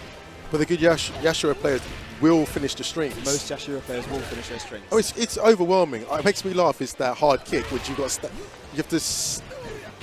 to block down, don't you? Which hard kick? Standing hard kick. The up close hard kick. Yeah. So, for example, if Dolores, okay, so Dolores is one of the new characters to the series. Very interesting. Very bizarre fighting style, actually. Yeah, well, I was saying to Super just now, actually, she reminds me of a cross between Kukri and Majid, the two characters in I actually agree. It seems like SNK are going for this kind of strange, magical abilities in mixing it with traditional fighting styles, and you get rocks and sands. Yep. Now, you see, I have an issue with Dolores, right? Because you've got really cool powers like Kyo with flames and Benimar with lightning. I see where you're going here. And then you've got her with mud. Yeah, but I think Kukuri started off with the sand. Yeah, but sand you can kind of get. It's just as bad as mud. Add water to sand, what you get? Mud. Thank you. So now we're looking at a classic KOF here, right? I must say, right, it's back. It's back. This is KOF 98. It's KOF 98. Yeah. This is. Oh, look at that. Look, again, just Yashiro's just got this ability to open you up all the time. Yeah, but the thing with Yashiro is everything that he does looks like a normal. True. Yeah. Because he doesn't have no flashy effects around anything that he does. It looks like a normal. I mean, was that a 3-0 from Super? Yeah. Yeah, I think we're going to see a lot of this today. Right, people say this is like Super government name, Gavin Drake's. Oh, right? wow. Straight up. Don't care. Known the guy since like 1993. He's been upsetting me. Yep. I met him in Namco Wonder Park, and he beat me on everything. So you know what you do sometimes with people that beat you? What? Don't become their enemy. You become their friend. Exactly. And no, Gavin is Super. Getting a bit too comfortable on the microphone here. Super is an outstanding character. I've never known someone that can just understand the fundamentals so perfectly to put you in every situation that he wants you to be in, so he can do that to you. Now, right? see, I've got to say though, right, this is absolutely against the way Super usually plays. Because yes. He's usually got very back. Yeah. Yes, it's actually very interesting to see him being the aggressor. It suits him. We have to school him, don't we? Look at that. They don't call you Super for nothing, do they, sir? I got a funny feeling, right? It's going to be him and Mr. E in the finals. Oh, no. It won't be Mr. E. Yeah, I think so. No. It's going to be him in the finals, though. I can see it. But, yeah, there are some very, very good players out there today. Now, forgive us maybe if we're not commentating, because it's been such a long time since I've seen Yashiro. And I'm not commentating either. As you probably go, if you know of me, you know of me. If you don't, never mind. So, if you don't know of me, you don't need to know. That's right. Just know who he is. All right, know who. Don't worry about me. Dolores is such an interesting fighting style. What gets me is what's advantage, what's plus, what's safe, what's punishable with her. Like where her moves come from. Sometimes they're at the top, sometimes they're at the bottom, but I do respect Garland going for a new character. I do. Well, I do. I've not actually seen Garland play before. This is the very first time ever that I've seen him pick up He's one of the, from what I remember back in the 98, back in 1998, right? He was definitely, I think he's been the command grab game. Ah. Okay. There's not very many of us in that club. Oh, okay. Clark for life. Clark for life. Yeah, innit? Twitcher goes to me, pick Shermie. It's female Clark. Innit? You know what you stand for. It's very true. It's very true. I just can't do a follow-on. Oh, it's easy. It's just like Clark's elbow drop. But it's in the kicks. See, I'm showing my true colours. I don't use Shermie. Anyway, as we can see again, listen, right? This is classic Super. Again, he just puts you into spots where he wants you. Yep. It's demoralizing. This is what I fear about this game, right? It's super cool, it's colorful, it's hyper aggressive. Yep, indeed. It's got familiar things from other fighting games which can bring you in. Obviously, we're not seeing any of like the charged characters here today. It's got, if you like grabs, you'll like it. If you like aggression, you'll like it. If you like the the person's advantage to be rewarded, not penalized, you'll like it. What I'm worried about is, though, that it becomes such an aggressive overhaul on the senses that a person with a bit of legacy with the game can really steamroll you. Super being a candidate of that. What I'll say about KOF in general, KOF, like Second, is a game that rewards legacy skill. 100%. Because the mechanics of KOF are such that... Oh, okay. Oh, people. It's my time. It's his time. He's not bad. He's better than me. Let's get the... For the old man gang. Ready, the old man stick. It's all right. Rocking the Optimus Prime. Can you be any more like the man? Grim. Good luck. Good luck. And here we have the potential champion sitting here right now. I don't know why I'm wearing this hat. Do you know what? Realistically, you should wear this hat. Me? You. What's going on with this? What's happening? Amateur. This is why, you know. I stick to broadcasting and you stick to fighting. I'm being a champion, right? Well, I don't know about that, but yeah. No, I was just saying with Grim right now, this is a classic example where you've just showcased an incredible showcase of classic KOF. You don't use Yashiro. No, I like the team. I like the New Face right. team or CYS or Orochi. Whatever you would call it. Yeah. Orochi's if they're in it, Orochi's going to be in it. I hope so. I hope not. Now, this is quite interesting. Me and Grim, we pointed out. you are really hyper aggressive. That is actually very unlike you to play like that. Well, I've got no zoning characters. True. This guy, he is the zone in zoning. And let me tell you, right? He will put you in every bit of real estate you don't want to be for him to win. Every time. I was saying that I'm astounded how you're positioning in this game. Okay. Now, obviously, I think playing it from 96, just be honest here, it's just a upgrade of 96, really, isn't it, the engine? I think it's more like, it's between... No, in general, this has been... when it's created, yeah. It's been since all 96, came kind from of 96. Yeah. So I'd say this one's really sitting between 14 and 98, I'd say. Yeah, I would say that's, very good, yeah. Right. Obviously, because of 13 gave you sort of like the EX moves outside of any kind of like, true. So definitely a sort of bastard child between 98, 13 and 14 is this. Yeah. I'm actually really impressed. But do you know what's weird? I like the feel of this. I didn't really like the feel of 14 too much. Like, I found it very floaty. Yeah. Attacks were quite... And this is a little bit, don't get me wrong, it's still a little bit floaty, but it's a lot, it does feel a lot more solid. I think they realised that they rebuilt the game into a 3D engine. They had to eliminate that floatiness. I think you can never 100% get rid of it because it's 60 frames a second in opposed to a 30 frame a second game. So floatiness inevitably will happen because there's more frames per move, per engine, blah, blah, blah, blah, blah. But they seem to mitigate it pretty well in this, that it doesn't feel... But I do think the hyper hops, though, aren't as effective. I think they're a little bit slower. They do seem a bit slow, which for me is a bit... You wanted them to be this crazy, fast way of closing the gap and giving you the positioning you want. I find they're not as effective, and a lot of times even jumping hards seem more effective now than ever than just... It became a bit of a jumping light fest in older games, didn't it? But at least the down B thing is gone. Yes. Okay. Here we go. Here we go. So we have Mr. East London Fighters Grimulus. Yeah, Mr. East London Fighters himself. And again, this is a classic example where the old guard here, we do have the marked advantage, don't we? We do. It's just a legacy of experience. Yeah, Now, I have this joke with him to say that he doesn't have any Yuri, right? When we ever play on like 14 That's online, just mean. His Yuri is trash. It's like right? Trash. But now he's showing signs of old school Yuri play. I have to admit, he's got a few new gadgets.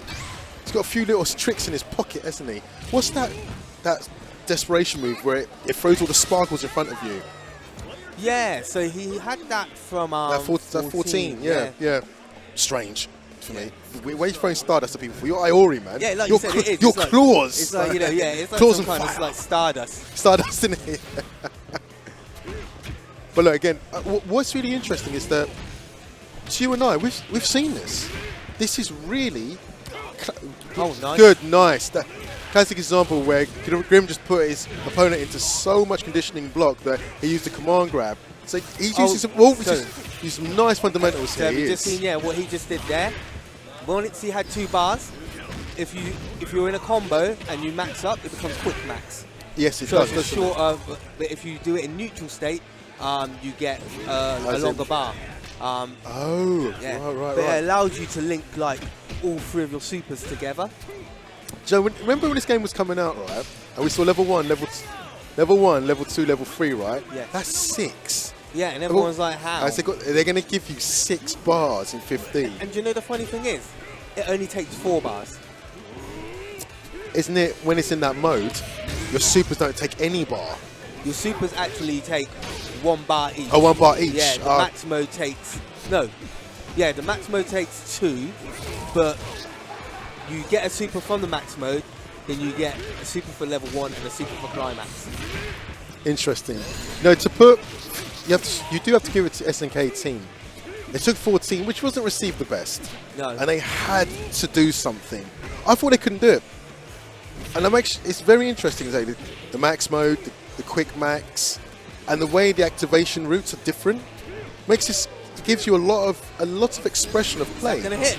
It does. It does. And Joe, I find very strange. You know what? Is this Grim pretty much saying, well, so you got 2 2 OCVs, I think I can top you by doing it quicker. What? My gang's bigger than yours, right? Yeah. So that was a good game there from Grim. But I think again we're showing. Again, I hate to say this, with experience, it really helps you in this game. I hope it doesn't put off a lot of new players. I hope not. And maybe players like us can tutor or mentor new players into this game.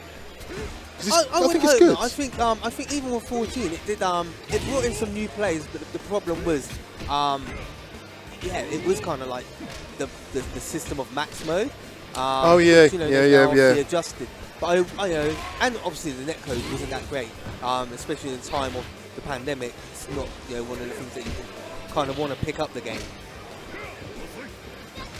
But I'm thinking this game is going to show a lot of promise. If the netcode is good, it's going to be. I think it'll be a winner. Yeah. I don't think everyone will stick to it because it's very King of Fighters. Yeah. They've done a sensational job to bring back, like Shermie, for instance, into a 3D environment, rendered character, and it feels like Shermie. Yeah. No, 100%. It does, doesn't it? Yeah. To see Grimless is again off to a good start, but I do think that Mace of Hearts showed a better performance there. He had a little bit more patience. True. I do think as well that it's... See there, I don't know if he went for just a standing heavy or if he went to do a running throw and ended up just getting a standing heavy. Don't you find the running... Oh, is that going to hit? Oh, that's unfortunate. Okay. Don't you find the running throws in this game are a little bit like command grabs? Just a little bit. For forward and punch. I'm sure there's zero frame as well. Yeah, they are. Old school. One button, don't mess about. No, don't right, mess about. All right, so Grim is doing a Iori style. Oh, that would be beautiful to activate. Yeah, I thought he was going to activate. Activate's not as hard as you think, actually. It's very forgiving, isn't it? Yeah. This King of Fighters is definitely allowing accessibility to maxing. This is the, I'd say, easiest of any King of Fighters, like to get into a max mode combo. Yeah. Because you've got this little animation now that kind of like pauses the game for a split second to allow you to think, okay, so I'm now going into max. Yeah. What am I going to do? Nice stand A to finish of Kyo. A bit of panic. Yeah. When in doubt, jab it out, right? But no, it's good to see, classic fundamental King of Fighters again. That's going to hit. Yeah. I love this climax. You can hear Orochi's voice as well. Yes, you can. Yeah, when his eyes go red. Yeah. If you know who Orochi is, people, do some research. Nice DP. So again, I wonder if Grim's going to go for a command grab. I think he's conditioning the command grab.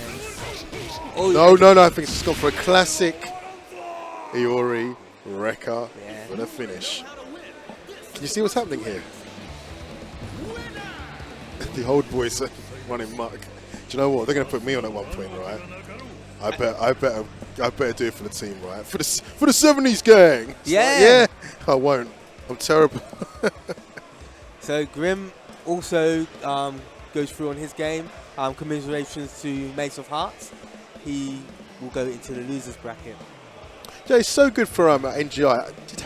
Think about us, how situational timing was this? It's almost as if they knew. So, do you know what? Because I had already been put down for the commentary of Sam's show, and then they announced this, and I was like, I feel I'm coming on with a bit of a slight cough. I don't think I'll be able to commentate. But then they announced the beta tournament, and I was like, oh, okay. I mean, I feel right as rain again. I'm up. Right, they're doing this whole old man switcheroo thing, right? VP Mark signing out, people. Live Problem X. Would you want to go here or there?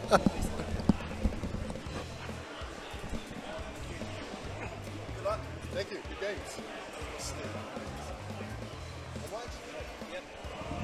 games. So people, I hope you're enjoying the action so far. As we said, we've got around sort of like 27 to 28 contestants going through this. So, as it stands, you know I'm being really humble with this, right? Okay. I think you got like 6 straight wins, didn't you, against Garden? Yeah. Two OCVs. 2 OCVs. Okay, that's good because I just got 2 OCVs. Yeah. I called it. I said he's gonna. I said watch. He's gonna try to do it better. Yeah. But you didn't. But I did. No, but you didn't. But I did. You almost lost. Oh, almost doesn't count. I got like a level 3. The voice of mod is saying I almost lost. Whose side are you on? But a win is a win. Yeah, but a win is a win. It is indeed. Congratulations. Thank you very much. And I was telling the audience that, you know, before Yuri was trash. But we saw development. There was a development. I've got combos now. Yep. You're looking good. Yeah. And to be fair, it's almost unheard of for a person to not have an Iori from our era. Yes. Because like Iori was like the Ken to Kyo's Ryu. Yeah. You know? But I just never liked using those characters. And this is, I suppose, for you and just for me, like, you know, like Mark was saying, to see me going forward quite a lot rather than being in that kind of like zoning point. You know, I was being aggressive, and I said because this build doesn't suit my style of play. Like the TGS, That's the right. Tokyo Game Show, I would have had hella fun. And don't get me wrong, I am having fun, but my style isn't evolved around this. And for you, you use like grapplers. That's right. You know, you only have Shermie really. I mean, Dolores has got a command grab, but I wouldn't per se say she's a grappler. She's not. You know, so again, you're fighting against the grain. I did get a couple of scum girls in there, I'm sure. You did? Yeah. Yeah. Been practicing that. Yeah. See? Quite proud of me. Oh, wow. Okay, so we have D-Blanks versus... D-Blanks is good. Mark, right? D-Blanks is good. I feel sorry for Mark, right? He's like the guy that's like, you know, he's part of the 70s gang. Yep. He's got to keep it going. Yep. But D-Blanks is good. I'm sorry, I'm not saying that, you know, the other opponents weren't, but what I'm saying is we've seen D-Blanks today, and well, his gameplay will speak for itself now. Exactly. Now, to be fair, D-Blanks is a player whose skill goes through different games. He's a champion on lots of other titles as well. Yes. So he's one of those guys that'll pick up a game and just sort of roll with it. So I will say, you know, in all fairness, Mark has the harder assignment. Yes, absolutely. But Mark is a very aggressive player. Yes, and he is. He's the type of player you can't let get his rhythm. Because if he starts going... Speaking of rhythm, I will say it's very difficult to play against Mark because all you hear is buttons. Yeah. And that really puts you off because you think, right, this is coming, but it's not. He's tapping a different rhythm to what you're seeing on screen. Yes. It's like you're playing a mini game while you're playing against him. Oh, he went for the double taco. He did. Yeah, and you will see he is, because he's old school. If he's blocking and he's got meter, by all means, he is going to do counter CD. He will. Absolutely. He'll do blowback. Now, what you'll notice as well, I don't think 14 really lent its style of play to this, lent its gameplay to this style of play. You'll see a lot of us old school players not using max mode as much. Yes, that's correct. You know, you'll see us using more EX moves, open EX moves in the middle of a combo string. Yeah. As opposed to going into max mode, because that's a thing that was almost new to 14, really. It was, yeah. Nice. There you go, he's figured it out. He was saying that he wasn't sure what the follow-up was. I said, well, it's just like Clark, but with kick. Ah. And now he gets it. Oh, and the combo missed.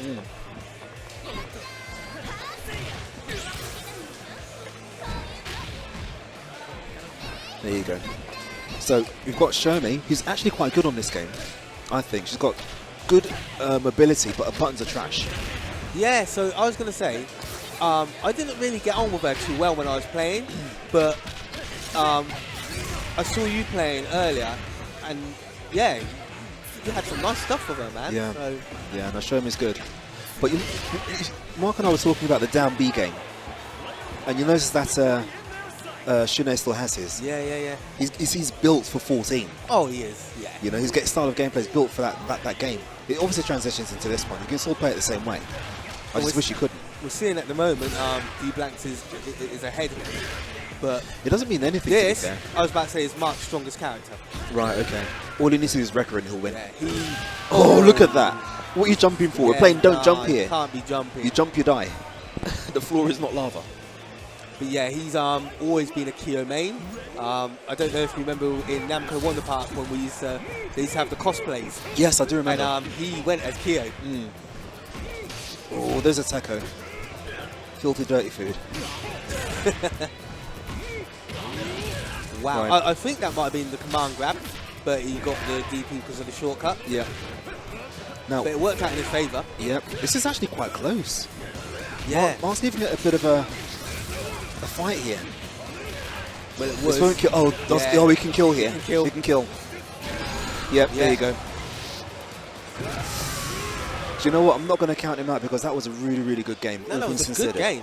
You know, considering that Mark never really played 14 that much, he fought against Shanae quite well, considering that he's not used to the down B play style. Agreed. What I've noticed, the trip guard on this game is actually quite large so far. Yeah. Yeah, it is very, very large. No matter what button you use in the air, you can be beaten by a down B. Really? You can. That bad? Oh, no. For all of the characters that I use, Yashiro used to hit, his flying kick used to hit quite low, as it is his heavy C. It doesn't, it loses to down B. Oh, no. So, I don't quite know how I feel about that. But anyway, we go back into it. No changes of order. Mark trying to dodge out of the corner. Remember I say they're very, very punishable, especially for people who know to, who are used to playing against them in 14. That was a good punish. Could have gotten a lot more damage off of that. Unfortunately, he didn't. Doesn't really matter. He's still in the fight. Still leading in the HP. This isn't Samurai Showdown, which means that you actually have to work in order to lessen somebody's HP.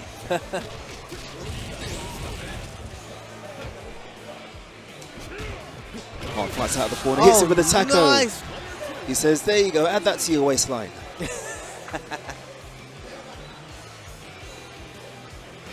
We've got Shanae. Next up for D-Blanks. I mean, I'm hoping that they give him a better DLC costume because it's like he's just gone into his wardrobe blind. What was it? You walked through the wardrobe and just said, I'll wear whatever sticks to me. Yeah. I think he lets the hands just choose the clothing. Do you know what I mean?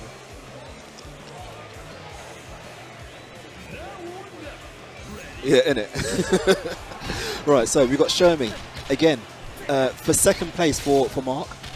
Oh, he's gone for. I think he went for quick max, but he's got the neutral max, which means he gets a longer max bar. Yep. But unfortunately, could have just done a quarter circle forward. Yeah. Sorry, half circle forward with a kick, and that would have punished that just fine.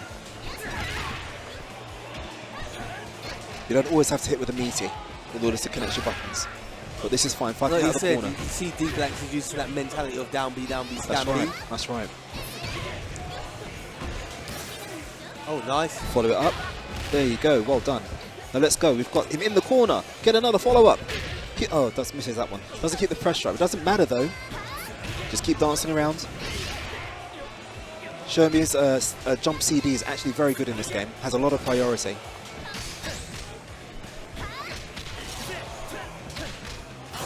Down B, down B, down B, down B. Double okay. KO. We have... Wait, are they both down to the last character? Yes, but they are. Again, this is like a KO of 97 like match right here. Yeah, and look who it is. Yep. But what I've noticed, right, most characters have an interaction. These two didn't have an interaction. No. There you go. Yeah. Starting it off strong, the D-Blanks. Again, this is a Wrecker Fest. Yeah. Everybody's doing Wreckers. Everybody was Wrecker fighting. At the moment, this is a bit more brutal than the last. It looks like Kyo is out of there. Oh no! I think that was an input error. Yeah, it must have been an input error. Part frustration, part I don't know what. But that is unfortunate. Mark is the second casualty of the 70s gang. Garland being the first. Yeah, being the first. Because you know, ended his run. Could we not talk about that, please? No, you're still so brutal. Why you got to do that to man for? I felt horrible. Yeah, he's one of the man. That's right. So, no, there aren't many of us left, Gavin. sometimes you just got to do what you got to do. We're a dying breed. We are. Still, I don't know who we've got up next, but guys, I hope you're really enjoying what we've showing you so far. We've got a brand new game, although it's not out yet. This is just the beta tournament, which means that it's full of bugs. This is not the finished product, and in, I don't know, 6 months' time, you're never going to look back at this tournament ever again. But for now, it is complete and utter madness. It's fun. It's an unseeded bracket. Do you know the most hurtful thing about this is we've got it until Monday. Have we? Yeah. I thought it was just tonight. No, till Monday. Sick. The beta's on until Monday. Okay, handy. Yeah. I think it ends around sort of like 4 p.m. But then we've got to wait until February. Do you know what? The community is resourceful. I should imagine that some smart aleck out there would have figured out a way to play this game offline. Yeah. I'm thinking so. Yeah, I think this is. But I mean, that's good for them, but not for us. Yeah. Alas, if only we were young and full of. Oh, it's Zakuto? Oh, Zakuto versus Ray. Yep, exactly. See, this is what I mean. This tournament is full of old school players. Yep. You know, Ray, again, dedicated KOF player. He's been waiting for. He wasn't really a fan of 14. No. He really liked 13. Yep. But he's been really waiting for this. I played him earlier. He showed a lot of promise. Zakuta, always, doesn't matter, like, I'm always a fan of the plays. Like, if it's Guilty Gear, if it's Tekken, like, whatever she's playing, amazing. She's a good player. Yeah, very good player. Very, very good. Exciting, always exciting. I don't know how much time she's had on the beta. I think she turned up about 3 o'clock. Okay. So I don't know if she's been playing at home. I don't think she has. Yeah? Yeah. I mean, to be fair, she's talented. Maybe she's had all the time she needs. Yeah, this is you know true. what I mean? So, who knows? Where's your prediction going? It's hard. I'm not going to lie, it's hard because Ray is good. I showed him a bit of Yushiro earlier, so he's now put Yushiro on his team. He's quite happy with what he saw. As we speak, he's choosing him. But I can't count out Zakuta either. So it's like... I've no clue who she's going to choose. Oh, well, I can see who she's going to choose. Yeah. It's a hard one. I'm going to go with Ray. I'm going to go with Nero. I'm going to go Zakuta. Okay? Yep. Yeah. Okay. 50 pence. Yeah. Says Zakuta. 50 pence, yeah. Here we go. Right, so here we go. Oh, Inazami now. That's one thing with Zakuta. She changes her name very, very often. Or maybe she has all of these names active. It has, yeah. No. Yeah. No. Yes. Is it really? It has, yeah. But it's also been Zakuta. Yeah. Originally it was Bacon, then Zakuta, and now Izanami is about 8 years. Okay, so Izanami, guys, not Zakuta. We're old. Because we're old. Yeah. Right, so here we go. Nero versus Inazami. Izanami. That's what I said, isn't it? What did I say? See, you can tell we're old, guys. You know what I mean? We ain't got our glasses on, so we can't read nothing. But again, Izanami's a massive fan of using Gale characters, like myself. Was always a big fan of these two characters. Has said to me that, and pretty much said on Twitter as well, she can't wait until Whip comes out. Oh, Whip's going to be deadly in this game. Although I don't like the way she looks, but you know, she'll still be a good character. Better than 14. That's my opinion anyway. Well, I think anybody's better than 14 Whip.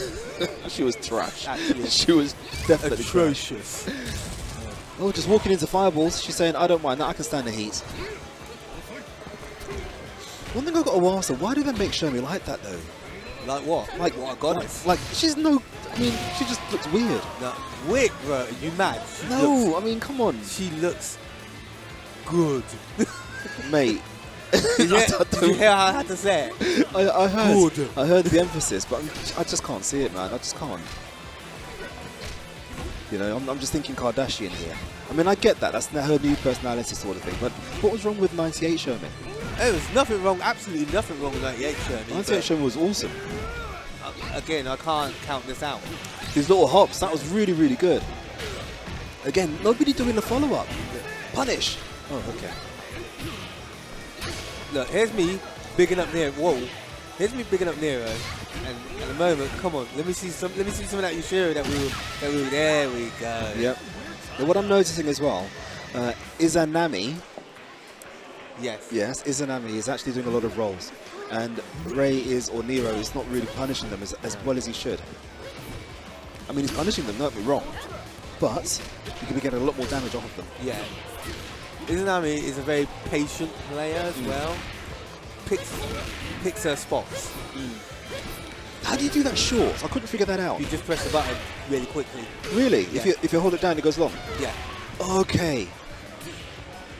I'm going to do that now. Yeah, just literally. Okay. Because I'm doing combos and then, like, the long version's coming out. I'm going behind the character. And I'm like, why is that happening? You just have to press it quickly. Okay. You get to choose where you can kind of, like, stop her. Okay. Oh, there's that deadly cross-up. The bane of everybody's life from 14. Goes down B, stopping Kyo's advances. Get off me, she says. No stopping. That was a counter. You see, now, you could have actually got the follow-up hit there. You notice that a counter hit actually puts him in a juggle state. Yes. And that works with normals as well. I noticed that. Which is just crazy. It's crazy, but it's good. Is it? I don't think so. I think it is, especially when I'm Yushiro. If I hit you in mid-air with a forward B, and then I do the fireball punch, and then I do the extension, and I get a super. Yeah. All of that just because I got a counter. Yeah, but not even a CD, just a normal. Yeah. Just a normal. Standard. Yeah. It's beautiful. It's not though. I think that could potentially break the game. Because in 14, and I'm not saying that 14 was a better version, but in 14, you had to catch them with a CD in order to get a juggle state. Or hit them with a fireball in the air to hit them with a juggle state. So Izanami takes that first game quite convincingly. Looks like I'm going to lose 50p, guys. Mate, I'm going to be so rich. Well, I say that, I mean, Nero, he could still learn from this. To be fair, Nero's been working here at this event all day today. He has. So he's not really had time to sit down and play this game as much as everybody else because he's been running an event. We've had lots of tournaments here today, guys. This KO tournament is just one of them. Oh no. Damn. Nobody following up. No, but do you know what? So if it is, and because I haven't played that much, if it's like the old KOF games, sometimes it's better not to follow it up because then you can get Oki. Not necessarily. You get no Oki off that from Shermie. Okay. Yeah. Oh. So in the corner, that's punishable, but not very much. The window's very, very small. Chasing it down. Plus she's got rubbish buttons. Yep. But lots of pressure from Shermie. There you go. Well done. I say that, like her buttons are quite slow. Yes, they are. Oh, nice. Yep, absolutely. This is actually quite turning into a war of attrition here. Nobody's really got the advantage. Straight down. See, this is what I'm talking about this game, right? Everybody's down C is really good. Yeah. Yeah, like in KO 14, everybody's down. Some people had great down Cs. Most people had trash down Cs, right? In this game, everybody's down C is a viable anti-air. Use it a lot. Oh, nice. Yep. Yeah, he gets the fast C. Oh, good roll. Could have got a bit more of a punish, but still, damage is damage. As you see, like you said, with Shermie, Izanami does like to roll a lot. Yep.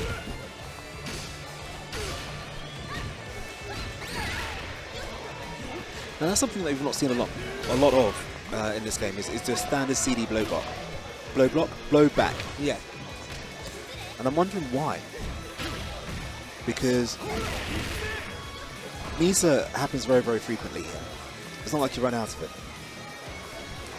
And it's great for giving a positional advantage.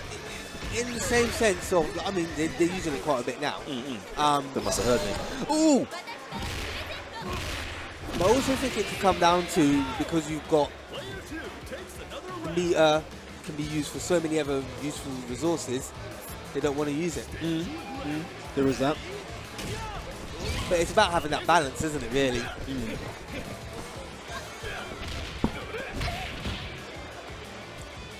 Okay, so Nero's in trouble here. He is in trouble, but I don't think he wants to be OCV. I don't think it's going to happen. There you go. As you say that. But it looks like now you're going to be paying up for my lunch tomorrow. Yeah, like you can buy a 50p lunch in London. Yeah, in London. Yeah.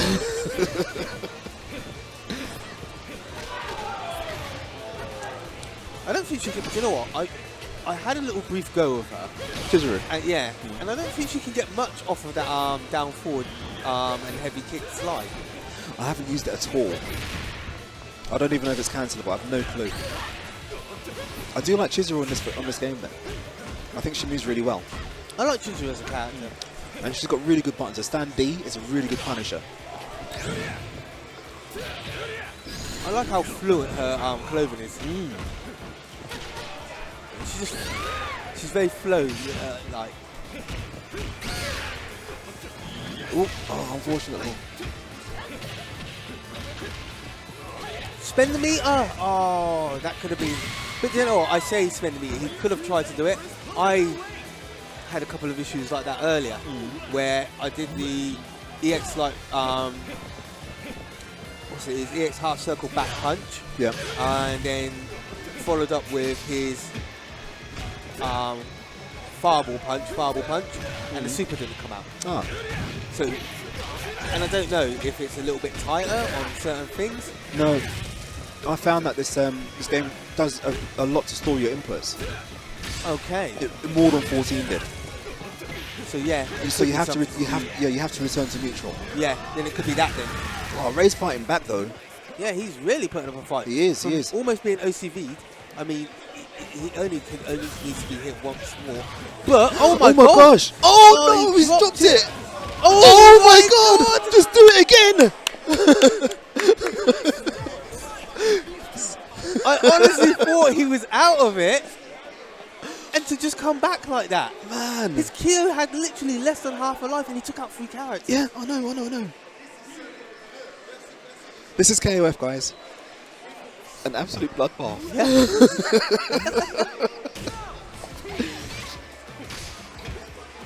It's like Nero's may have found his groove.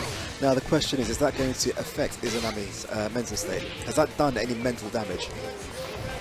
I don't know. Is she gonna remember that now, or is she gonna? She's quite cool and collected. Right. Because when you have that character that you just can't kill. Yeah. That's true.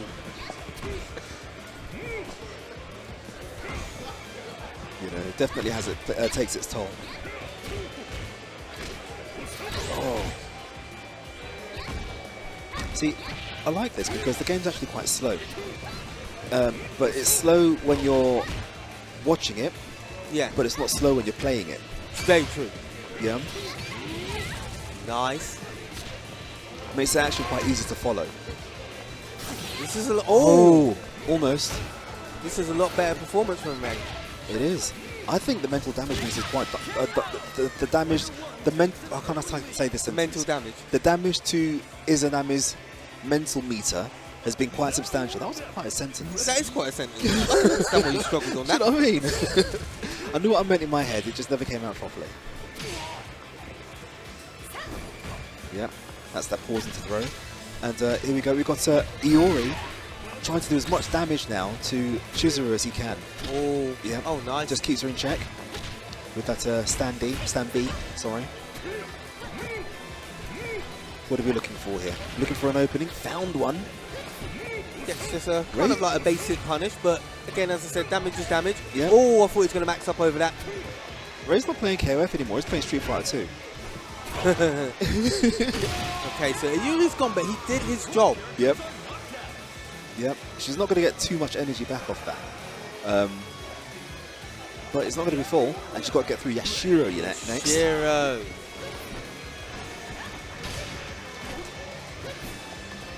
Yeah, he was doing really well with Yashiro earlier. I'm hoping he can, again, show it.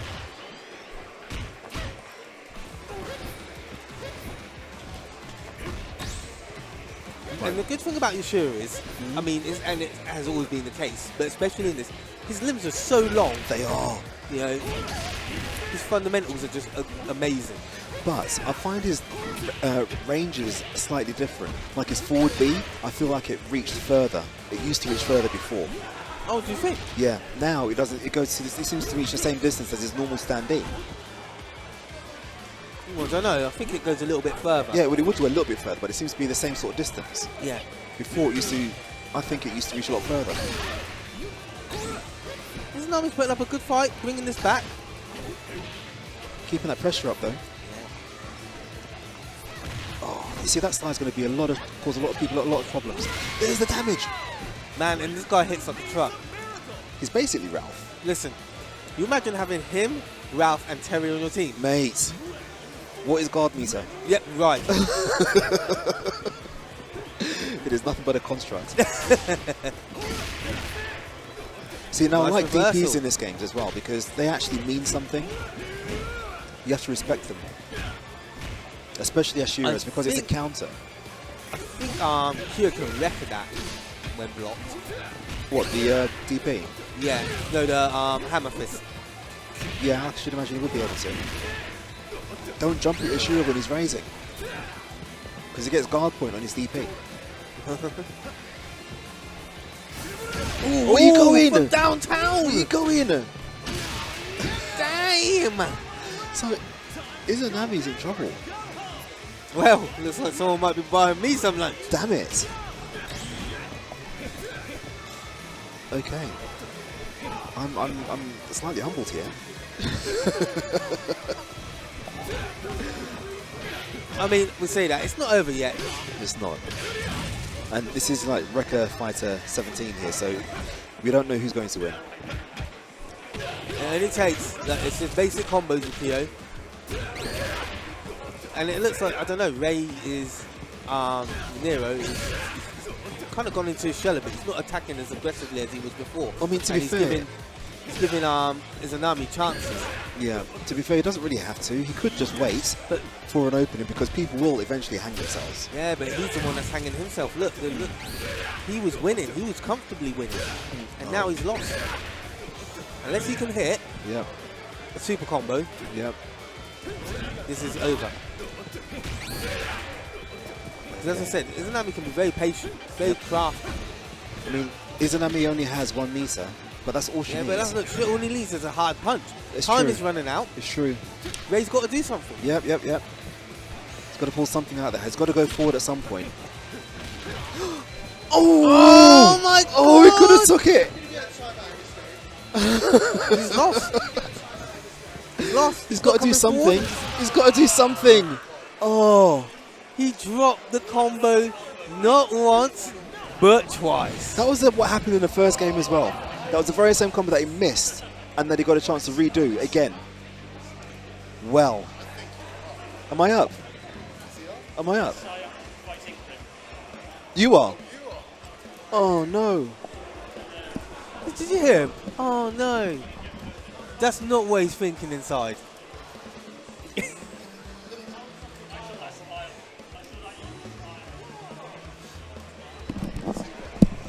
Super. Listen.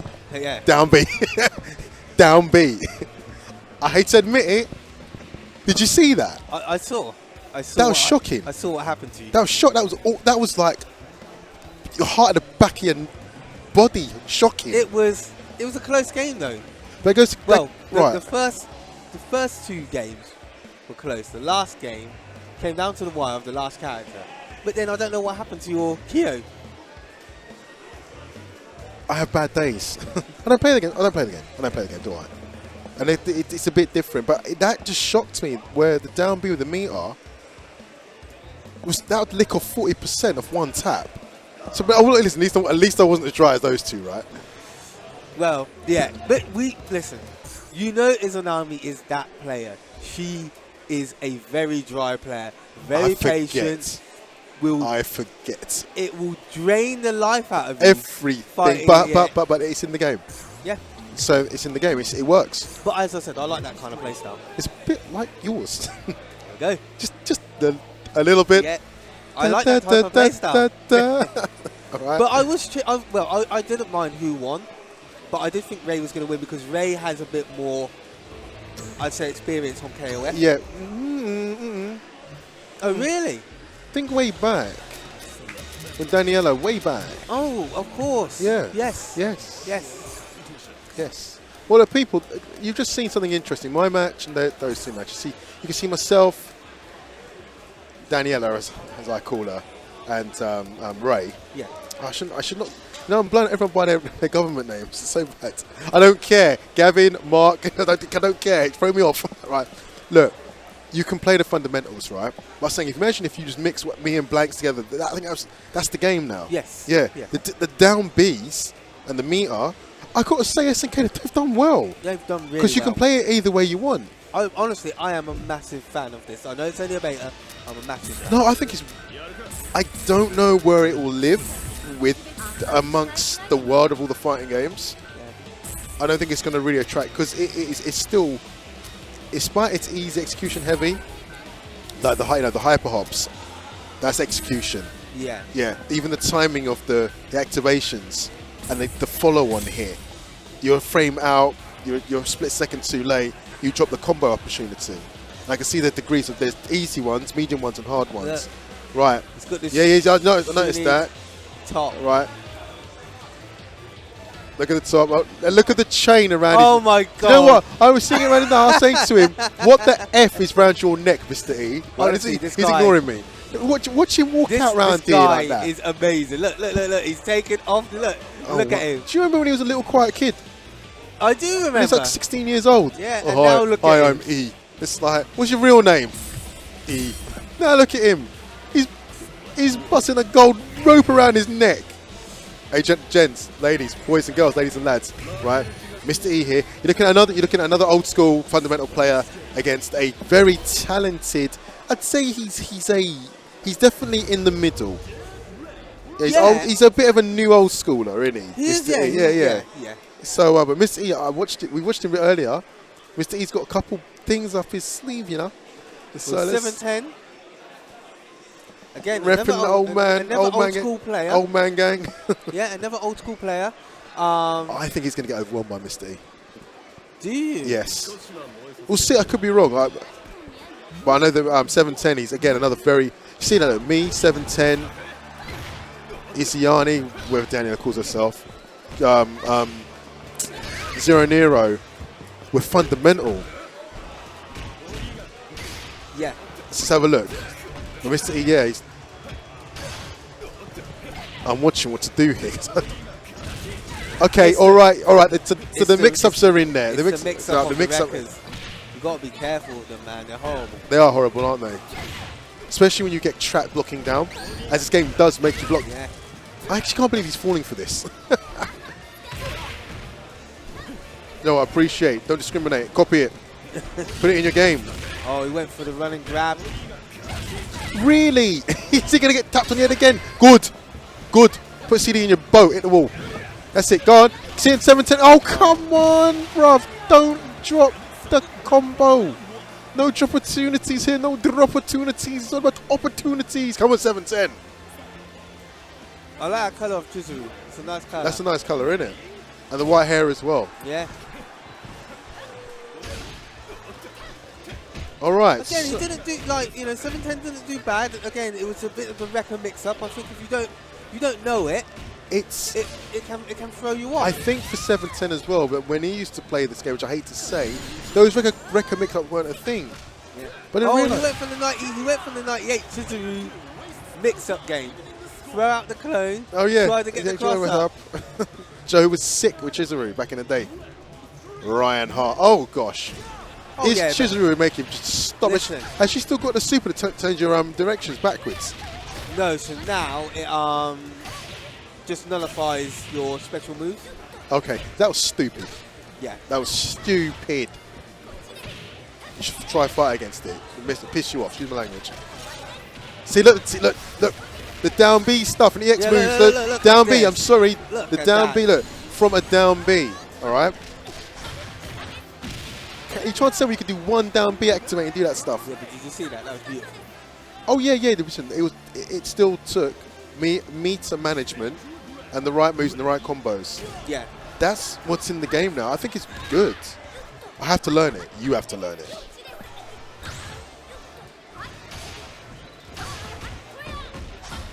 How interesting. Old school players playing the old way. And the new school players are playing a new way. This again, we're seeing here, right? Not bad, not bad, not bad, not bad, not bad. 710's good, you know, he's got a bit of fuel in the tank. A bit of gunpowder in the gun. Bang! Come on, 710 for the old man. Yes, for the old man them, for the old man them, for the old man them. 710. 710. That's 710, you know. 710. Damage. You know. So now we're both down to last characters. Mr. Oh, P. you know what? I knew he was going to do that. Yeah. Oh, well, you know what? He's been forgiving. He's messed it up. Oh, nice. That annoying Chris stuff. That annoying Chris stuff. Looking good. And that annoying Chris stuff. You know what I mean? Like, as I said, like, it's not... Can't count out 710 because he is an old school player. You know? But that's it, isn't it? It's the legacy with the engine helps, doesn't it? 100%. Oh, could have got a better punish there. Don't know why he threw out that EX move like that for. Don't know why he's throwing him out like that. It's a little bit crazy. Whoa, down B stuff. Yep. And he would have maxed up. He would have maxed up. He would have maxed up. He would have maxed up. And you see, he's very calculating with his meter management. He knew if he got that light kick, I reckon that would give enough meter to activate. He would have confirmed. Of course he did. He would confirm. And now because you've got that pause in between. Yeah, you got a lot of time to think. A little time to think. Have you noticed light dragon punches aren't invincible? Are they not? I don't think so. Oh. I'm sure they got hurt boxes on them. I have no idea. Or I'm just rubbish with execution. It's probably that, actually. Well, no, again, kudos out to the NGI gang for taking the bull by the horns on this. Oh, massively. Oh, yeah, it's like... They're definitely putting eyes on the prize with this. I think first people in Europe to do actually a tournament. I saw many online tournaments being boasted about on the circuit. Okay. But yeah, kudos to NGI, man, for actually bringing it back to the old school. I think you're seeing a really good, interesting showcase of this in an offline environment. Perfect exposure for this new title. So, and it's pretty good. As we can see here, we got Mr. E putting on some whoop ass on poor old Toby. Come on, Toby. Government name again.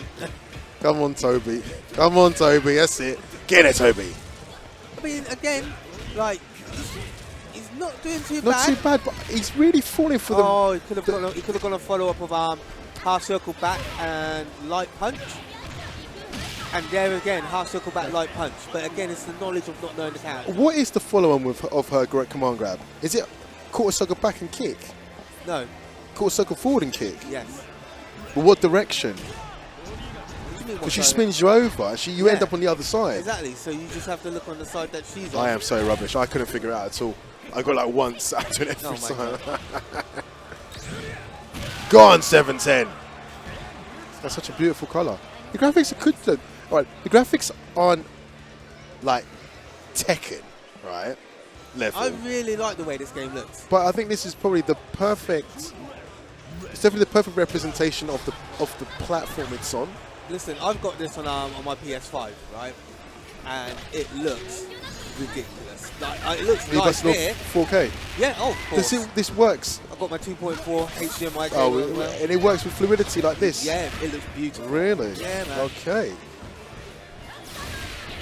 If you dare say this is like 14, you just slap in the face. This is not 14. It's not 14. This is not 14. This is King of Fighters. It's back. This is a real slugfest. Joe, I'm not a commentator. Speaking about slugfest, that was what 98 was called. Oh, he went for the DP. So apologies, people who are watching. I can't commentate. I'm just in awe of. I'm quite surprised myself what I'm seeing here. I think Super can carry this and Grimness can carry this better than me. But I've got to say that it's definitely bringing generations of KOF fans together. Oh yeah, definitely. Which a lot of games can't do that. No, you're very right. But everyone, listen, learn down B combos. Straight up. Old school players, learn down B. It's not 14. 710's a little bit wild though. That's the only problem I'd say. Oh, what is Mr. E because doing? look, all he's been trying to do is interrupt that string with a DP. And he got blown up. You see how much energy man just lost because of it? Yeah, yeah.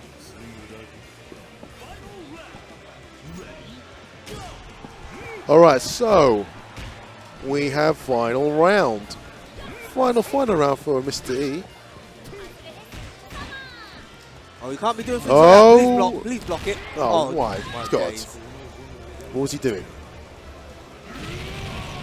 All right, listen, you've been bringing up 7-10 for a while, right? Can you please defend him? I can't defend him on that. No disrespect to you. I can't. Are we going to see a comeback? No, I'm saying, are we going to see a comeback? A comeback's I don't think so. That chain is stupid. Sorry. Do you remember I used to wear chains like that? What you said to me? Have you noticed I don't wear chains anymore? You don't? Do you know why? Why? You. Listen, people, every time I used to have these chains, like a tiny, that nonsense that Mr. E's wearing there, right? It was like that big. Silver, right? My man here, right? Every time I put a picture up on social media, right? I'd be like, take it off. Well, what did you used to say to me? You used to say to me, what did you used to say to me? You used to say, take it off. Yeah. You ain't no gangster in the no. 80s. Yeah. Right? Take it off. Right? What do you say, Mr. E? I mean, look at it. It's ridiculous. It's ridiculous. I mean, honestly. Oh, like, I'm up. I'll see you guys in a bit. all right, potential tournament winner here. Hey, listen, there's some down B, bruv. No? What does it matter? Gonna give them some wood pass regardless. Remember, get some down B. Right? Take it from me, who man is a bit free. It's all about hitting your down B. Conversions. Hey people, welcome to here comes Mr. Grimulus. So this is Revolution 20XX. So we're here to have the privilege of seeing some beautiful King of Fighters 15 offline action. Now that actually makes all the difference. It does. Playing it offline. Offline as well. Personally, I'm sick and tired of online tournaments. We've had almost 2 years of it. You've done a few, I've done a few, and it's definitely, it's filled a gap. Uncomfortably filled the gap, hasn't it? Yes. It's all we could have done, to be fair. But you can't really substitute the feeling. Of course. You get on an offline event. Even commentary as well. It's a very different atmosphere when you're in the energy of the event. That's right. And that vibe, instead of you're at home in your bedroom and let's say you live with your parents or you live with a flatmate and they'll think you're crazy because you're in your room on your own trying to hype up something which is, I do really take my hat off to all of the online commentary talent because the energy is different and to have that same power for it, I think it was a learning curve for a lot of people and you see not everybody was actually as good in a home environment as they were. Yeah, they didn't. So like, a lot of people have done a lot of online tournament presenting or commentary or talented. Good luck to you guys, but you know, we need this stuff back. And I believe now the pandemic, God knows what's really happening with the pandemic, but we're thankful to have this wonderful event here today. Yep. And some KOF, could you believe it? Like, and I heard about the beta, I'm like, I never get beaters. Yep. I've never, look, oh right, my gosh. listen, E, right, E, right, right. I saw, you was ignoring me earlier, right? No, this is what I'm saying, right? I used to have chains like this, right? Right. Sorry, this is really unprofessional, right? Do you realise if I went out there like this, right, they'd chop my head off? Like, right, listen. Cool, like Super. I'm gonna keep this on right until Super comes back. Watch him cast my ass. Like, I'm saying, right, I used to wear chains which are about that big, right? And every picture on Facebook or something, right? He told me take it off. Like, you're not a gangster, right? You're not in the 80s. Yeah. You're not a gangster. Take it off. So I saw this. Yeah. This is brilliant. Like, I don't know what. Can you explain what it's supposed to be? Because I really don't know. When I played him earlier, I was like, oh, it's a fake chain, just like your gameplay. Wait, listen, no. He's quite talented. I know, but not against me. So it's fine. Grim, you're the nice guy. Grim, you're the nice guy. No, I'm not that nice. You are that nice.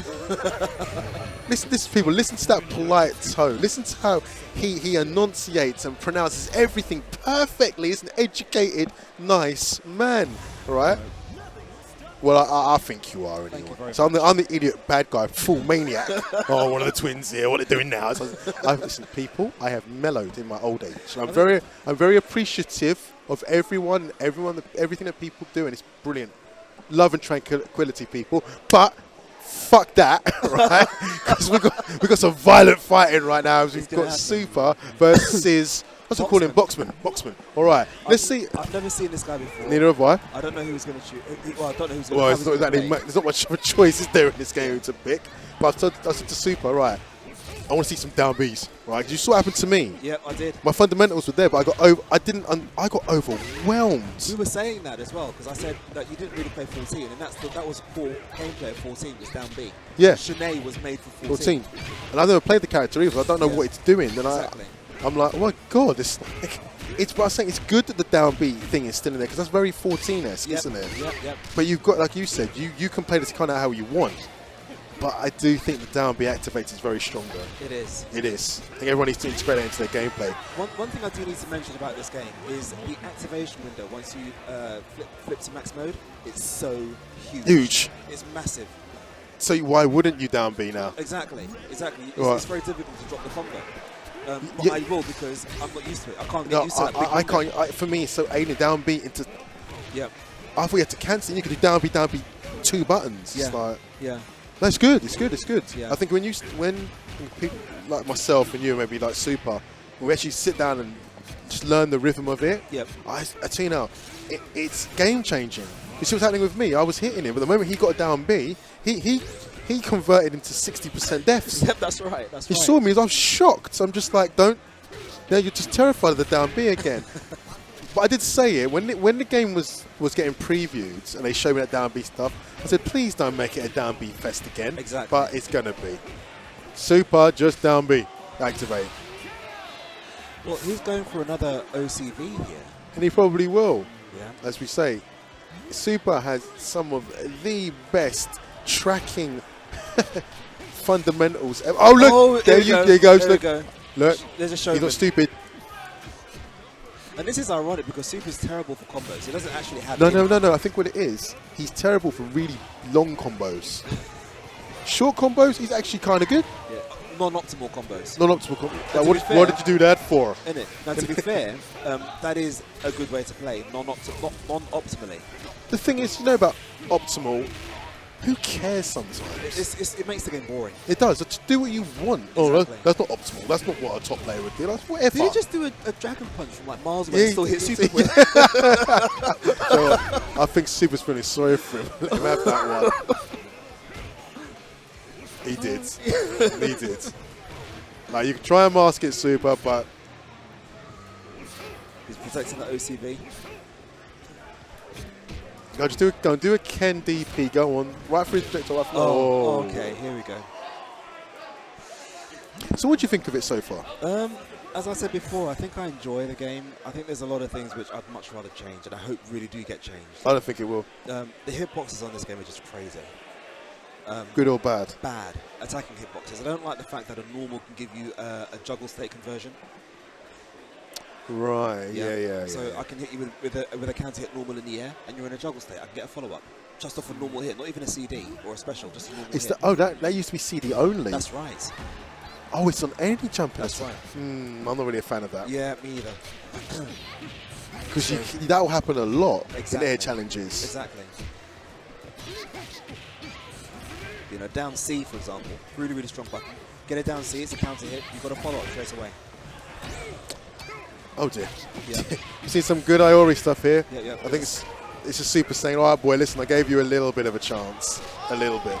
But now, let me show you the... Oh, he went for the running grab, a scumbag. He actually stunned his opponent. Yeah. Now, what you're not guys aren't seeing is on the other stream, on NGI Events main channel, there's another game going. It is... What game's that? That's Strive. Yeah, Guilty Gear Strive. Bit of hype over there, bit of striving. I strive to be alive. Yeah. Oh, look, Super's taking advantage of that down B stuff. I think it's in there. I think Grim, it's in there. Okay. I think we both had to add admit it, right, it might help our win tally. We just adopted it a little bit. Yeah. No, it's interesting. I'm glad to see that the down B isn't the go-to thing. I mean, it's not. You can use it if you want to, like I mentioned before, but you can definitely play it the old school way, which is how I like to play it. Yeah, yeah. I prefer to fish for a heavy. Yes, me as well. I'd like to fish for a heavy into an extension, into a super. That's very old school. I know, right? Yeah. just down B it, bruv. Don't you think though that because of the high pop is a bit slower, the high-low mix-ups aren't as potent anymore? No, they're not. They're not. I find this is a lot more linear. You don't have to, because to be honest, King of Fighters got very jump spammy, isn't it? That's right. And very difficult. All the jumps seem to have the same weight in this game as well. Like each character would have a different style of jump. True. This game, they all seem to have roughly the same sort of jump. They don't feel any different at all. Still, can you tell me what, to being King of Fire and a Shadow, what is standard jump good for? Is it good for air to airs? Standard jump? Yeah. If you want to, no, you don't really use it that often. You don't use it, do you? No, not unless you want to sort of neutral jump a fireball, or you want to go for a high crossover or something like that. I think it'd be weird if it wasn't in the game, but I find it like just pointless.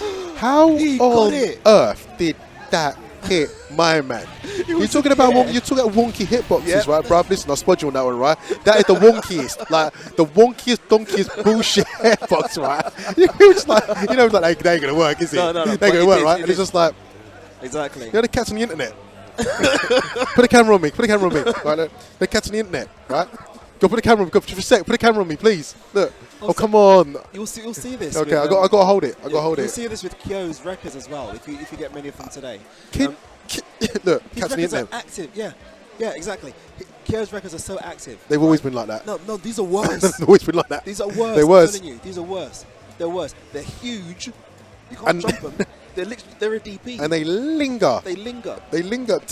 He could finish the whole chain, right? And you'll press a button. So what? You'll be starting another animation. You still get hit. The finishing the chain thing is different because you would never finish the chain. No.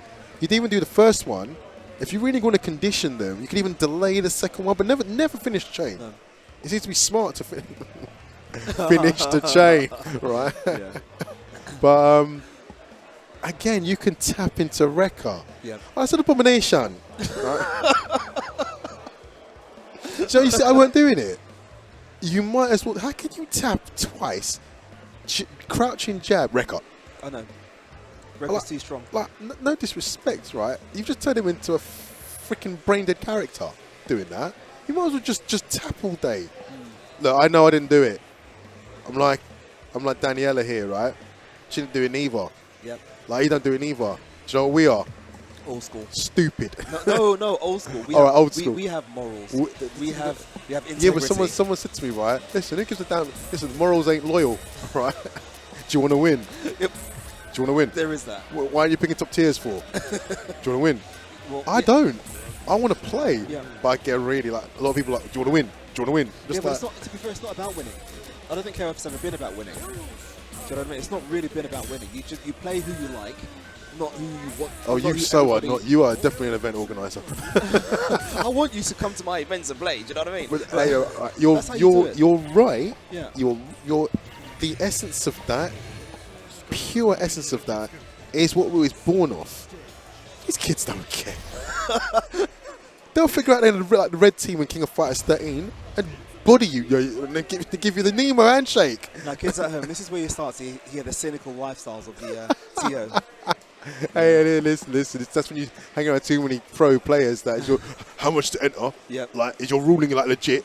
Like, is your monitor's lag free? Can I go place for shit? Where can something to eat? Yeah. Yeah. But still, here we go. We've got Izanami going up against Suku, who stayed on stream. I think we're in top 8 now. We've got to be. Oh, don't restart. Check. No, button check. Don't restart. It's only a fun, casual tournament. Don't restart. Wait, you're saying fun, casual tournament? Do you know how much pride is on the line in this tournament? It's a fun, casual tournament, bro. There's pride on the line, man. It's a fun, casual tournament, bro. Ah, who told you that? Who told you otherwise? Hey, restarted. Who told you otherwise? I told you it's a bare prideful tournament this is. This is a fun tournament, bro. Nah, for you, mate. Seriously. for you, mate. Seriously. I couldn't give a shit if I got 0-2 and 0-2 again. I'm a little 2 minutes on. What? I don't know why they put me on camera either. I'm crap. I'm not bad at event organising. Back me up. To be fair, he's pretty good. Thank you. He's Listen, his Photoshop skills and his social media posts are on point. I'm very impressed, by the way. Thank you very much. Right, let's look at some KOF here. All right, so we've got. I can never pronounce that. Can you pronounce it for me? Izanami. Yes. Right. Okay. Izanami versus Super. Now we're getting into the old guard of the game. Yeah, we are, aren't we? Yeah. A lot of old guard. Now, I don't think Izanami is going to take advantage of any of the new stuff. No. Fundamentally, she's good. Yep. Super, fundamentally, excellent. Yep. That doesn't work. Too much pushback. That's 98 stuff. However, I've noticed in King of Fighters 14, if you did an overhead as part of a combo string, it would lose its overhead property and it wouldn't combo. It wouldn't overhead combo? No. Is that what everyone was really happy when they saw overheads to activate it again? Yeah. I didn't know that. Yeah. That's just dumb. Like, can you see the logic in that at all? No. Good. So now you're good at justifying things, right? With logic. So if you could justify that, because I couldn't. I'm glad you said no. I mean, you know, like Eura's forward B, for example, is a slow overhead, which is fine, but now you can do it as part of a combo, and it connects. It connects. But it doesn't make any sense for it to connect. I was the same. So why would you use forward A instead? Exactly, which is the faster button. Faster button. I think they're pandering to the newer player. Probably wants more time for execution with this. Because the forward A cancel is fast, and it's always connected. I don't think a lot of people can do the B and B, the down B, the standing A, the forward A super. That's very fast execution. So I think the down B is so slow that you'll get your desperation move in there. I can see that. Bullshit, really, isn't it? If you can't do it, learn. Exactly. Exactly. I was going to say, Izanami did well to get out of the corner. Back in there, no, there's the first guard brush of the day. It's actually in here, right? Yep. Oh, of course that's what that bar at the top there. What do you think it was? I don't know, bro. I'm not even looking up there. I'm not like one of them top players that look at the bar, bro. I'm looking at the characters. I look at the bottom, bro. That's what I care about, right? Fair enough. How much meter have I got? How much meter have I got? It's like, God, what the fuck is that? Blocking, what the fuck is that? Exactly. Sorry, production, you said I can be myself, right? Thanks. Get cancelled. Did you hear? Fuck you, I do swear. I swear on camera. Sorry. Remember the cynical TO. So here we go. We've got Chris, what's his name? Super. Now being forced off your second character the first time today. Doing Chris stuff. So was these? No way. Oh, I didn't think that would connect. I think it does. I don't think it does. Not off that combo. I could be wrong. I think it's somewhere. I think it does. This TKO SUPA guy, right? SUPA, right? Whenever he does something, right, it seems to work. Whatever he's drinking, I need to down it because I know Super is he is so good at knowing when it's gonna hit. Yeah.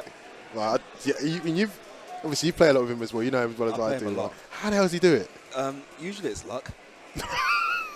Listen, I'd actually say it's skill. Lucky skill. Lucky skill. Lucky skill. Skillful luck. Oh, good to see you now. Can you give him a compliment? No. No. There's me going around giving all the compliments in the world. You come like, no. No, mate, shit. He's retired, right? Innit? Listen, everyone, Super's retired. He's not retired. He'll be back next week. He will creep, but this man's got like 20 billion kids, right? He'll find time to creep out. Sorry, sweetheart, I just got in London for a tournament, right? So, no, Super is exceptional. Right? He is good. He's very good. Simple, like just to the point, fundamentals, brilliant. Now, those down kicks, I was going to call them up kicks, but they're not. They're down kicks, the double sweep. Yeah. You have to cancel it after the first hit. First hit. In 14, you can cancel supers off the second hit. Cancel the down sweep? Off the second hit? The down forward, the second hit. Oh, yeah, no, you're right. You can. Yeah. He had a lot of weird combos, like the hard punch it twice up close. Yeah, thankfully it's a one hit now. Yeah, thankfully it got rid of that. That was really weird. Yeah. But no, going back to Super, I do actually like playing against him. He tests me. It's very frustrating. Hey, I taught him that earlier. You need to teach me that. He does test me in our casual matches, but he always seems to beat me in tournament, which is really frustrating. Which tells me that whenever you play, he's learning off of you. No, he has that ability. Yep. You don't even realise the more that you're just giving him the data he wants. Yep. And if you don't attack him, you think, all right, okay, so if he's downloading me, don't attack him. Yep. But he's so overwhelming on his attack method Yep. that you frustratedly attack him back and you give him exactly what he wants. Exactly. You put yourself in a position where He's very talented. Because it's not easy. And the pace of this game as well, to download like that, not everyone can do it. No. But Izanami's giving him a bit of a run for money. Bit of a run. Bit of a run. Bit of a run. Only a bit. I can learn a thing or two. I don't use Shermie. I can learn some of these Shermie tactics. Shermie's very good in this game. The only thing I'll say is that her buttons are trash. True. Her buttons are absolutely They are terrible. rubbish. They are. You know, I wish she had better buttons. But they're the same buttons she's always had. Yeah, it's true. Like, Chris's buttons were good. And they're the freaking same. Don't you find Chris very... He's gimmicky. Like, a move will come out when you don't expect it. And I mean, I haven't really used Chris since '98, to be fair. I'm not a huge fan. Unless it's Orochi Chris. He's lost the move, hasn't he? I think he's lost quarter circle forward and punch. The palm. I remember that, yeah. Yeah, that's gone. good. But you know, come on, let's say this before, right? Here we go. If the new face team's in here, right? Who knows coming? You've got to have Orochi. Because thinking half the model's been done. Like there's three characters easy, not much development time or money. Yep. Yeah. So that's the pay to win team. Or, have you noticed how they are very similar to Kyo's team? One is grabs, one is lightning, one is fire. That's right. That's right. That's right. That's right. Bit of lore there, bit of history for you. Right? This chain is ridiculous, Mr. E. Mr. E, have your damn... I'm taking it off. With the silver hat. Sorry, your team. Yeah, you do look a bit like a 90s rapper. Oh, I'm so sorry. This needs to dead. I mean, like, whatever. Okay. So tell the TO, Mr. E. Yeah, good. Have it. Having that. But no, guys, I hope you're enjoying today's tournament. This is King of Fighters 15, the beta, or beta, depending on which part of the world you're coming from. We've got a lot of old school players here today. A lot of the old 70s guard. Yeah, it's true, isn't it? 70s gang. 70s gang. Yes. Yeah, yes. not bad for our age, right? You know what I mean? So I've got more grades than you. Have I? Sure, yeah. Do you want to do a grade test? No. No. no, thanks. Can we just... We're roughly the same. All right? Okay. God knows what's up there, though. No, there's if nothing it did. All right. And I'm going to shut my mouth and pass over to someone that can talk and play. All right.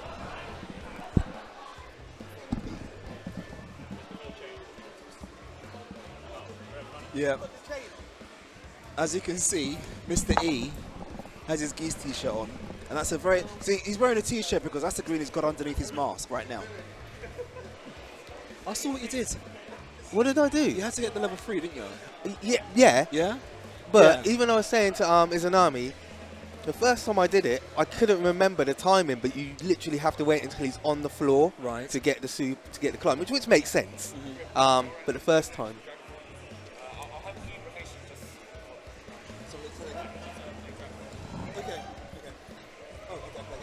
Oh, so now Grim is going, and I think I'm going to be joined with the Mr. E. Yes, the notorious Mr. E.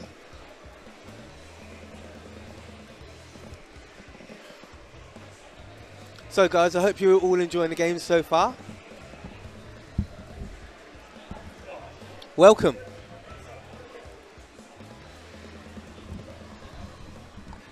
See the bling?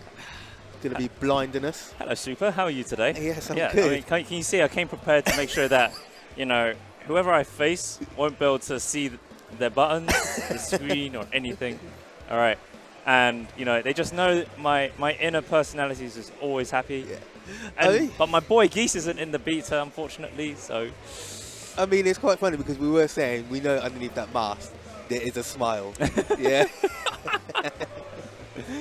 Yeah. So how are you finding the game so far? I was literally going to ask you the same thing. Okay, you can ask me first. Since So how are you finding the game so far? I'm enjoying it. I'm enjoying it. I mean, what I love about a new fighting game is that there's always the discovery phase. So there's obviously the new system mechanics, okay? They still got the familiar feel of King of Fighters. It's still 4 buttons, okay? You still got your jab confirms into press the buttons to go into max. Is it max? It's not max mode this time. It's what's it called? Or is it max? Yeah, it's still max mode. Okay, Yeah. okay, it's max mode in this. Yeah, then you press, confirms into max mode into the swanky combos. Yeah. I think it's a little bit floatier than before, so I have to really whatever muscle memory I have of like setups and everything just doesn't work. So I have to figure it. Like I say, discovery. Yeah. You have to figure it out.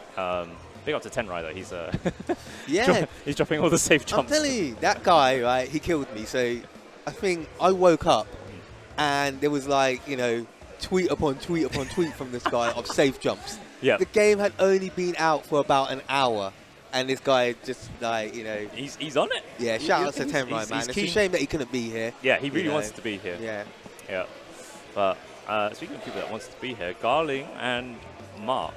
Wow. So it's that underboss himself. We've got an elimination of one of the kids from the 70s. It's a shame to see one of them's got to go, but that's the nature of tournaments. Yeah. Said it, both of us. Yeah. But as you were saying, like I agree with a lot of points that you made in terms of like how I'm finding it. I think it's a lot more solid. For me, it feels more solid than 14, but it is still a bit floaty. But then I was saying to Finches, I don't know if that's something to do with like Unreal Engine games. They all feel a little bit floaty to me. Like, even Strive, I feel feels floaty. I don't know. I think the jumps in Strive are quite heavy feeling. Do you? I think so. I feel like they're really heavy. Okay.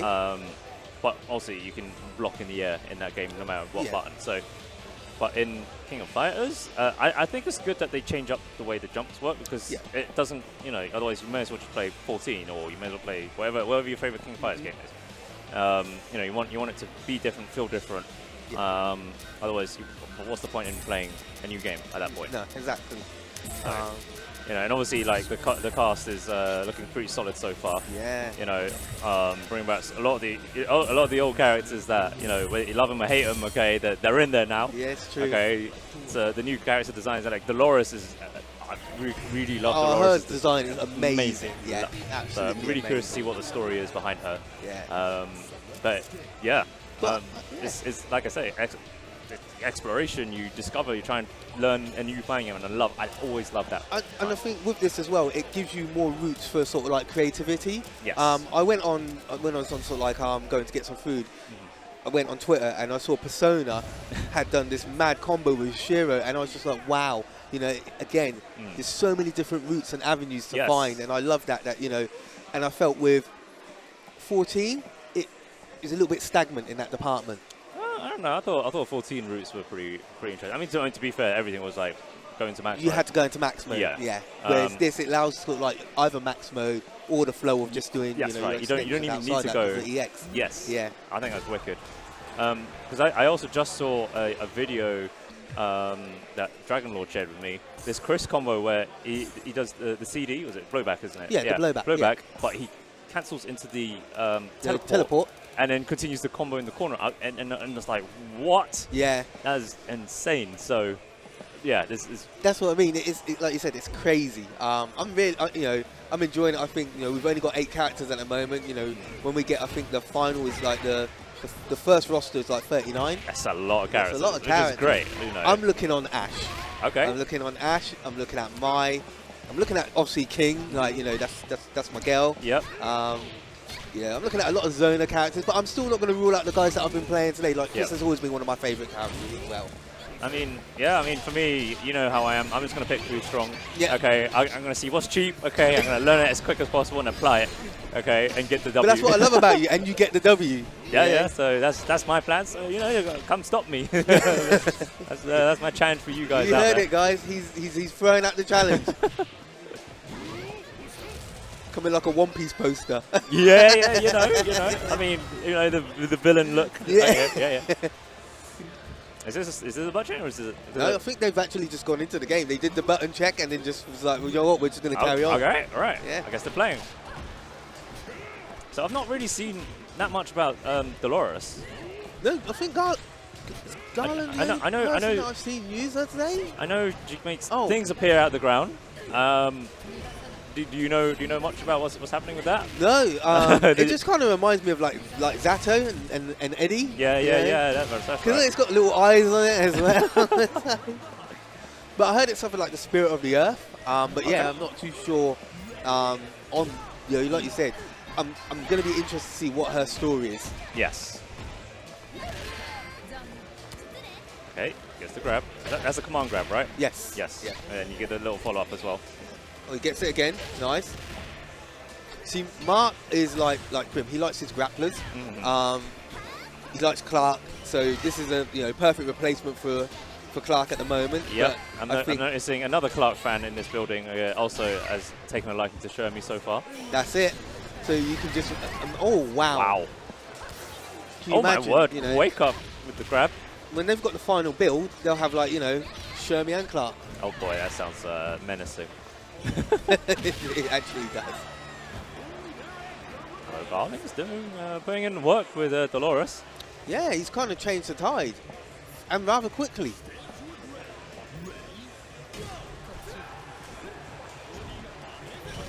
Oh my word, is that an anti-air grab? It's an anti-air, right? I found that out when I fought against him and I jumped. He caught me with it. I was like, okay, no more jumping for me. It's quick. Yeah. I hear you, so you can literally react to someone's jumping. I think it's cool. Oh, nice. But it looks like she may be leaving. Okay, as I spoke. Okay. Garling trying to cash out as much damage as possible. Oh no, my word. Don't jump. Don't jump. No fly zone. Garling's ready. Oh, nice. I mean, Garling's our local modder. Stick mods and repairs and all that. So, he makes sure his stick is working as perfect as possible, so he can do those anti-airs spot on. Oh, he's straight out the bat, DP. Oh, goes for the Shatter Strike. Is that what it's called? Shatter Strike when the crumple? Yes. Okay. Yeah. I think that's going to be a really interesting mechanic as well. Yeah, so it's got armor. It can be beaten by throws. You can punish it with another Shatter Strike of your own, like a reversal Shatter Strike. Right. And they do say it's punishable on block, but I don't know how. I think it's tight. Yeah, very tight. Yeah. What I think is interesting is, have you messed around with the training mode much? No, not yet. No. Because before I came here, I literally had about half an hour. On the if you turn on the attack data, it doesn't give you direct frame data, but it'll tell you if it's plus, plus, minus, or minus. Because it's interesting. When you were in training, that's what I was looking at. I was like, what are these symbols? Yeah. Plus? What's plus? So I'm not sure what plus would signify, but I think minus means that it's actually punishable. Yeah, it's like hella punishable. Yes.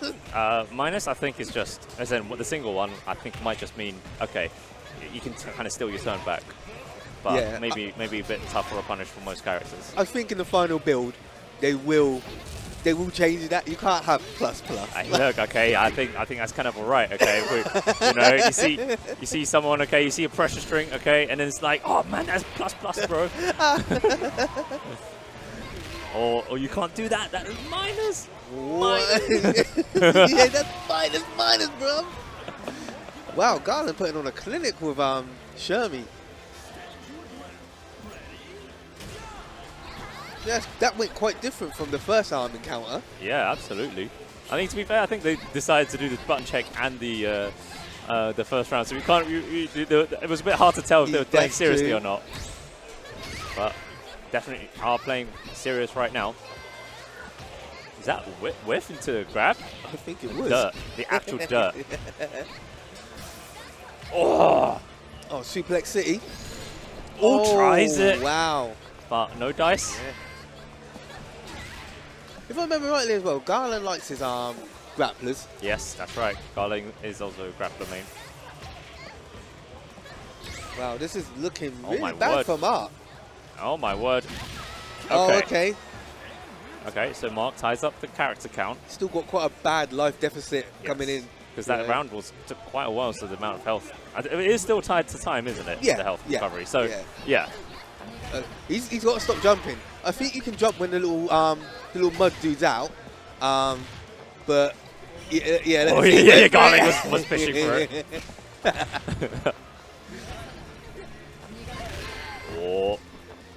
Oh, good on Garling for trying out new characters as well. So yeah. Because I'm not gonna lie, I'm not that brave. yeah, I hear you on that. Let's stick to what I know.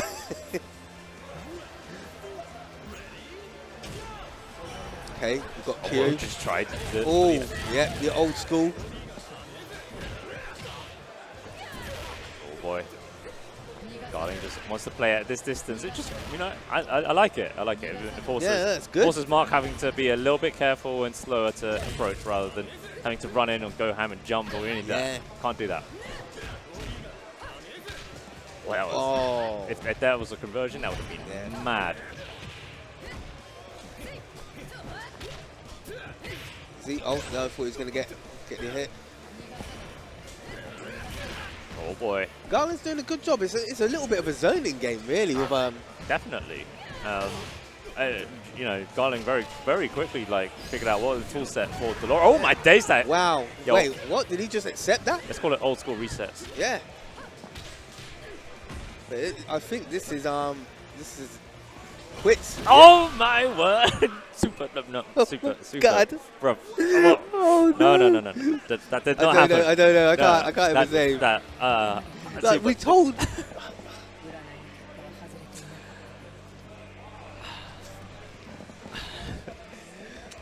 Of all the ways to end it.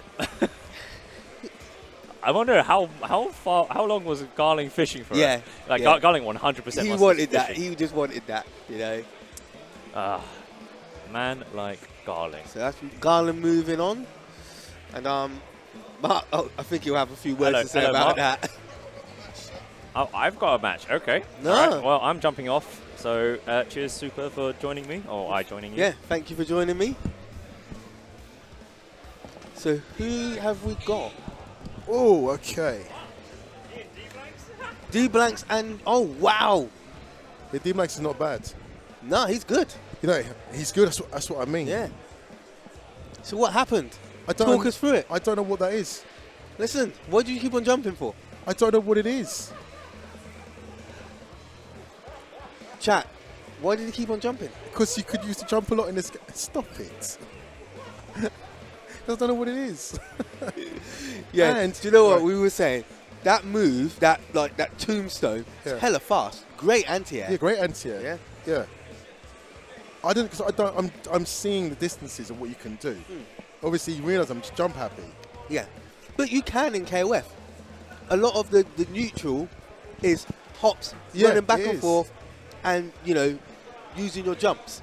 I have to admit, every time I got close to him, he just kept holding forward and hard punch. Yeah, that's shocking me how many times the hard punch was eating up my lights. He's eating up a lot of things, and it's just like, oh, so okay. If I'd hit him stupidly too high, it's holding forward. Yeah. So with me, I didn't play. I wasn't confirming my jump timings, my jump heights correctly at all. I feel quite confident going into it, but I love that top. That's just nuts. What's a dickhead? So only he could do that. Anyway, look, I said I can play it a bit. I hit a wall there. I didn't know what to do. It happens, It does. He outplayed me. Yeah. I was surprised by it. He's even saying, "Oh, my character's not even in the game." And I thought, I've got this. And it's just like maybe that was his way of making me psychologically think I'm confident. I'm trying to get to grips with the system now and stuff, but errors. I'm just not used to it. Well, again, what we got to remember, guys, this is it's a beta tournament. There's things the unknown. We're just still exploring the game, as is everyone else. So when you get time with it, Oh yeah. Figure it out. That was a reality check. That was.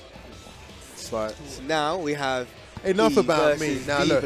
Now both of these guys are champions in different games. That's true. E was extremely good at Marvel.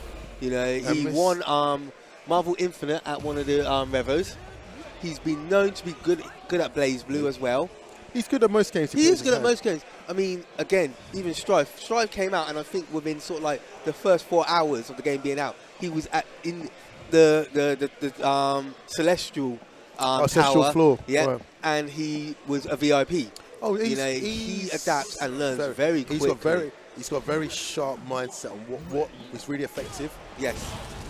And say D Blanks, he's Blaze Blue champion, isn't Yeah. he? Yeah. So we've got some. Yeah, Blaze Blue and Blaze Blue tag, the BB tag. Interesting. So it's good that these players.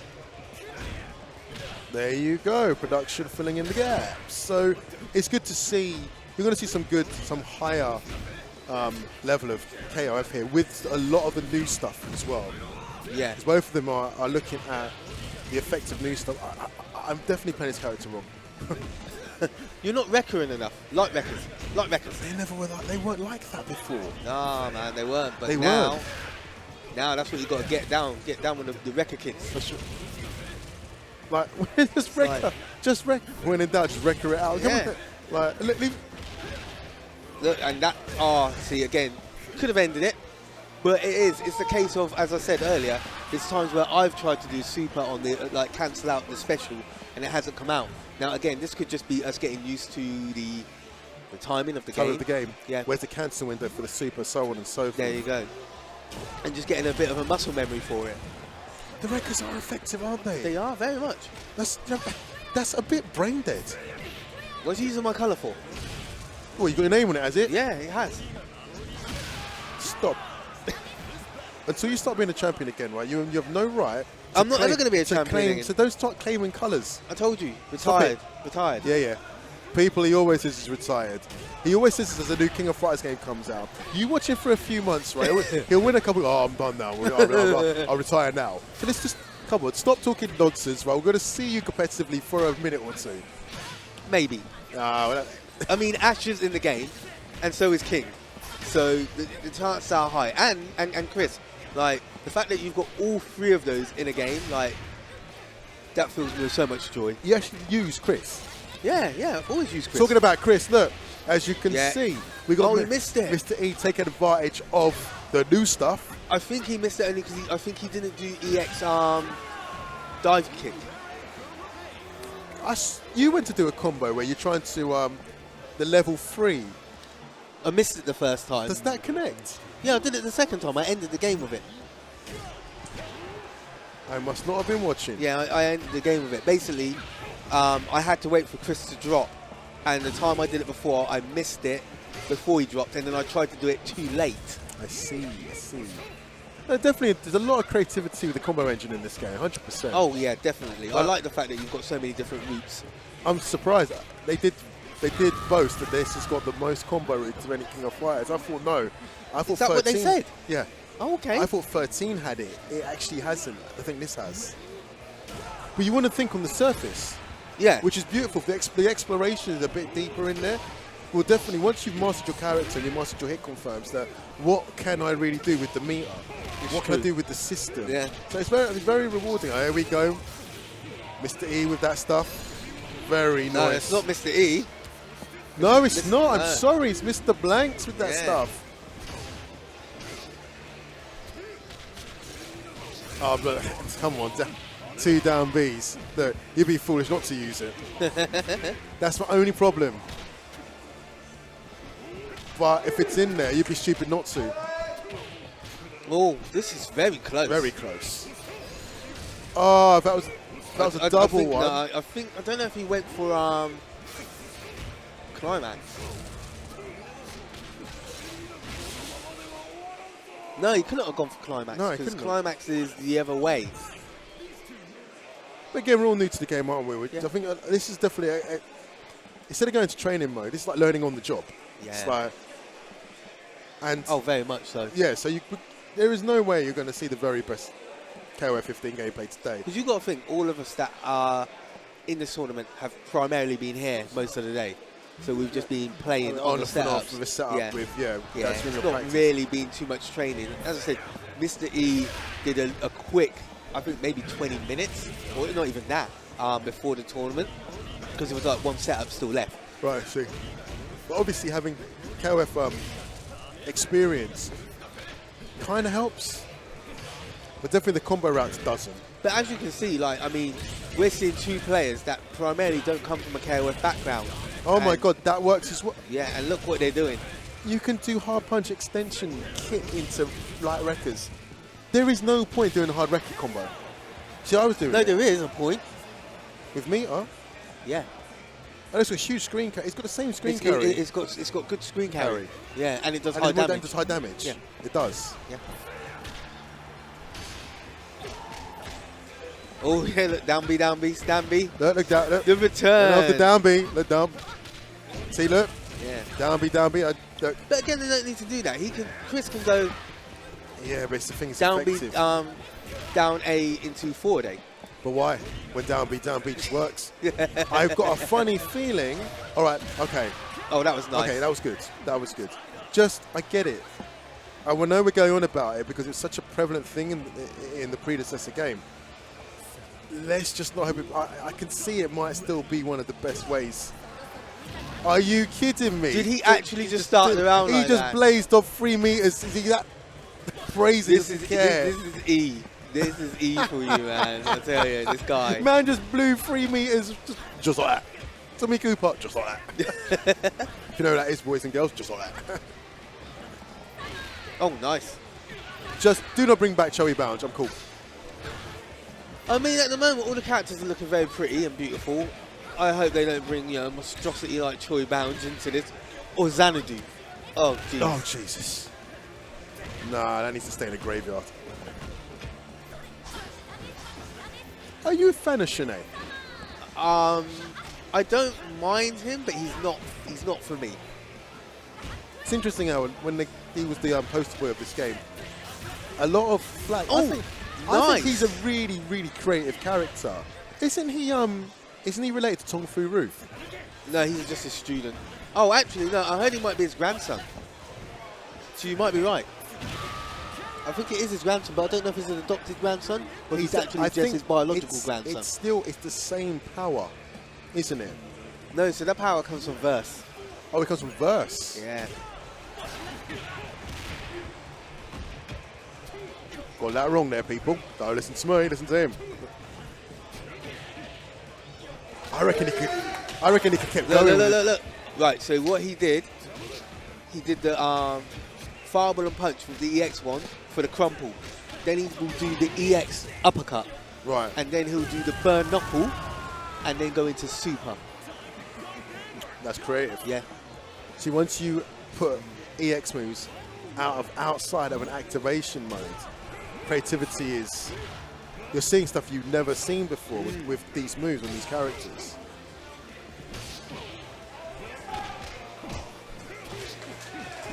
I feel this is going to be a bit down B. Again, they're down to their last character. You're definitely going to still see this, but look, you're not seeing it as much because it takes 2 bars. True. Is D Blanks on his way of putting Mr. E into losers? I think that he did. He did.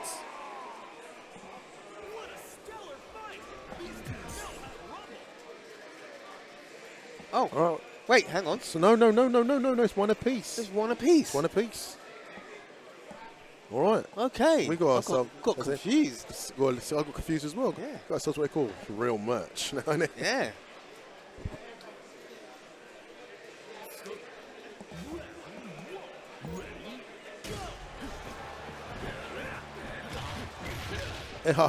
How cheeky. Wow.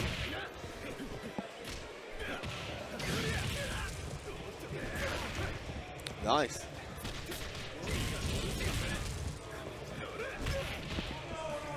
Yeah, the record game is strong. Yeah. That's what I mean. Oh, Shatter Strike. Okay.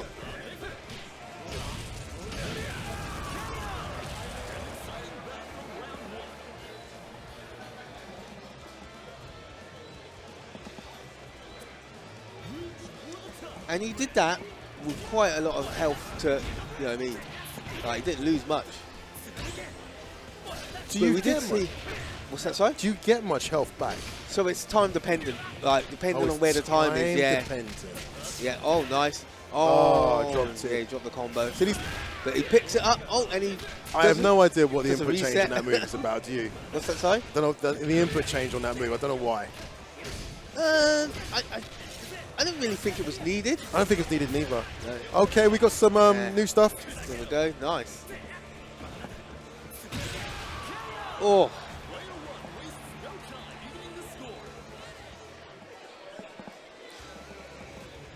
I remember it was questionable, the effects on sort of like the fireballs and stuff, but I actually quite like it. Here's the thing. I think we're in a day and age now where generally people cannot do that. You've got these development teams, these graphic artists that make these games, and they've got to make a judgment on something it looks like. And the fact that the social media will scrutinize it that hard, I think we're a bit ungrateful to the people actually making these games, because I couldn't listen. You men are really picking out fire effects. Have you got nothing better to do with your time? Like, the game looks good, man. So the fire effects were not to your liking. Man had Chris running like Naruto. Oh, nice. Yeah, yeah. That was sweet. That's Chris stuff. Yeah.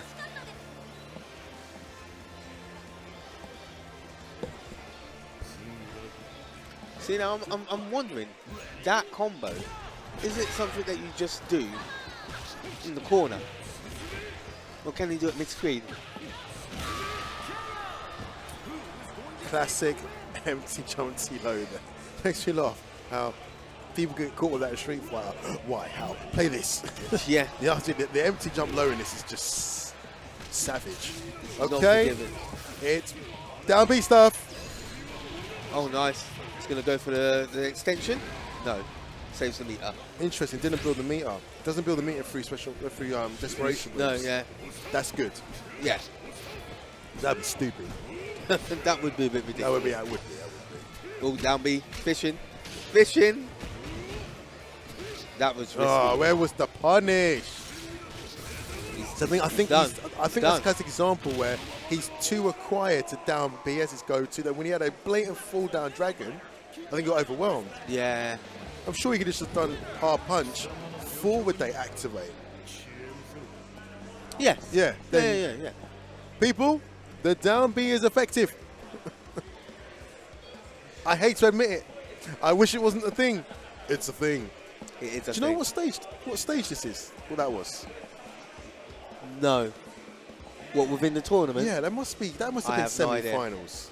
I have no idea. You want to be good at this stuff, man. Okay. Oh, what's this?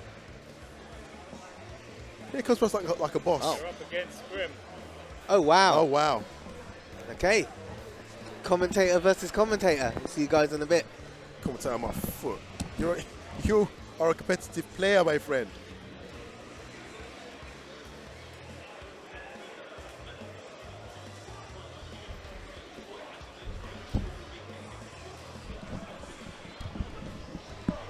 Mr. E. Hello there, good sir. How are you? I'm very well. It's good seeing you. An event and actually not having to, run it. Yeah, I can't do them all. When was the last time you went to an event without actually having to be involved in TOing at all? Lord, have mercy upon myself. That is a mighty good question. The fact that you can't answer it just shows how hardworking you are in the community, man. So, big ups to you and all the hard work that you're putting on. Thank you. That is a really good question. Exactly. When was the last time that I've done an event, gone to an event?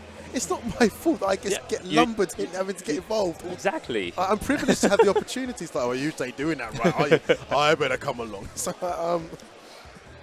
he's got me spooked. Can I ask? What was that? What stage were we at in the tournament? This is top 8 right now. Top 8, was that? That was a top 8 winners match. Was that round 1 or was that semi-finals? That was the first round of top 8. Round, right. I must say, I watched you earlier playing, and you identified something very quickly, that meter activation through normal moves is very strong. The down B is still in there, which is proving effective. Yeah, absolutely. Basically my mindset was, what characters can I very quickly learn a down B into a confirm of some sort? That's all I look for. The That's what I was funny looking thing for. is, for me, that was kind of the downfall of the predecessor. Now, in this game, obviously, it's no way as powerful as it was, but you'd be pretty stupid not to go for it. Exactly. And I'm sure if you build enough meter, that you could probably lick it off once, and then we lick it off again. Yeah, exactly. Yeah. And you do some really, really like creative, cool stuff there, which I'm glad's in the game. It's a shame that it's coming from down B though, but I mean, it's in the game. It's in the game. They had the choice. They did have the choice not to put it in the game.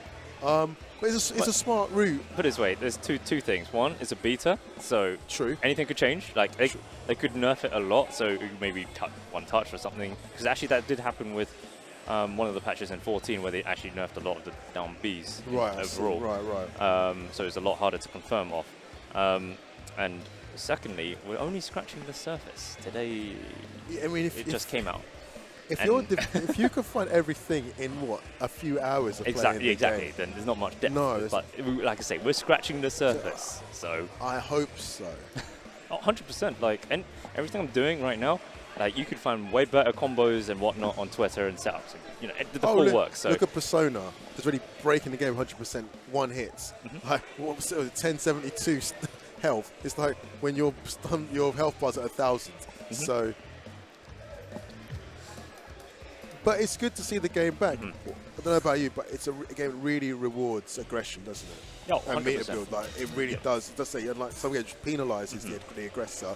I like this because it does really reward the aggressor. And TNA looks really cool as well. Like you guys do some excellent stuff. Well, have you been noticing today that you've got the old school players around my age? Yep. And you're an interesting one because you kind of sit. Because you're not that young, but you're not that old either. So you're not like the oldest of old school. I mean, I'm one of those 09ers, basically. You know, that's so, that's so you know, there's those that stuck around with the 09ers. You know, there's enough experience to like, okay, we've been through a full generation of games, of fighting games. Okay, there's been a lot of re-releases. Okay, piqued a lot of curiosity. You understand the mindsets of those before us. Right. Okay, and there are those that are very new in the past. You know, half a decade, okay, or even less than that, even a year, okay, into fighting games, who might have just only discovered, hey, you know, there's tournaments actually offline. Yeah. So, and it's interesting seeing how we've had, like, my generation of, we've had, like, I've only played like 7 or 8 times, and I'm very slow at adapting to something which I've played so traditionally the same way for a long time. There was someone like you's come along, and you've seen it where the old guard with their fundamentals works, but you've got to put a bit of down B in there if you want to convert into huge damage. So I think in the end, I think it rewards definitely a good mindset of conditioning. Yes. As well. Right. And it's like, listen, you're just going to F up and stand up when you should block down, and you should block down. That's KOF. Isn't it? When you block down, you get attacked in the head. Yep. And when you block up, you get hit in the feet, and they both convert massively. Well, yeah, I mean, obviously it depends on the like, what exactly, you know, it is a fighting game, you know, the situations always change, so it's all a matter of just adapting and getting used. I mean, like I say, this beta only started today, and, you know, we're all just trying to find our feet with the game, so. Definitely doing it the old school way, we're learning on the job. Yes. No training mode here, son. At least, you know, less coins having to be spent. Yeah, believe me. Take it from an expert. So, okay, so interesting enough that Grim is in top 8 with Super. You know, these two are like blood brothers of this game. I do think that Super's got the edge on Grim. Yeah, I mean, Super's got so many tournament results to back him up. Of course. You know, but Grim is no slouch. Absolutely no slouch. You know, I was playing him earlier today. He was smoking me.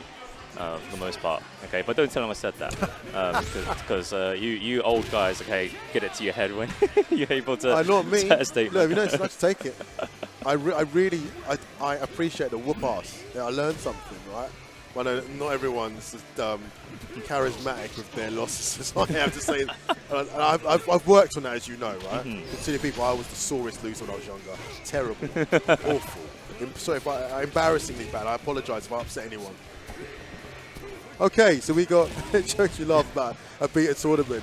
You just see the same. I'm surprised Grim went for Iori, because he keeps banging on about how much he hates Iori and then ends up actually using it. Yeah, but think about it. Out of 8 players. Look, if you're going to play King of Fighters, right, who are you going to pick? I mean, that's what my mindset when, right. when I right. pick Iori Kyo. So right, what's Iori got? Everything. Yeah. You'd be a bit stupid not to pick him in this game.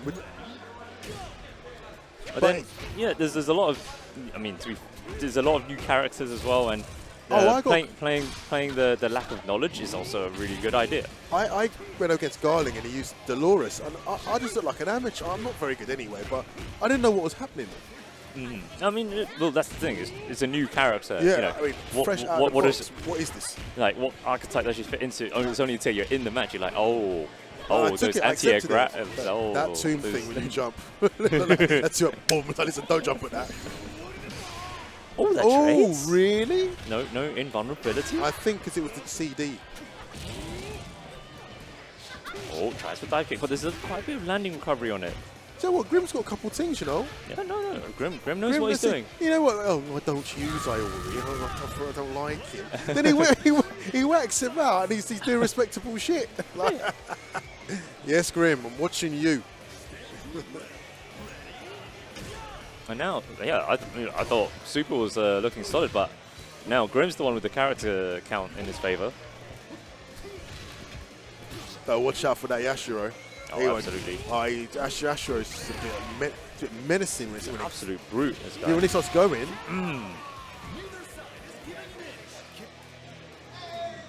As we were saying, right? If these three are in the game, the other three will be in the game. I'm done. When that Orochi team comes along, I'm out. All right, I'm done. But I know Grim is very confident in his Shermie, to the point that every time when I was playing him in the sets earlier, but he was basically shouting, "Come on, Shermie!" every time it got down to the final character. Yeah, well, I see if he can put his money where his mouth is. Oh boy. Oh, tries to find an opening, but unfortunately, now back to this. Just the hyper hopping, the classic KOF. Yeah, 4 jumps, take your pick. Which one?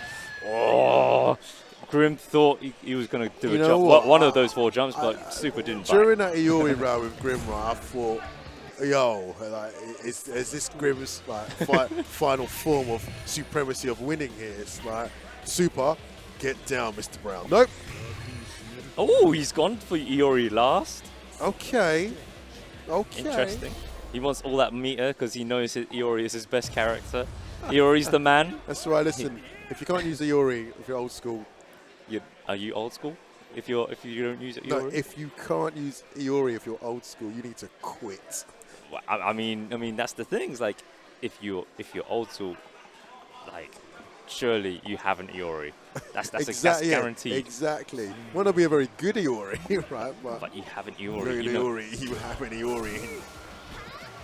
And that's one thing I really like about King of Fighters is that they make sure that Iori is pretty consistent. Other than, let's say, 13, where he's changed up completely. I used that Claw Iori in 13, and it was brave. Like, why take this character? It was a bit like when they killed Heihachi in Tekken. Yeah, They will give. What was smart to get back to you?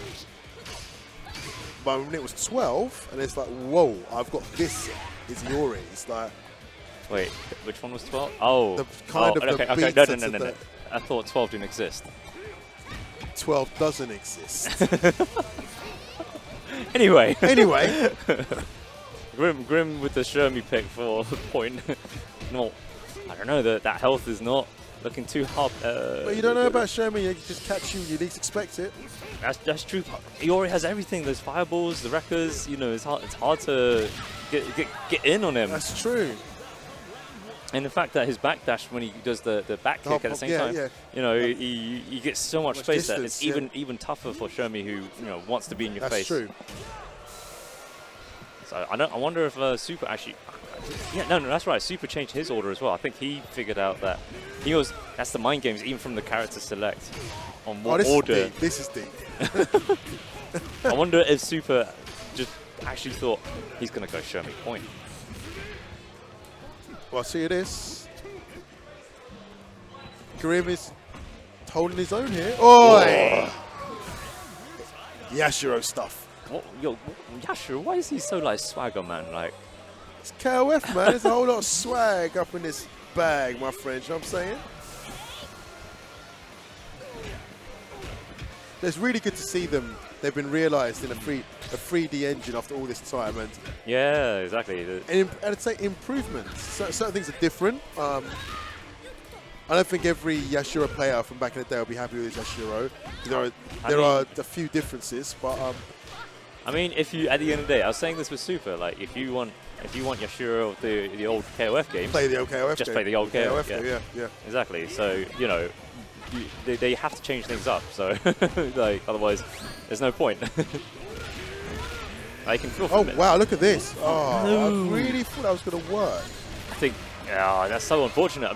This is the point. This is what we're saying, is that it's day one of a beta, so it could change even. That's true. Oh boy.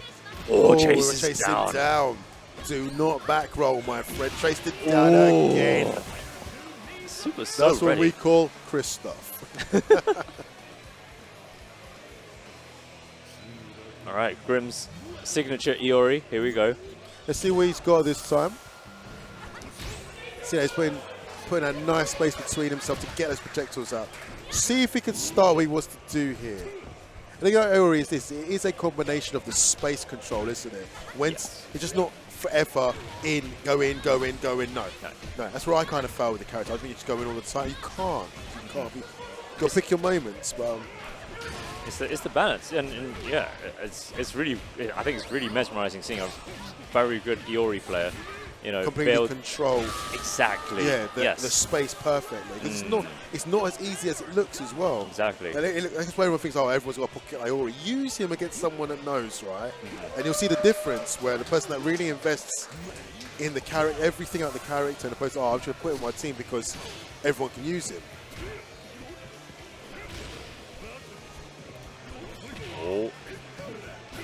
Oh, big punish. But Grimm's not bad, not bad at all. Nice. He's holding it. Grim knows what he's doing. He's playing us all for fools. Let's see though. Right, we're seeing Super here. What Super's really good at, right? It is so difficult to evade his offense when he starts it. His jumping, spacing. That's one thing he's famous for. His air to airs. You will lose pretty much every. Oh, come on, Grim. Drop opportunities, Grim. No, I blame his stick, man. It's got one of those evil 8-way gates. Evil 8-way gates. Those octagonal gates, man. And Super takes it. And honestly, my biggest piece of advice to Grim, go to Garling. He's in the corner. He's got his modding setups already. Get that gate changed. Talking about sticks, what is that? What is this? What is this? This? Feel free to hold on people, to look. I used to be into custom sticks a lot. Look at this. Wonderful burgundy beautifulness. All metal. It's wonderful. It is, isn't it? Yes. So it's really solid. Okay. Look on the base, everyone. Look. Yeah, foam. With the RJ45 tech. Yep. So then it's a very secure connection. Very secure connection. So what's in here? What is the brains of this? Well, inside there, okay, is hopefully what gets me into grand finals. So, okay, because I can hear my name being called up right now. And look, wait a minute. To finish it off. Go on then. Wait a minute. It's a little bit stiff. It's a little bit. Oh, look. He's got the tech, everybody. Put it in the bag, tech, everybody. Okay. Wonderful, right. All right. It was good chatting with you as always. Always, sir. All right. So this is King of Fighters 15 at Revolution 20XX, and we are currently in the later part of the tournament, and it's been a very exciting exhibition of old school and new school players showing the potential beauty of what King of Fighters 15 can be. And this man who's just playing has returned to join me on the ones and twos, Mr. Grimm. Hello. I'm going to say, right, for someone that hates Iori, right? Not bad, sir. Why, thank you very much. Not bad at all. From one moment, we even got confused who was who. Look, I'll let you into a little secret. It's a little secret. Before Wednesday, I didn't have an Iori. Oh, really? At all. And he was definitely not doing this before today. I have not touched this guy at all. And Super will tell you that I famously do not have an Iori. Everyone knows that you haven't got one. If you know him, yeah, he ain't got one. I ain't got one. I've had to learn to use this character in like a couple of days. Well, so in respect, it's quite probably the easiest character to pick up. Fireball Dragon, that's it. There is so much data on this character. You've seen it all before. Yeah. You know, intravenously, you've actually seen it all. Yeah. Yeah. Yeah, absolutely. 100%. Yep. Maybe not in this game because of the new meter system. But Iori's Iori. You know, he's not really changed that much in 20 odd years. It has, and I say to people, look, if you want to really have an all-rounder, like the KOF, everyone's got one. Everyone's got that pocket Iori. Yep. Well, it'll be very good, but he'll help you out in a pinch. It will too. That was impressive. But as we all know, Super with his fantastic space control. Do you know, I've got to say, Ryan, I said this before, I play this guy a lot. You too. I do. I play him a lot in casuals. He knows how my brain thinks. I like to think I know how his brain thinks. With my characters, I'll probably give him a better run for his money. Right. But in a tournament, I've never beaten him. And it's really, really frustrating. I can beat him in casuals all day, but a tournament, bam, done. Even with the same character set? Yeah. What is that about? I have no clue. Who is someone elevating to another level? What is it? Is there some sort of... You know that you've never done it, so does that cloud your mind? Like, no, it's not that I've never done it, because I know that I can beat him. No, in a tournament. In a tournament, I've never beaten him. I have faith in you, Grin, one day. When you've done it, right, sing from the rooftops. Right? Put it over every platform ever. I've done it. I'm going now. Okay, so D-Blanks, I played him earlier, and you know he's got them down B combos kind of on lock. Yeah. Yeah. He played 14 for a very short time span. And it shows. Yeah. And he's picked up from where he's left off. Every character that he's chosen, it really does capitalise from down B. It does. Especially from Shanae. That was I was going to say, Shanae get heavily punished. Shanae is interesting if you've never played against it. Yep. I think Shanae has copped a lot of flack. I think Shanae is actually a brilliant addition to King of Fighters saga. Well, personally, I dislike the character, but you know, each their own. He's creative though. He's colourful. We'll just say that. A bit of a Shanae hater here. But no, look, I think he's very creative. I was saying to Super, isn't he a relation of Tong Fu-Ru? No, he's a student of Tong Fu-Ru. Oh, he's a student of Tong Fu-Ru. Yeah, he's a student. Right.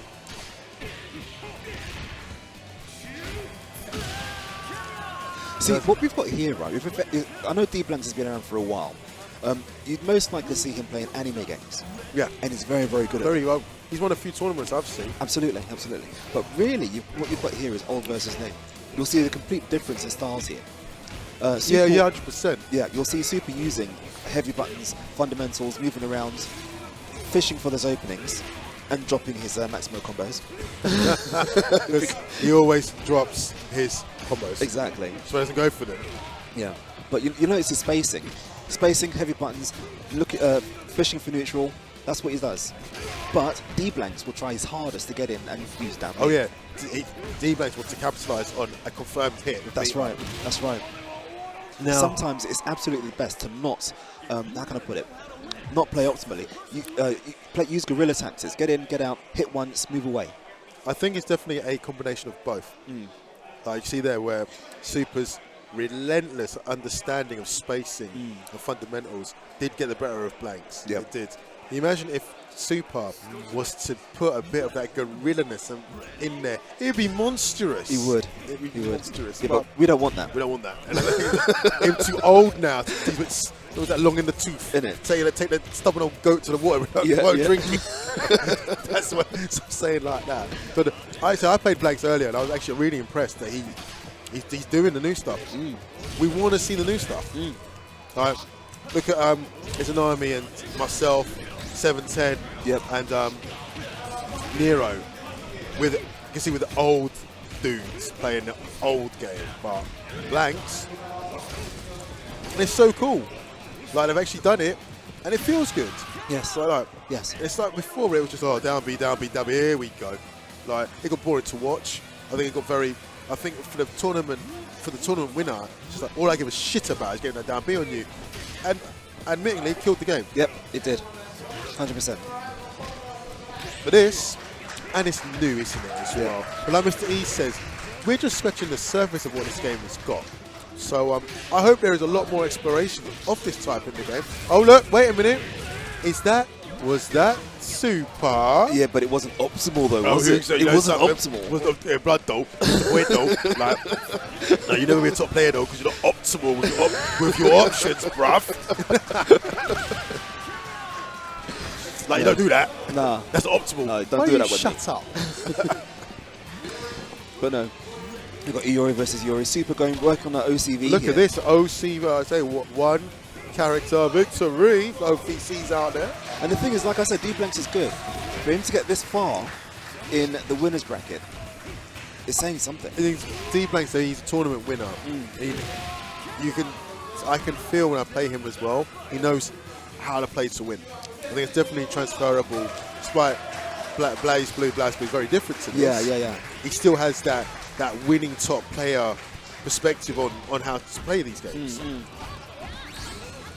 I played Dragon Lord earlier. He's another anime player. Yes. Very, very strong player. And you know, I was actually a bit terrified playing against him because you don't know how much of that skill transfers. Yeah, sure. I've got his D-Blades. Yeah. I was as well. It's like... Oh, that was an awesome punish from that was really. You know, I could sense all the sentiment in that. That was the people. That's what you do. That's the punishment. Come on, when you got that opportunity, you've got the one at your oyster with Meter. What did he do? Hard punch fireball. I mean, that's like what we used to do like back in the day. You know, we just figured out how to do a fireball, and that was the biggest combo ender. You know, fireball. Standing punch fireball. How do you again? Oh my gosh, how did you do that? It was black magic. Man called it black magic. Voodoo. Isn't it? All right, well. Oh, is that it? Is that over already? Super doing what Super does. Okay. I think I might have to face D-Blanks in the losers bracket. Ultimately, I'd be happy if I get a run back with Super in the grand final. It may not happen. Never say never, my friend. Never just work with me.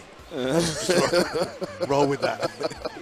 Don't make me seem stupid in front of everyone on camera. Roll with me. Okay. Yeah. Never say never, my friend, right? You got this, bro. Okay, man. Yeah, man. Probably not. Damn it. Just remember, though, but who is people, right? East London Fighters, this guy, right? And he has built a wonderful product, and he does a lot of stuff for the community. But I've got to say, right, the elf down there, right? Yeah. Here's the real elf. Check him out, people, on Twitter, on social, his tournaments. He's a backbone of our community. And that's right? saying something, isn't it, coming from this guy? He's done it all before me. I'm no one, right? No one. I'm not. Right, you are up. Good luck, Grim. Good luck.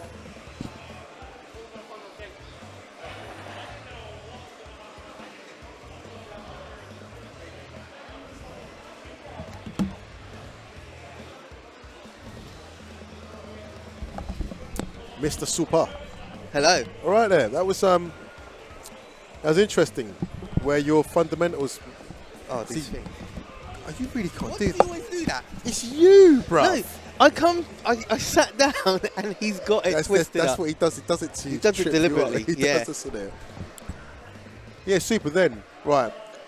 Blanks is dangerous, isn't it? If he gets his confirms, you see what Blanks is doing. Yeah. Where your fundamental game is, in the end, beats him. Yeah, and that's what even he said. It's like, my neutral was better than his. Yeah. You know. But the neutral's better than his. Can't take away from him. He's He does- he's he great. does. He's a good player. Doesn't play the game like you have. No. And I say this about you, that it's pretty. And if you know who he is, the KO I've seen, right? One thing that you're very, very good at is controlling air and ground neutral. Yeah. I said to you, I can never freaking air to air. I may not be ever. good at like combos, but I've got like that's kind of like my Yeah, key but strength. don't you think this time round, because the combos, it seems at the moment, are no way as difficult. They're not as difficult, no. So I reckon that you should now maybe focus on, because you know that what you're doing is autopilot. Yeah. So why don't you think about converting to the bigger showboat combo routes with the meter? Because you can see that a tap is taking 45% of the time. Oh gosh, yeah. So you're one of them people where you don't really need to use EX moves. So you could build up the meter game on every character to lick off something from, I hate to say it, a down B. They can already kill someone in a situational time of the rounds. Yeah. Which is that making King of Fighters now less fundamental? No, I don't think so. You don't think so? No, because what they've done now is kind of like taking it back. Like the down B situation isn't as bad. Like yes, you can still do it, especially when it comes to max up, but you don't max up as much. You still have to play KOF fundamentals to get to that stage. You know. But honestly, I did. When I spoke to D-Blanks just now, I said to him, this is like pretty much, I think, his second KOF. He played a bit of 14, so he knows, like, you know. But I said, at the end of the day, if he starts playing this properly, he's going to be a future star to watch. Well, again, he's proven that he's a tournament winner in his game. I feel that level is very transferable. Yeah. Once you understand the engine of the game. Correct. So I think he's definitely onto a fantastic KOF career if he wants it. Yeah. He's doing so. Say he played me, it shocked the life out of me. Jesus. Yeah. The game does look. Is it the best looking KOF? I think it might be. I think it might be. Yeah. It's obviously the day and age. I think it's a difficult one to say because, like, with 13, you've got to take into account ability. That's sprite work. True. And it's gorgeous. But I think in terms of, like, this just it's very pretty in every way. Which gets me as well. They've actually got the fluidness of the gameplay back. Yes. Apart from the jumps. I think it's intentional, the jumps, to make them to feel that touch floaty. Okay. Look, we notice the attacks. Look at Yashiro. Look at these three. Their moves feel the same rate as a 30 frame a second game in a 60 frame a second 3D engine. So I think it's fully intentional that the jumps feel floaty. True. Yeah. That could be true. But we have Grimulus fighting Orino. Is that's a Spanish flag? It is. It's a Spanish player. It's good to see we got some Europeans up in the house here. Again, shouts out to NGI for putting this on and just bringing the community back together when we've needed it. Yeah. We've needed it. And say Revo has been a stable part of the anime world of tournaments, and it's glad they managed to claw back and do it again. Yeah. So Grim has this thing that he does, and I keep on telling him, even in 14, on his wake up, he will roll. Oh. Like, yeah. The only thing you've got to kind of do is know which way he's going to roll. He normally does a back roll. And if you can chase down his back roll, then you can punish him. You chase down his back roll? Or chase down his back roll. I never thought about rolling on wake up. Yeah. I like that colour. Oh, the game is when they remember the flag. It's a rumor that these are the King of Fighters 14 models. Let's be real here, right? If you're a game developer and you've got 60 odd characters already, why are you going to throw that away? Why are you going to throw all that in the bin? Yeah, right? It's true, man. Especially that development time is money. And I don't think 14 did fantastically sales-wise. All Samurai showed that, to be quite honest. So for them to take the models and to do this, I think SK took a little bit too much flack. But come on, look at Tekken. I'm sure those models are the same framework time and time I think again. you're right. Oh, nice. Look, okay. It's Kyo stuff. That was nice. That was a nice punish. That was nice. It was interesting to see desperation move cancels from normals. To me, that seems a bit alien in this game. You see, he did the old school. He didn't do the run into cancel Orochinagi. Right. He did double kick Orochinagi. Oh, nice. They're not that effective. Just he still can't do hard punch forward B and Orochinagi without unless it's double. Unless it being level 2. I just don't understand that at all. Like, oh, nice dragon. Okay. Oh, wow. Okay. Wait, my man's throwing out from downtown. So no one has done that apart from me, and at least his worked. I think the EX hard. That was nice. Hard wrecker. Is he going to spend the meter? He should have spent the meter. This could come back to bite him. I think he'll be alright, but listen, sink it in your Dragon Punch. I like this game, like the fingers or the Dragon Punches. Yeah. Right, so both down to the last character. Arena with 1 bar difference. Doesn't really need to go forward. Well, he does now. Oh, that's I did that by accident earlier and it cost me. You can't be throwing out Yuri's arm down hard. It's just punishable. What, down hard what? His down hard kick. Oh, never. Yeah. What are you doing? No. Listen, I don't know why he's even have that. That's a Vegas slide. Like, why has he got it? Yeah. I mean, that's probably the most rubbish thing about Iori's down hard kicking it. All right, new stuff. No, that's not new. That's auto combo. He did auto combo. Look, it's in the game, right? But how much damage is it going to do? Oh, okay. It's still Okay. done a significant amount. I think he's got him. Oh. I think we said this before, right? Oh, he could have killed him. Could have killed Grim. Auto combo in a... Grim's lucky to be alive. He is. Auto combo in a scramble could save you. Wait, was that the full auto combo as well? If you just keep, it did the climax. He did, yeah, he did the climax version. Is he going to hit? Oh, wow. That was some... This is... disrespectful nonsense there. This is crazy. Like, there was auto combos. Hold on, please tell me. The auto combo, with them, if you got 3 bars plus, will automatically go into climax. No. So, now, you can, depending on what button you end it with, you get either special, super, climax. Hold on, so he didn't input the climax? No. Like, you're a waste man. So he went, oh. he went he went AA, I think it's AAA. CD? C. Or maybe CD. I think it might be CD. I don't know. It does say on That's the a load of rubbish. It says on the SNK page about it. You can auto combo into climax. You can auto combo into climax. You can auto combo into climax. And that's what my man did. You know something? Why wouldn't you? Yeah. Do you know what? I'm like, his Chris is nice. It's got like this. It's a different play from how like the rest of us have been using it. He's using the down forward slide quite a bit. He's playing like he's doing the jump CD, which is evident for Chris. Right. You got to be using a little that. bit go to that jump CD, innit? Yeah. And he's using that slide really nice. He needs to get his keep an eye on his conversions though. If he's converting into combos. No, but look, do you know what? Other than that, he was whittling away his energy. From their classic KOF run grab nonsense. I don't know who's going to take this, It's kind of one hit here. Yeah. Wait a minute. Wait a minute. Oh. Because he was high-lowing all the time. It was just really difficult to kind of see where he was going. That's true. But I think Shiro should take out Chris quite quickly. Shouldn't be an issue here. But, see, there we go.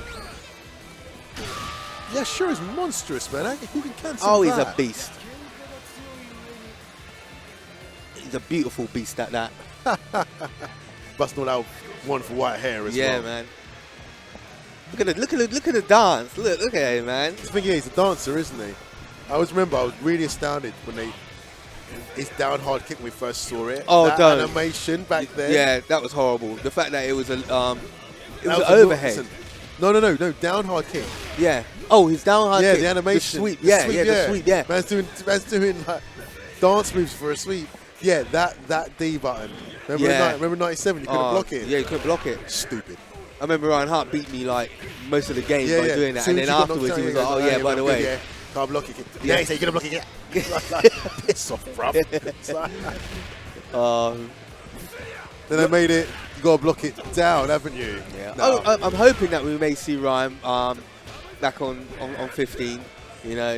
You know, if the netcode is good, yeah, I'm pretty sure. I tell you, Ryan Hart, he is good at this. He's really good at KOF. Flamboyant. I mean, to be fair, he's good at most games. True. I definitely think that KOF is definitely one of his stronger games. It is, yeah.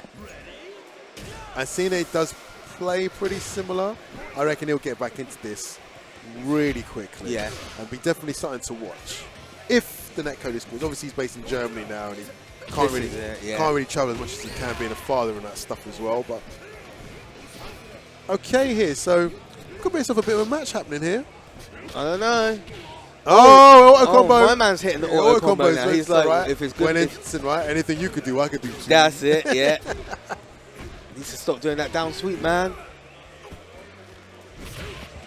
That looks like a command grab.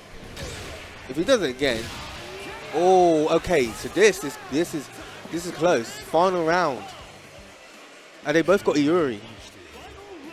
5 But minutes. last time, Areno was in a better position than Grim. Grim brought it back quite quickly, but at the moment now,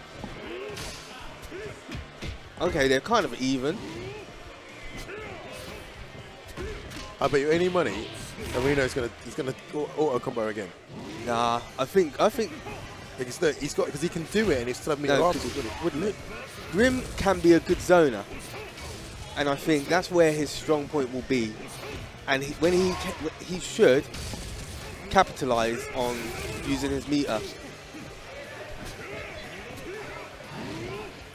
Ooh, there was a punish opportunity missed there. Oh no! Oh dear, Grim. It's him, Grim. Not being biased here. Okay, this is very... I'm sure you could keep Wrecker in there for the juggle. Yeah. Oh, yeah, so this is what I'm talking about. Now, Grim... Sorry. So it's one apiece. That was close. Grim is actually, for someone that hasn't got an Iori, it's got an Iori. It's all right. It's coming along. It's all right. It's coming along.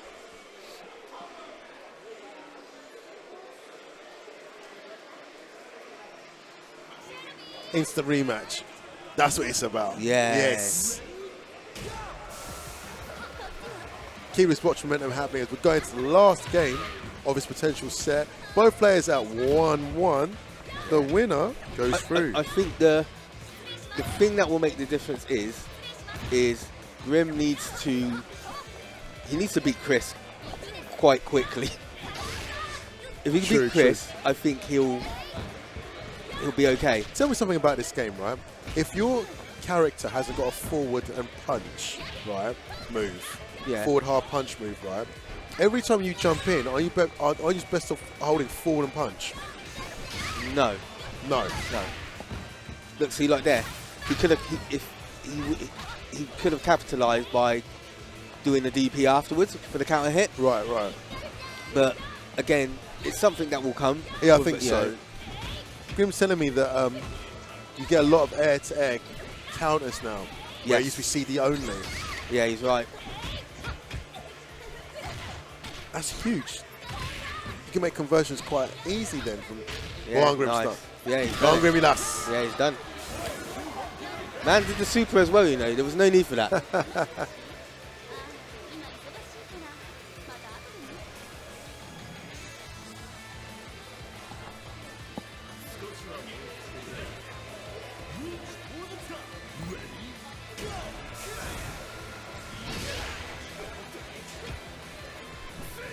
Bro, I don't know. That change of input on the red kick still bugging me.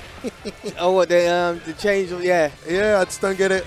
I don't know why they did that. He's got no overlap. As I said, I think it could be because some people do backdash from. I suppose. You know, I've done it a few times on 13. That's like changing Saikentu's then. Yeah. I guarantee they won't change that. I don't know. Nice. Okay, she's got an anti-air suit Cooper. Yeah. See, this is what I mean. That was better. Shermie did some work because last time she was getting blown up. That's true. You know, so we've got Areno. Still, his Kyo was doing some nice work last time. So if he can either take out the Yashiro or even it. See, again, as it will come along, next time he does that, he'll then think to himself, I can max up off of this. You know what I mean? And get more damage. But this is the, you know, he's getting he's getting the chances to get the punish, but he's just not taking the opportunities. See what I mean? Grim Grim will roll not That's every time, but interesting. a lot of the time. It's like it's a natural instinct for him to roll back. Is that effective? Kinda, because it's hard to catch him. You've got to have something that can catch him. Like, you can chase it down. I chase it. Like, But you're aware of it. yeah.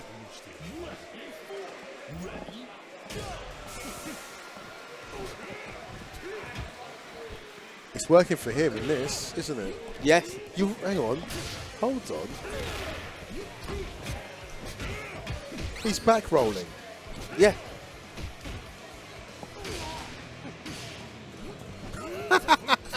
Super, you do not lie. I'm not calling that out, but he back rolls. Yeah. So that, he's doing quick roll, so he would roll No, anyhow. that's but quick. on a, Yeah, that's quick. But on a roll. hard knockdown, he will back roll. But he's forever going away from you. Look, see, there we go. He will always do it. Is he invincible? Huh? It's invincible to. Look, there, see, You know he what, rolls. you're right. He's, You know what? You're actually yeah, right. he will always roll. You know this guy. Yeah. He's either back rolling recovery.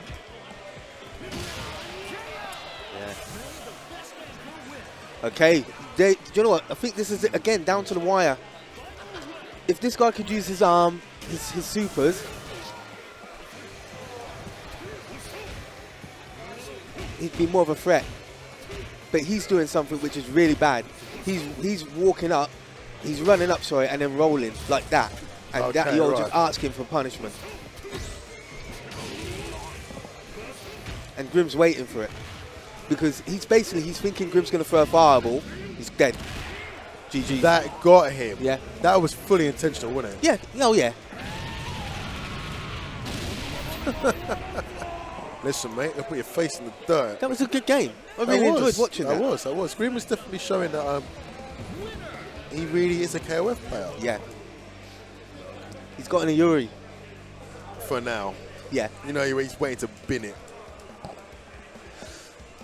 Oh, yeah, trust me. As soon as he gets Clark and Ralph and King.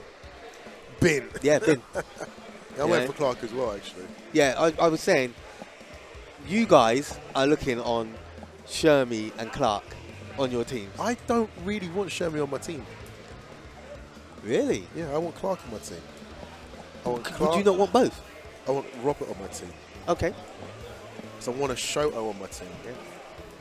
Oh, okay. So now we have. So what is Lord this? Spectre Z.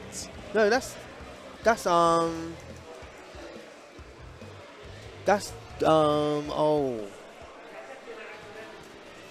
That's not Lord Spectre, but he is a Lord. He's Dragon. What? Dragon something. It's something Dragon Z or something. No, I swear it's Lord Spectre Z. Production. Is that Lord Spectre Z? No. Absolutely, that is not. Production, you having us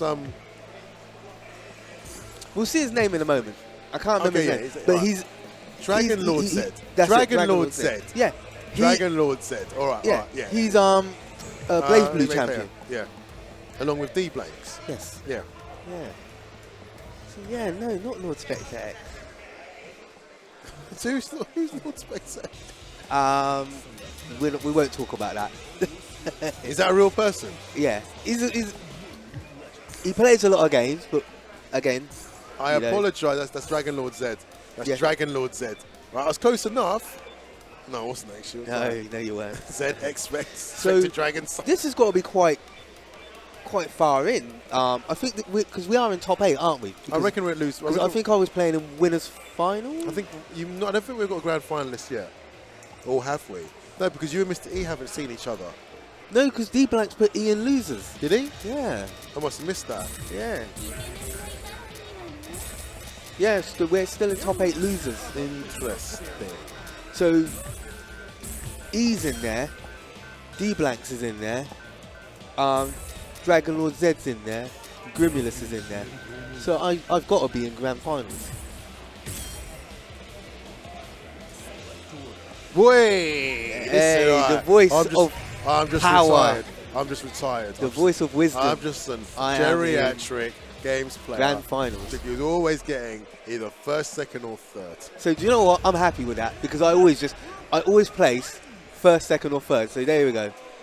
I've lived up to the expectation. You seem surprised. I'm not. I was surprised. I've had 2 hours sleep. So that was your own choice. Yes, it was. I was out partying. Listen, if you was to cut your head off, my friend, right, your blood would have little KOF fragments all in it because you eat, live, and all sorts of stuff in this game. Oh, I do. I love it. More than any other. And here we are, back to the match. Do you know what? I'm really actually Dragon Lord Zed. Yeah, Dragon Lord Zed. I want to see what Dragon Lord Zed's got because he's friends with Atma. So, oh really? Yeah, I know he must play a bit of 13, maybe on Parsec or something with him occasionally, or they've dabbled in it a bit together. Right. If I remember rightly, when Revolution had King of Fighters 14 first at Revo, he entered, and I played him in bracket, and he was actually okay. He had good fundamentals. He knew a bit of knowledge about the game. So we'll see. And we are seeing.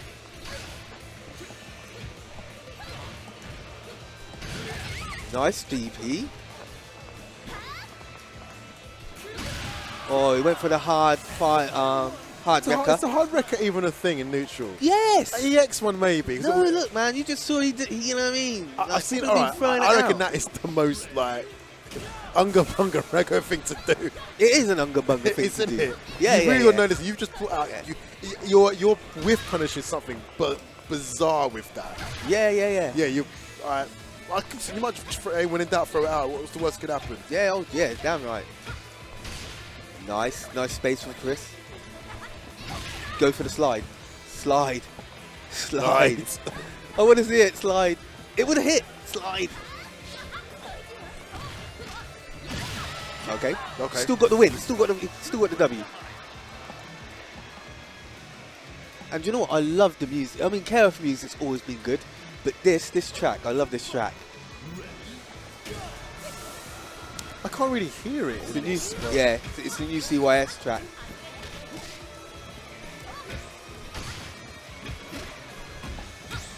Look, see, he's doing basically what the Spaniard did. Aruno. You know, I'm watching him play, and I think if it wasn't for the name there, I thought it'd be the same person. Yeah, it's like they're whittling, like, look, they're whittling his life down. Oh, nice, but he's gonna get punished. Booyah! With that Yashiro stuff. That is Yashiro stuff. Man anti-aired with a down hard I'm glad you kick. said it because I was like, wait, did my man just anti-air he knew exactly when he active phrase the jumping move stopped to anti-air with a down hard kick. Grim, you're a don, bruv. Oh my days, did you see that confirmed? Go on. Oh, listen, annoying Chris stuff. Right, is that part of the move now? That's part of the move now. That's been nerfed. Yes, thank you. Thank you. I'm glad that you said Chris, it. There's no point doing that with Chris anymore. Is the EX? Oh, there's still a point in doing it. All right. No, the EX does not allow you. Let's just clear this up now. Can we stop talking about it because I am getting very upset. I'm getting very upset about this conversation. Can we move? Let's look. So let's move on to the match. So being a Chris player, you're not happy. Being a non-Chris player, I'm ecstatic. Yes. You can't do that shit anymore. I'm telling you, I'm upset about it. I don't want to talk about it. Oh, you want to pass away? You want to dummy? You're upset. You're big baby. All right. Good. Okay, we're both down to the last characters. We've got these classic Iori mirrors. Do you know what? No one has given Grim an easy time since he's been in losers. They're all taking him down to the wire. Well, I think you've got players here of roughly the same skill level. It's like, of course. No slouches here. No. He's fishing for that climax. But he's good at doing things like that. His reaction. Do you know what? He's waiting for the jump. Climax. Yeah. He'll clip you out of the air when you. Is it 4 bars for climax? No, 3. Oh, so he's got it then? Yeah. They both got it. There was opportunity. Yeah. Do you think CD's being like that is good or bad? I like it because as a my player, I can CD fan and then climax. You. So for CD, me, yeah, fan, trap you. Best thing ever. And because I'm a zoner, I want to space you. So if I throw you across the other side of the screen, I've got all the space. So I want to just carry out my game again. Yeah, it's beautiful for me. Yeah, it's funny. I'm sure that came from Neo Wave. Oh, did it? I'm sure the CDs on counter made you hit the wall and crumple. Ah. All right. So this record stuff is right. It's not that safe. But he did the whole string. Why is he doing like? Oh no! He dropped it. Wait, that looked like it was going to cross up. I'm not going to lie. Come on, man. This game never crosses up in the corner. I feel for him because I looked at that and it looked like a cross up. Grim's doing well to keep her alive. Oh, it's interesting. Just check out that wall. He's doing really well keeping her alive. Oh. But of course, the inevitable problem with a Shermie is that she has to advance. She has to get in. Yeah, and she can't sit there. If you condition them enough, you've got ways to stop them. Oh, 100%. Oh, did you see that guard point? The EX one. He's just licking out hard records like they're just anything. Oh, he took a punch for his troubles there. Right in the back of his dome. Oh, it's a beautiful button work here. I see why he's just thrown out a hard record in neutral. Because if you're putting any poke out, it should. Oh, I can't believe he just threw that out. Well, and it's just as bad as a hard record. If you're messing about buttons in a far neutral, right, that essentially could clip you on whiff punish. It's true. Risky. Yeah. Look, Chris moonwalks. I've not even seen Chris really walk backwards. Yeah, he moonwalks. I mean, he kind of did it in the old ones, but this one is more blatant. Does he actually moonwalk? He moonwalks. Man busts MJ on backwards defense. Oh no, wow! I was going to say, on. if that worked, what did Grim do? Look, I looked down. He's back in the corner again. Yeah.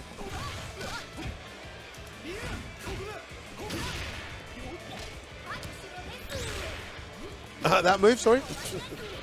Okay, we got some 15 stuff. That was nice. Oh, listen, all right, listen, I bite the bullet. What? The down B confirms are a thing to do. All right, I said it. Wow, sweeps galore. Some real back and forth action we have. We have here. I actually don't know who's actually going to win. Grim has to. He has to get rid of this Chris without taking too much damage. He could, but Chris is all over you when he wants. Oh, I mean, yeah, he's going to get rid of him, but it's just he needs to do it without taking a lot of damage. Dragon punch, my friend. Nice dragon punch. What are you jumping for? Yeah. Grimulus. And the thing is as well, Grim's very good at doing that because he's got a good fireball game. People are trying to predict that he's going to throw the fireball, so they roll, and that's when he punishes them. Clips you, yeah. But if they try to jump, he DPs them. He's a good wall. Right.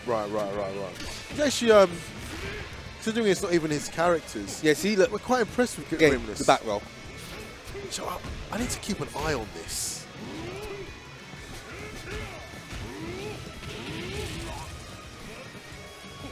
Would you think to block 2 dragons? No, watch. So he forward roll that time, but he will roll on wake up. So if you're someone like, I think he's got him. Yeah, he's got him. If you you can some characters have option select for like rolls.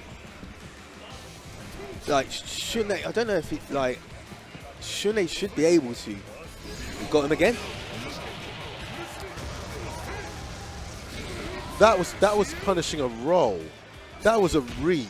Yeah. That was a huge no, this is what I mean. read. Like Grim is good at doing things like that. Or is that ultimate mind game conditioning? Honestly, he's... Ooh, see, that could have been dead. Interesting. That time he backdashed. Yeah. See, I'm stupid. I'll block, or I will try and Dragon Punch. They were good games. I never thought of those. Man, it's upset. Oh, wow. Grim is upset going for? through like... Why Do you know what this is like? The Royal Rumble. Why is he upset for? Look at him. He's distraught. Yeah, because he's like, why have I still got to Bruv, stay you're up? winning. Bruv, you're winning. What you look upset for? Look at him. Look at his face. Look at his face. No, not again. Give me a break, please. Look, I can't handle it. I can't believe I have to play again.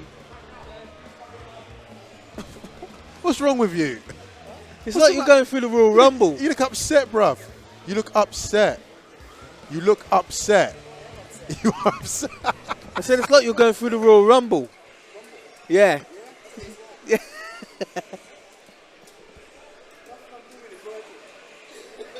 It obviously is because you're still on.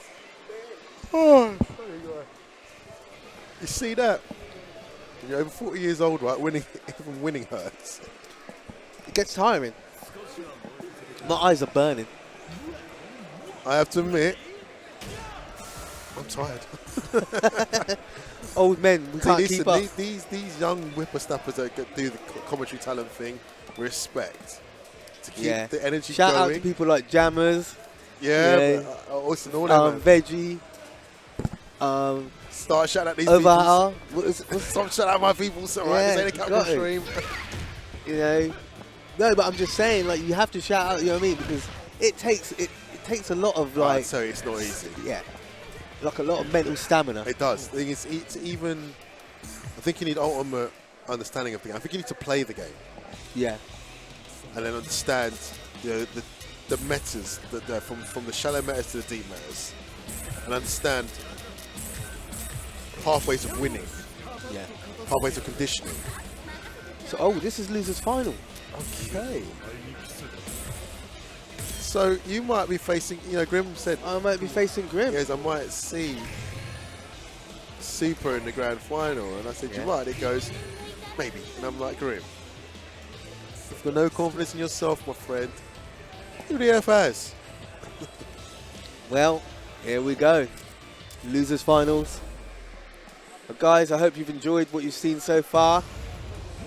This is Revolution 20XX King of Fighters Beta Tournament. Not bad game at all.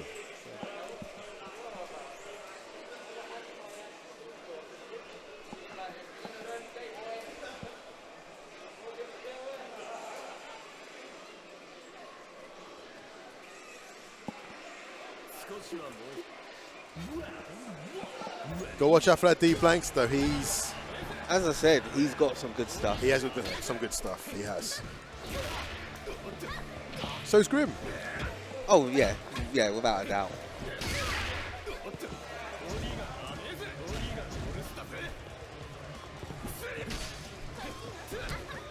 One thing Grim did say, which I hope he won't be so bad on, but he did say that he struggles with Kyo. I cannot believe you can tap into Rekka. I just need to just get with the times, innit? Yeah. That's really effective. Oh, that was nice. Nice grab.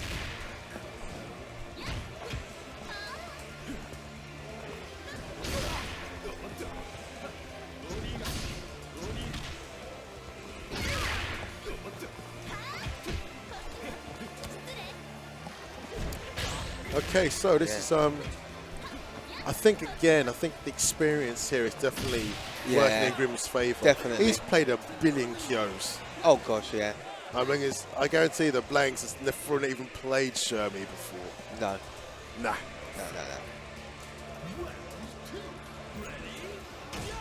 No. I like this colour of Shanae, man. It looks cool. Do you hate on the character like a lot of people do? I'm not that bad.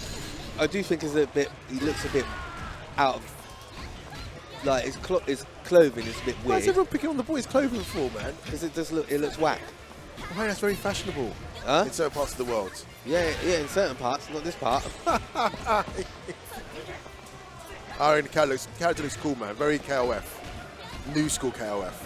At the moment, Grim is doing a real... Oh, okay. I'm saying he was doing a real good job maintaining the lead. I think Shanae's a real grab character killer. The way that he can change his air trajectories. Oh, yeah, his trajectory. His anti-air games. Yeah. His neutral game with the big finger hand thing wherever he does. But we know if D Blanks gets the opportunity, he is going to max up. Oh, yeah. If he's looking for that down B. Yeah. He's looking for that, look, see? Oh. He's fishing for that down B, right? Look. Look. Not as alert as he should be because he might be able to convert from there. The distance was quite far though, wasn't it? But he's definitely looking for that down B.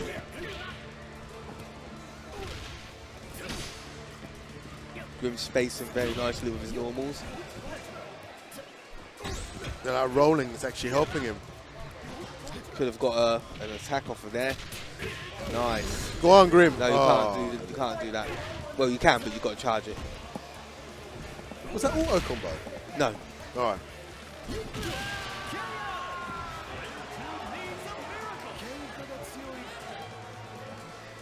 Listen, mate, you can fish that down B all the time, but don't think it's the answer for everything.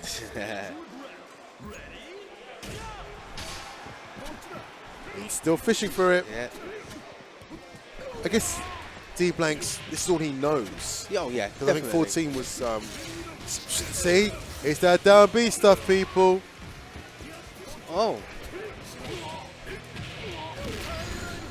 Oh, dear. Yeah. Oh, okay. He went for that one, which is good.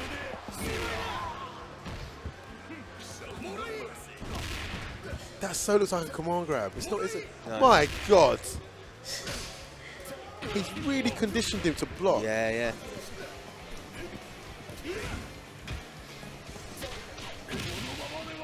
Not bad, Grim. Not bad at all. Yeah. Oh, man, them. That's shocking. The running throw, it's still that effective. I know.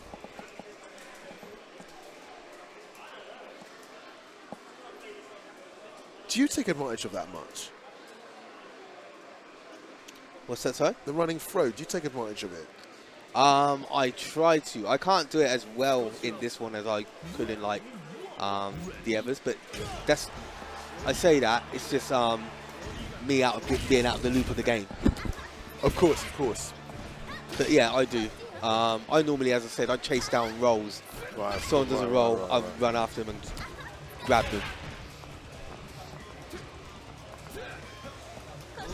He CD Kara cancelled into down forward D. Yes. That is unusual. That makes that screen carry huge though. Yeah. From where he starts, you might just be standing up. That's interesting tactic, that is. I guess it's those little nuances that will make Kyo clip you into conversion knockdown.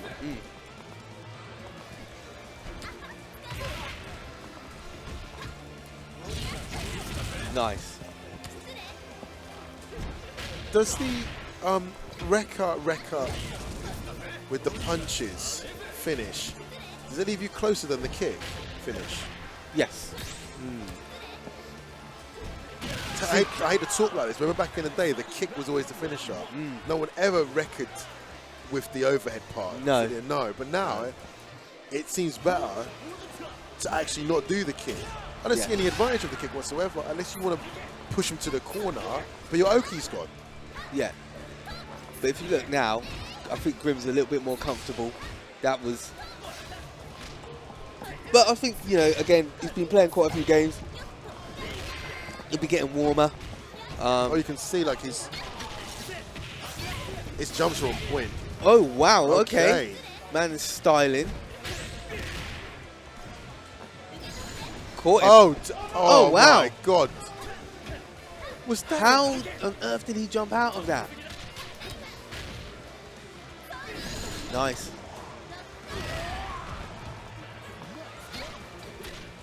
Did that off of lights. She was right next to him. That was a double super as well. No, that was level 1. Red.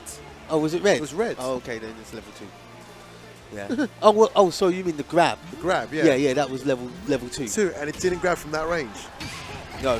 That needs to be adjusted.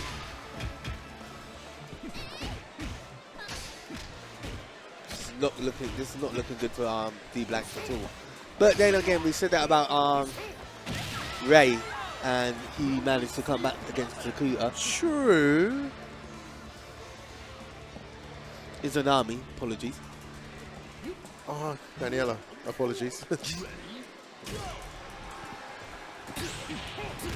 Oh, nice record start. Oh, Anton, I think Grim's got this. All right, D-Blank's got a couple things there.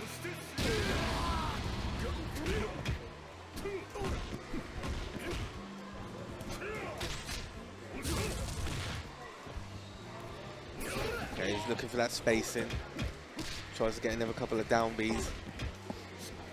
He has the meter to do it. Oh man, it's down Bs. Caught him on the... That was very 14-esque, that was just then. Oh no. Oh, he went for the arm. He went for the grab. Yeah, nice punish. Nice punish. That's what made him mashes a 4. Yeah.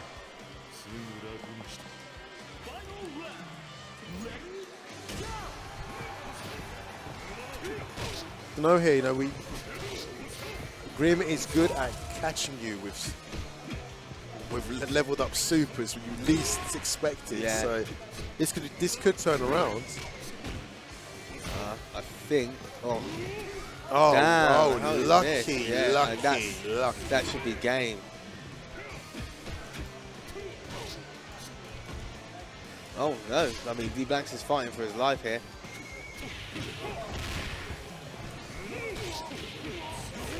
Are we looking at a comeback? Oh my god, could do it.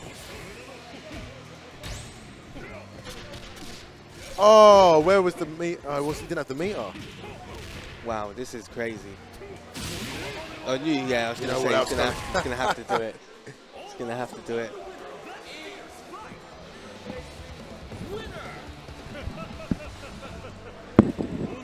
Okay, good luck. Grim was telling me, right, he might want to run back against Super in Grand Finals. He says, "Ooh, I don't know when." Grim, never say never. They say Grim's been showing that despite he doesn't use these characters, it goes to show that if you've got experience in the game engine, it's really helpful. Bruv, why has he got like Iori on the windscreen every single time? And you know what he says? I haven't got one. I haven't got Iori. He's like, I started playing it 3 days ago. I don't like this guy, okay? Grim moans. He's his best character, right?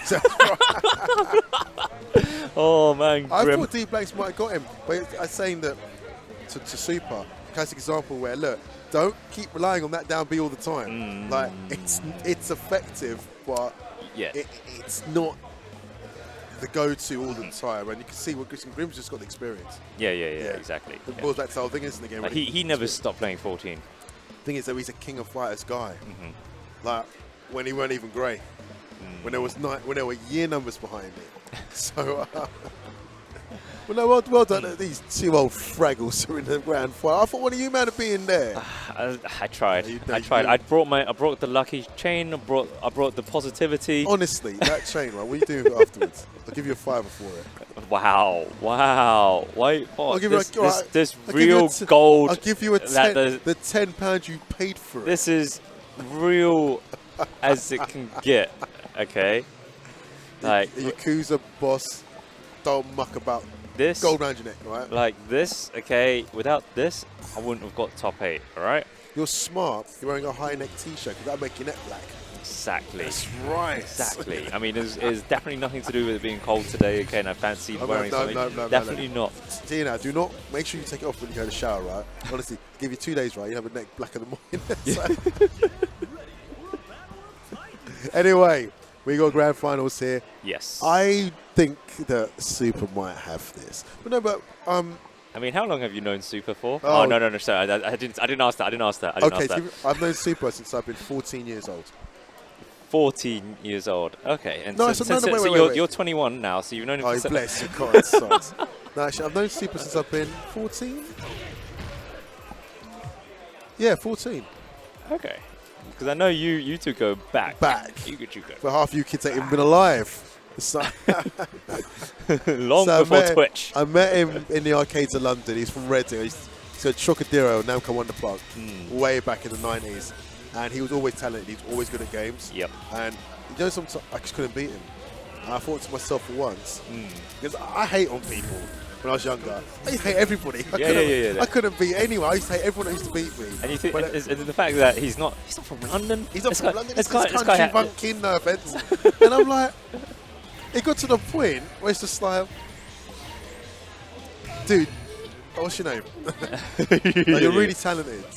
And he's such a nice guy. Yeah. And we've been friends ever since. Yeah. I don't know. He's ridiculously nice, but then when you play him in video games, like, I he's tell an you absolute now, bastard and a prick. Yes, especially King of Fighters, right? And it's just like, what's your problem?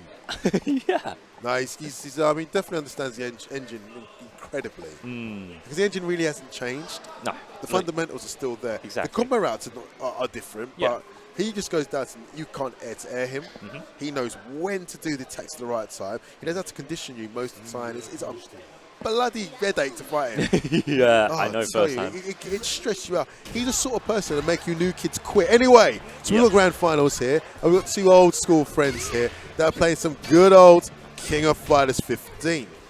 But I must say, I think Super's got this. I mean, he's the one that knocked Grim into losers, so true. Naturally, Super is the one with the advantage.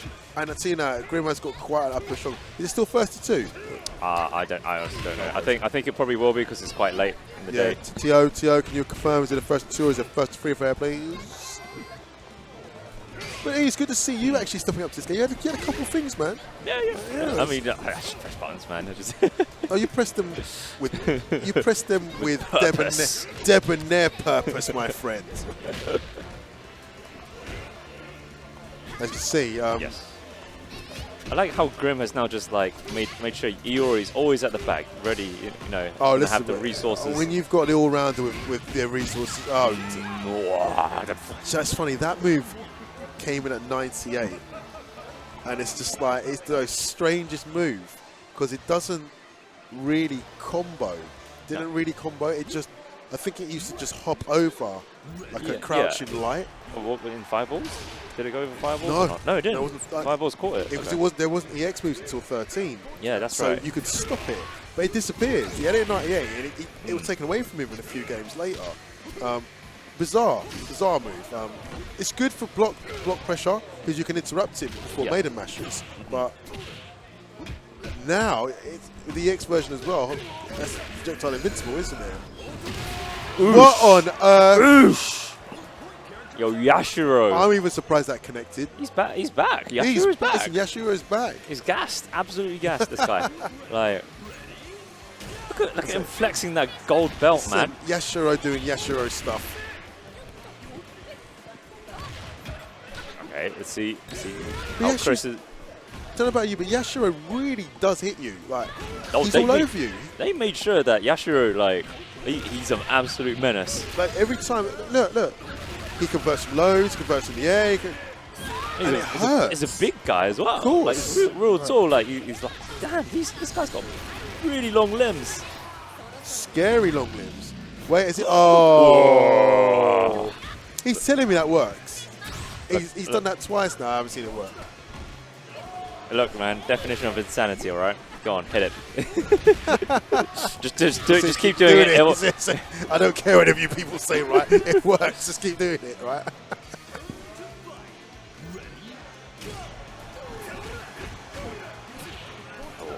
So we got Yashiro action right now. Yeah, I think it's also, obviously, you know, being day one, a lot of people just getting hit by the overhead, but certainly in the last two. Do you know what's getting me, right? They're anti-airing with a down hard kick. How on earth are you anti-airing with a that down hard kick? That is some level of reading. That is. Yeah. It is. It is. I don't know how they're doing it. Yashiro games, man. I remember seeing Yashiro in the trailer, and I'm like, there's no way he's not going to be good. I don't know if this bloody good. It's that as well, where they sweep overhead. Oh god. Brilliant character. Brilliant returning character. Brilliant. I mean, what, all three of the trio that came back. Oh my word, Super with the hit confirms. Oh, runs up. He's in Grimm's head now. He's just not overcommitting. Safe. How on earth? Oh my god! And that's the thing. He could just cancel it. Yeah, that's the horrible thing, because you're blocking down, right? And you're still blocking down, and boop on your head. Yeah. And I think next time round he does the standing hard kick, which hits you low. It's a boop on your head again, and just like stop it. Like, do you want us to fall out? Because we will. Well, that's a good thing that you're on this side of the screen. Oh, listen, you're spitting words on the mic. I really am. I'm a reformed loser. I accept it. I don't like it, but I respect it. When you put what pass on me nowadays, right? You're the better player. It's like, I need to be like you. Go back about 20 years, mind you, right? And I'd be a different kettle of fish, because I was a very sore loser. That doesn't go down too well, especially when you're an event organizer. So no. Yeah, absolutely. You're not going to keep your TOs happy. I'm not going to push the wrong buttons. And kudos to the TOs. I say to them, it's so weird for me to enter because I don't know what I'm doing. So I'm not reporting the score. Yeah, exactly. So kudos, like thumbs up to NGI for doing this. Like. No, it's all good. I mean, well, that's the thing. We always do Revolution every year. You do. And, you know, well, obviously last year was a very special case, but I'm so happy that we were able to pull it off this year. Turnout's been great as well. And then the fact that King of Fighters dropped on our doorstep. Talk about some real situational fantastic timing as well. Stars aligned. They did so well. The stars aligned sensationally. For you boys, I'm telling you. Just so then we could see Super bust up everyone. That's something we've never, like I've never seen this before. Have you ever seen this before? Oh, man, I don't know, man. Who's this guy, man? Who's this TKO SUPA guy? Was it from the Pumpkin? You said, yeah, country bumpkin. From that reading place? Yeah. I don't even know what. They don't tractor, protractor. There's like one busted day cow's milk. Like, I don't think he's even got electricity where he lives. Like, it's like, internet. No. Gavin, TK. It's not TK Super. Gavin Super is so talented at KOF. I'm not surprised. Like, he just knows what to do. And then he just gets in your head. And then, but then if you look at him, he's just like smiling and happy. He's such the nicest person. You know, like one-to-one, he's this giving, generous, loving person. But stick him on a KOF game, right? And he just mash you up. Yeah, absolutely. Oh my word! That didn't work. Oh, I think he did the light one. That's why. Yeah, you have to do the heavy wreckers, and it will hit. Right. Interesting. This is a bit of a clinic here. Right. This is Iori play. Yep. Kind of saying the Grimness, no, you ain't got Iori. We were saying, right?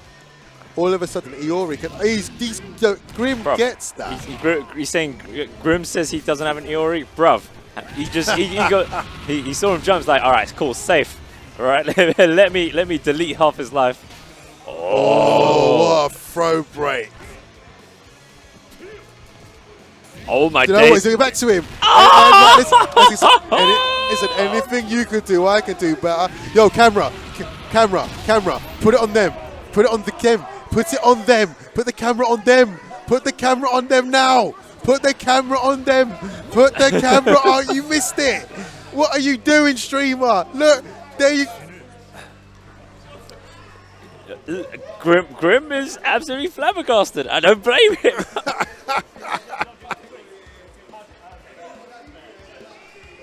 And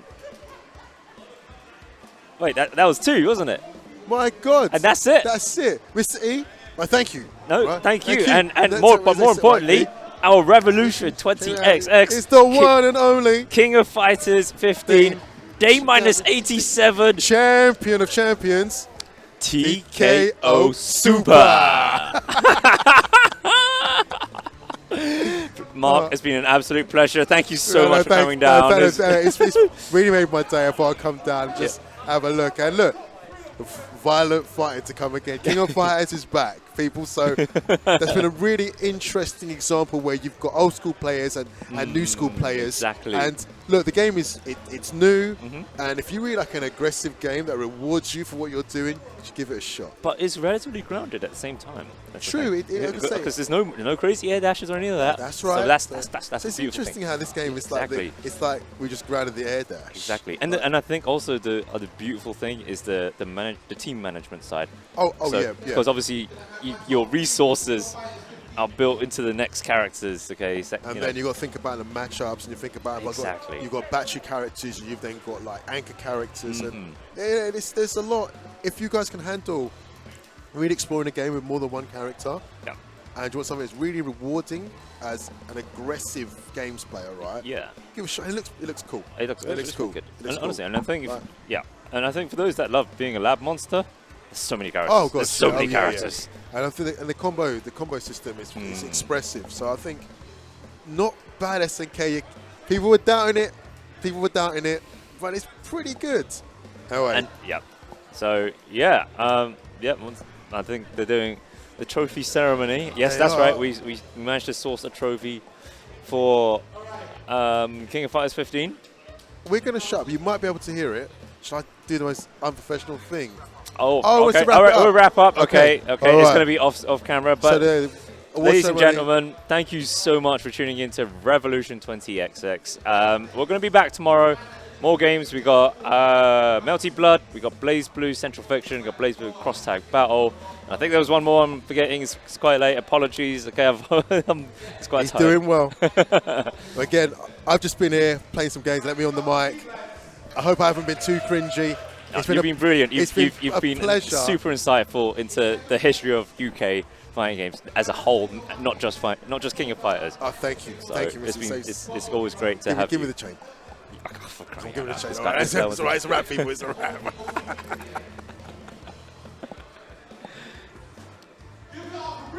Yeah, that's the end, by the way. Yeah. Oi. Yeah.